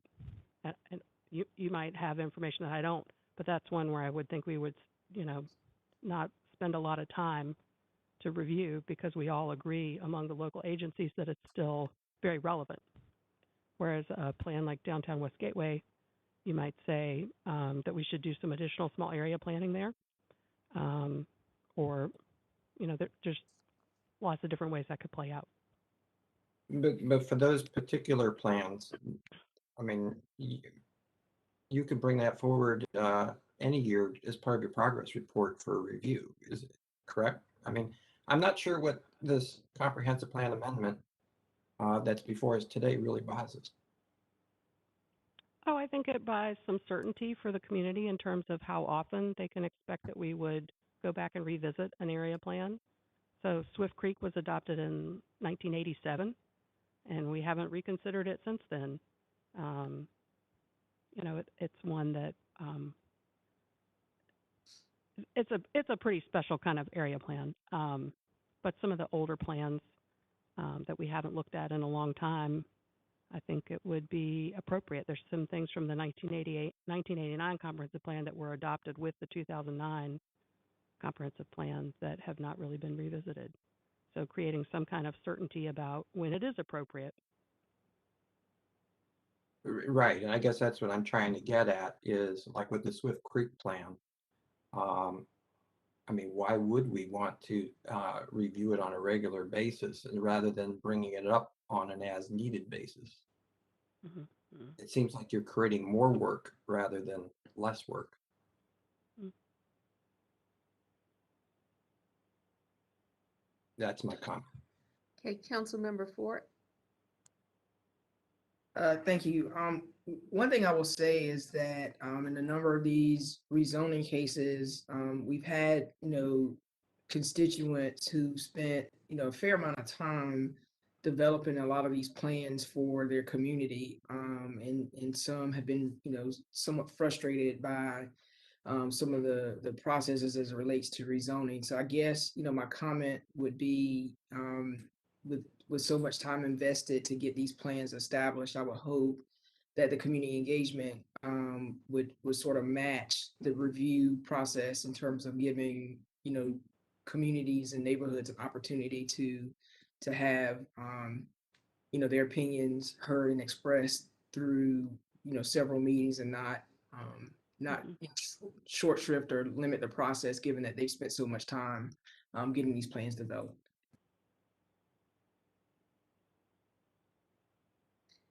Any other comments? I've also seen plans approved that were changed at the last minute after a lot of community input, to the surprise of many who served on the committee. So there's that as well. Anyhow, let's open the hearing. As I said, no one has signed up to speak for or against. So I'm going to open the hearing and close the hearing. Do we have a motion? Mayor Pro Tem Stewart? Move for approval. I don't think there's a inconsistency statement I need to read.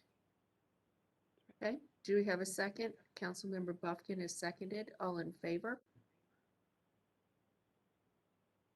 Anyone opposed? Councilmember Cox and Fort are opposed. Thank you. Clerk? Madam Mayor, if I may. Yes. I voted to support that because I do know we have some area plans that have aged that need to be reviewed. We actually last year asked staff to go back and work on a small area plan near downtown Raleigh near Hargett Street that was almost 15 years old as well. So I think this does give the certainty, and I think staff heard from and I agree with Councilor Fort that in the review there's a public engagement component that occurs in that process, and nothing changes after community engagement. We have public hearings, planning commission, and everything else. So I think the whole cycle, if there needs to be a change, is there. But the first step is going to the community and say, hey, this is the area plan from, you said 1986 was Swift Creek. Well, I was 8 in 1986. So, Bragger. hey, I'm just saying, I mean, Jonathan wasn't born. But but these are the things that I really think we need to understand. Because a lot of people are moving here to this community and they may not know there is an area plan. And if there's no system for review for people to know things are coming up, then who knows? So thank you. Okay, thank you, Councilmember. Mayor, could I? Yeah, I'll just add briefly. I think there is some need for review. I don't know what the perfect number is, but I might even suggest that, in the areas of the city that are growing very fast, changing very fast, more frequent review might be justified. Anyway, I think we found a happy medium here between like a Swift Creek versus an area that's changing very fast. And so that was the reason for my vote in favor. And as Mr. Brand said, it'll come back to us before anything changes. That's correct. Okay, thank you. Text change TC 921 development agreements is next. Again, no one has signed up to speak for or against.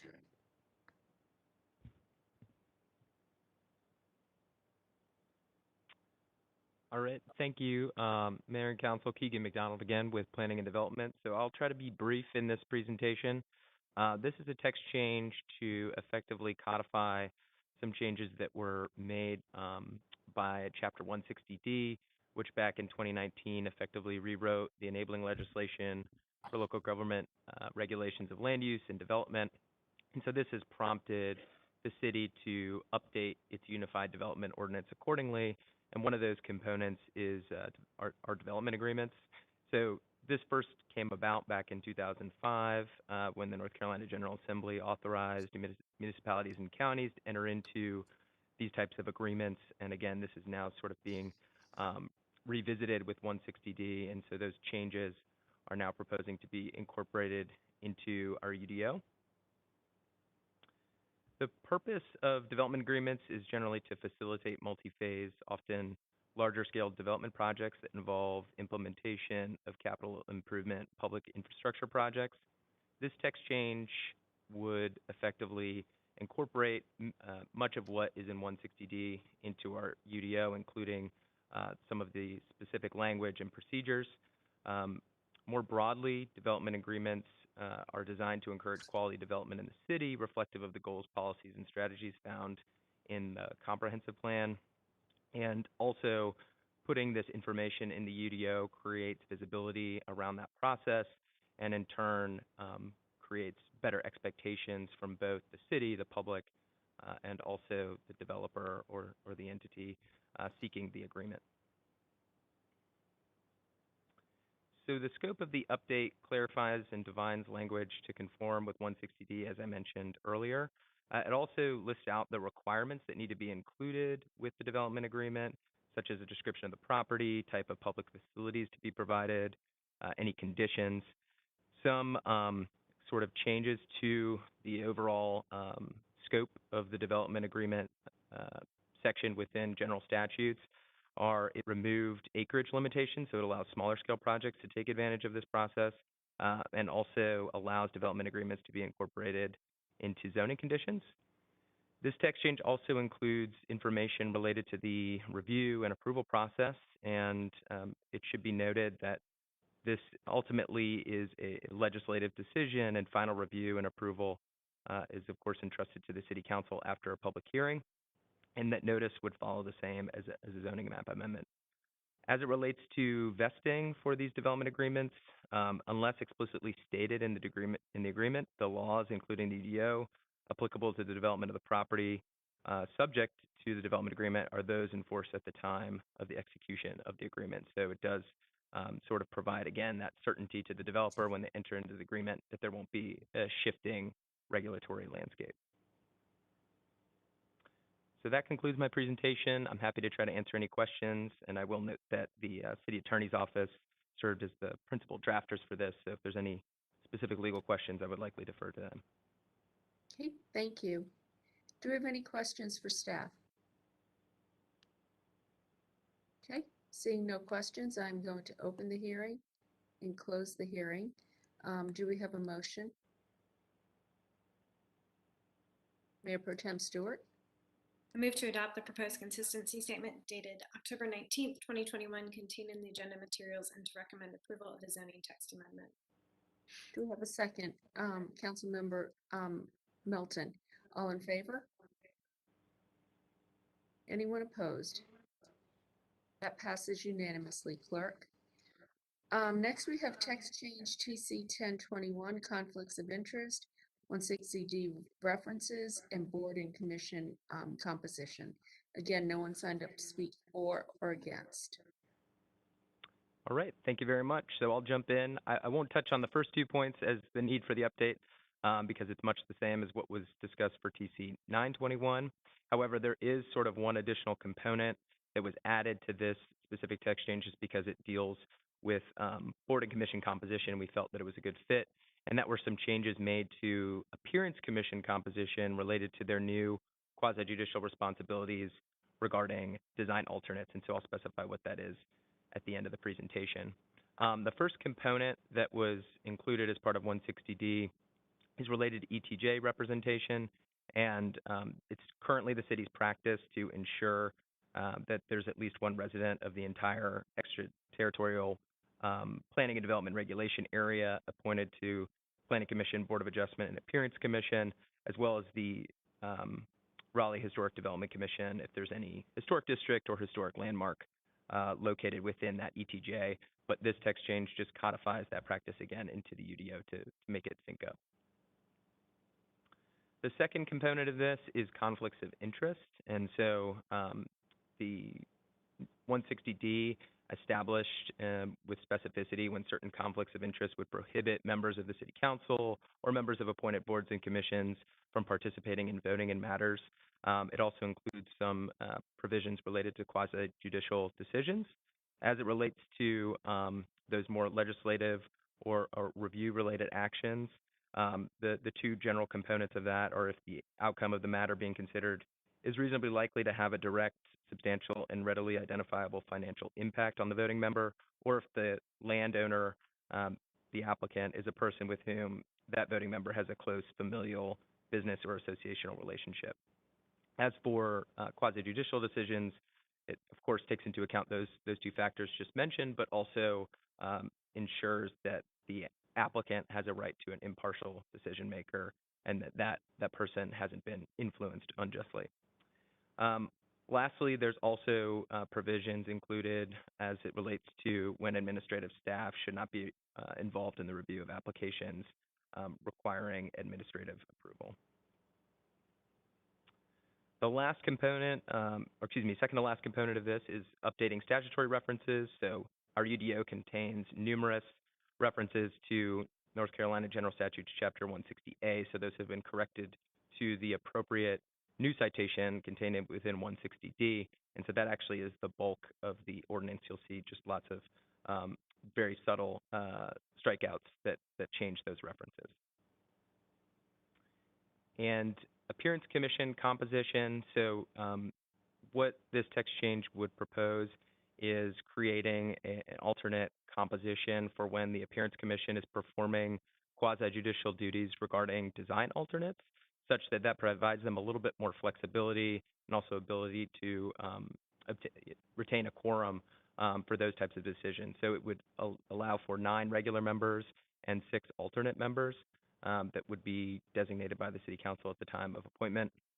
And when the Appearance Commission is performing as an appearance board with those specific duties and not performing those quasi-judicial function, the membership composition remains at 15 members.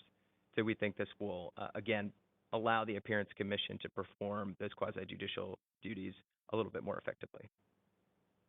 And that concludes my presentation. Again, happy to answer any questions. Okay, thank you very much. Do we have any questions? Okay, I am going to then open the hearing and close the hearing. Do we have a motion? Councilmember Melton, I move to adopt the proposed consistency statement dated October 19th, 2021, contained in the agenda materials, and to approve the zoning text amendment. okay, seconded by Mayor Pro Tem Stewart. All in favor, please raise your hands.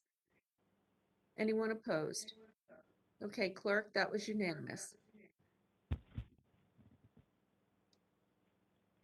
Okay, next we go to the report and recommendation of the Economic Development and Innovation Committee. Councilmember Melton. The committee recommends directing staff to draft an ordinance that will include new guidelines for streeteries and pedlets to be in place by January 1st, 2022. Staff will work with the Downtown Raleigh Alliance to develop an appropriate fee structure. The draft will be presented to council for consideration. So moved. Do we have a second? Councilmember Branch. Okay, all in favor? Anyone opposed? Okay, that was unanimous, clerk.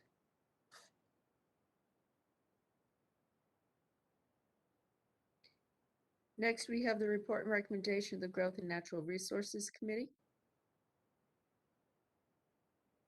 Thank you, Mayor. GNR will meet next week, Tuesday, October 26th at 4 p.m. It will be a virtual meeting. We're considering the one item we have referred to our committee, a draft ordinance related to wild and exotic animals. We'll hear from staff who've been reaching out to peer cities with similar ordinances in place already, and we'll hear guest comments from some subject matter experts.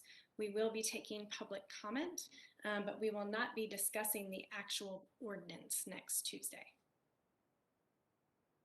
Okay, thank you. All right, next is the report and recommendation of the Safe, Vibrant, and Healthy Communities Committee. We will be meeting on October 26th at 11:30. We will take under advisement rezoning Z5320. And I wanted to ask Councilor Fort with the Cameron Park Neighborhood Conservation Overlay District, is that ready for us to continue conversation about, or is more time needed? I have seen some email traffic between staff and the community, so maybe someone from staff could step up and let us know where they are, but I know they've been having ongoing conversation and dialogue. Anybody from staff, could you address this?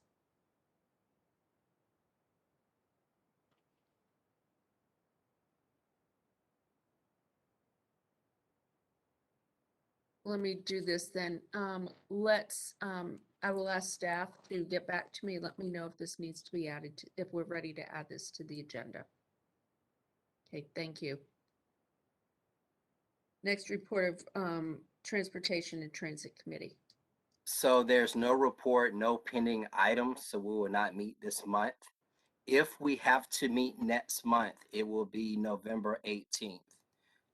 If we have to meet, that is a change. That's a third Wednesday instead of the fourth, because I figure everyone will probably be adjourning some type of meal on the 25th of November.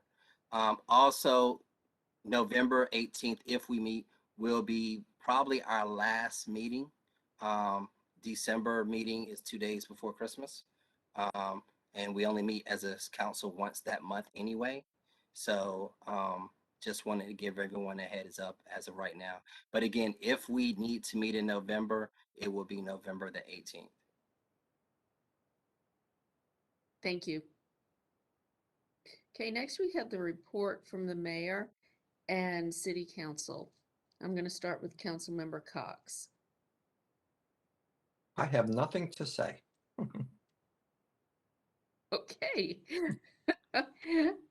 Next would be Councilmember Knight. Thank you, Madam Mayor. I'll try to be quick. I just want to say, first of all, and this was mentioned earlier by the city manager, that I'm really impressed by the presentations that came forward today, both by staff and our commission chairs and representatives. we're doing some incredible, impressive work out there in the city by all these folks, and I'm just happy to be part of that, and look forward to working with them as they move forward on these issues.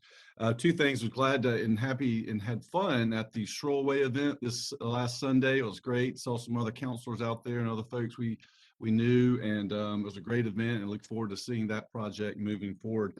And then just want to let folks know about the 5 Points Hayes Barton 100-year anniversary, the last weekend of the month. That's in Councilor Fort and my districts, right where they come together around 5 Points, and that'll be a long weekend of activities and festivities. And come on out for that; it should be a good time. Thanks. Thank you, Councilmember Fort. The only thing I want to say is I want to acknowledge the death of General Colin Powell earlier this week. He was a champion for diversity initiatives, and so definitely wanted to acknowledge that. Thank you. Councilmember Branch. The only thing I have is the next District C meeting will be virtual, and it will actually be November 18th at 7 p.m. Working on finalizing the agenda now. Had to make some changes, but it will happen on November 18th. Thank you. Councilmember Buffkin. Thank you, Mayor. Members of council, I'll remind you I'm having a town hall on council redistricting on Thursday. That's the day after tomorrow. Yes, it's still Tuesday today. But I also want to take a moment to express appreciation and acknowledge the good work of our staff, keeping our city running. And on a personal note, I've referred about 24 constituent questions or concerns to various staff units in the past month or so. And the quality of their work, their responsiveness has just been wonderful. We went downtown to the Performing Arts Center this weekend for the opening weekend of the NC Theater, Ballet, and Symphony. They were all happening at the same time.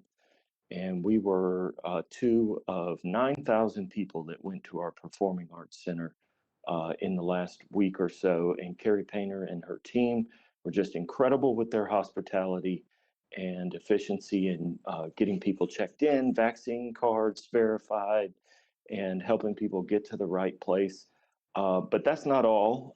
Most of those 9,000 people would have never known that many of the ushers that were at the Performing Arts Center this weekend were department directors or managers who volunteered because we were short on ushers.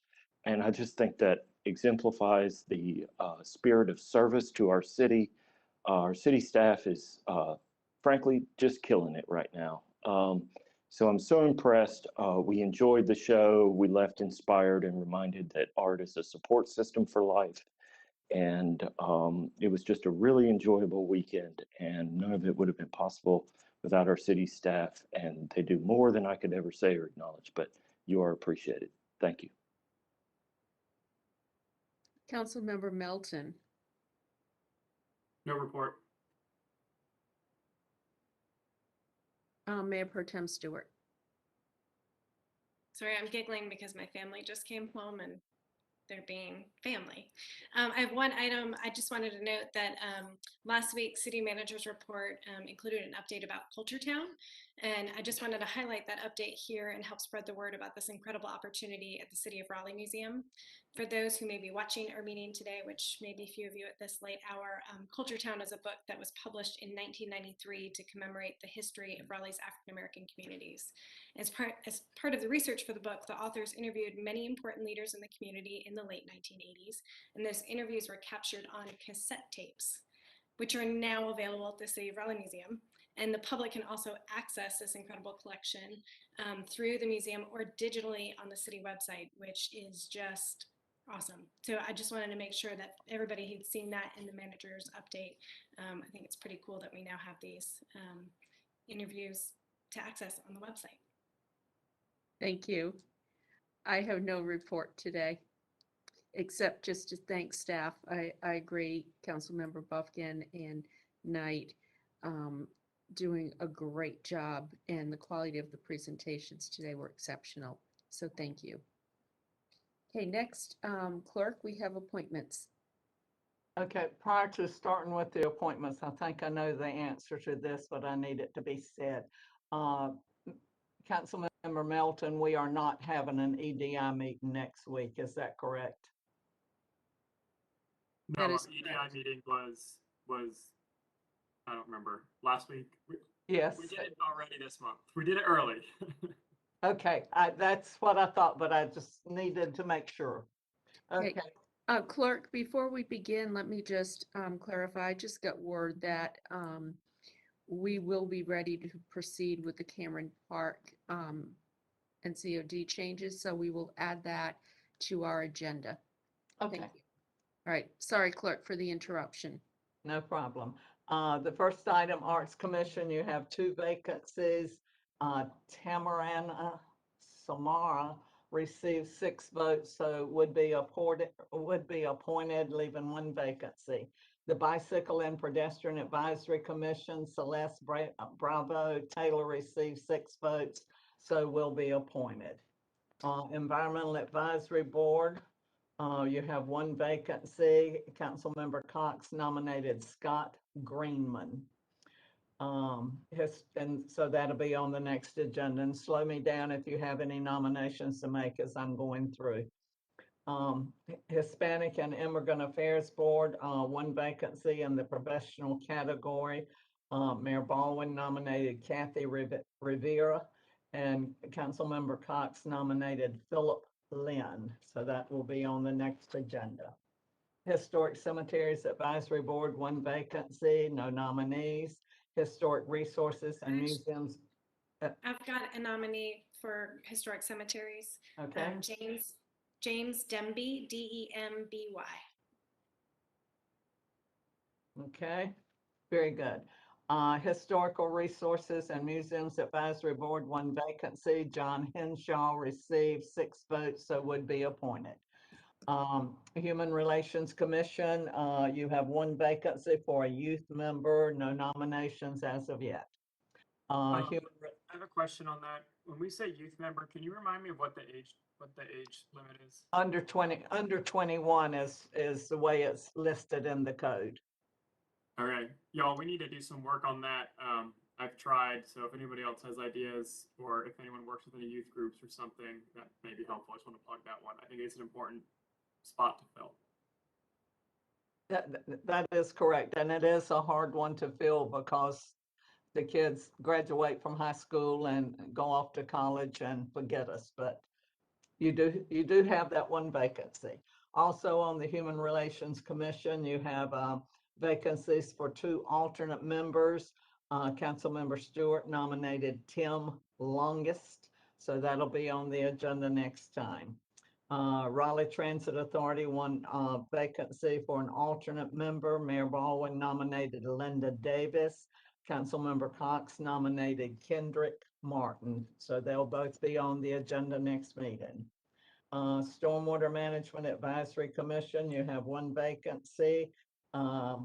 Council members Knight and Mayor Pro Tem Stewart both nominated Ann Spadford. So that would be on the agenda for the next time.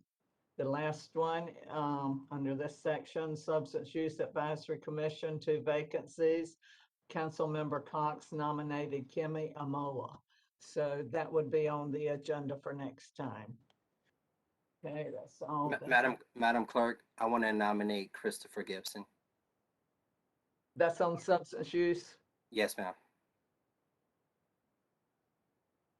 Okay, all right, the next item under, let me catch up with myself here.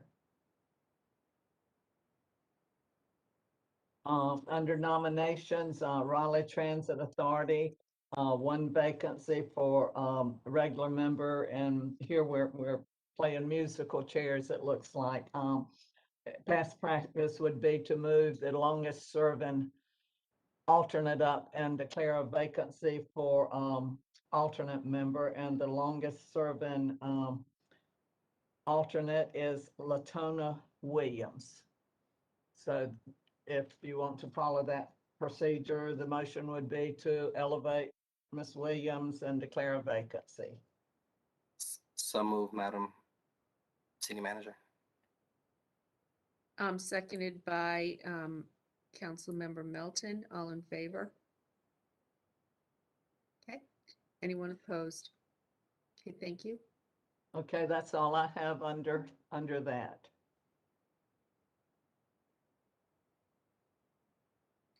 Okay, next we have the report and recommendation of the city attorney. I don't have a report. Thank you. Okay. Um, Next is the report and recommendation of the city clerk. You received in your agenda packet minutes of the October 5 regular session and October 12 work session. Okay, do we have a motion? Mayor Move Pro for Tem approval. Stewart has made the motion, and do we have a second? All right, you're not, Corey and I have moved and seconded. okay. I'm looking at show of hands, so, okay. So Councilmember Branch, motion, seconded by Mayor Pro Tem. All in favor? Okay. Unanimous, clerk. Right now, we're going to enter into closed session. A motion is in order to enter closed session pursuant to GS 143-318, 11A1 and A3 to consult with the city attorney to preserve the attorney-client privilege and to prevent disclosure of information that is privileged and confidential pursuant to the laws of North Carolina or not considered a public record within the meaning of Chapter 132 of the General Statutes.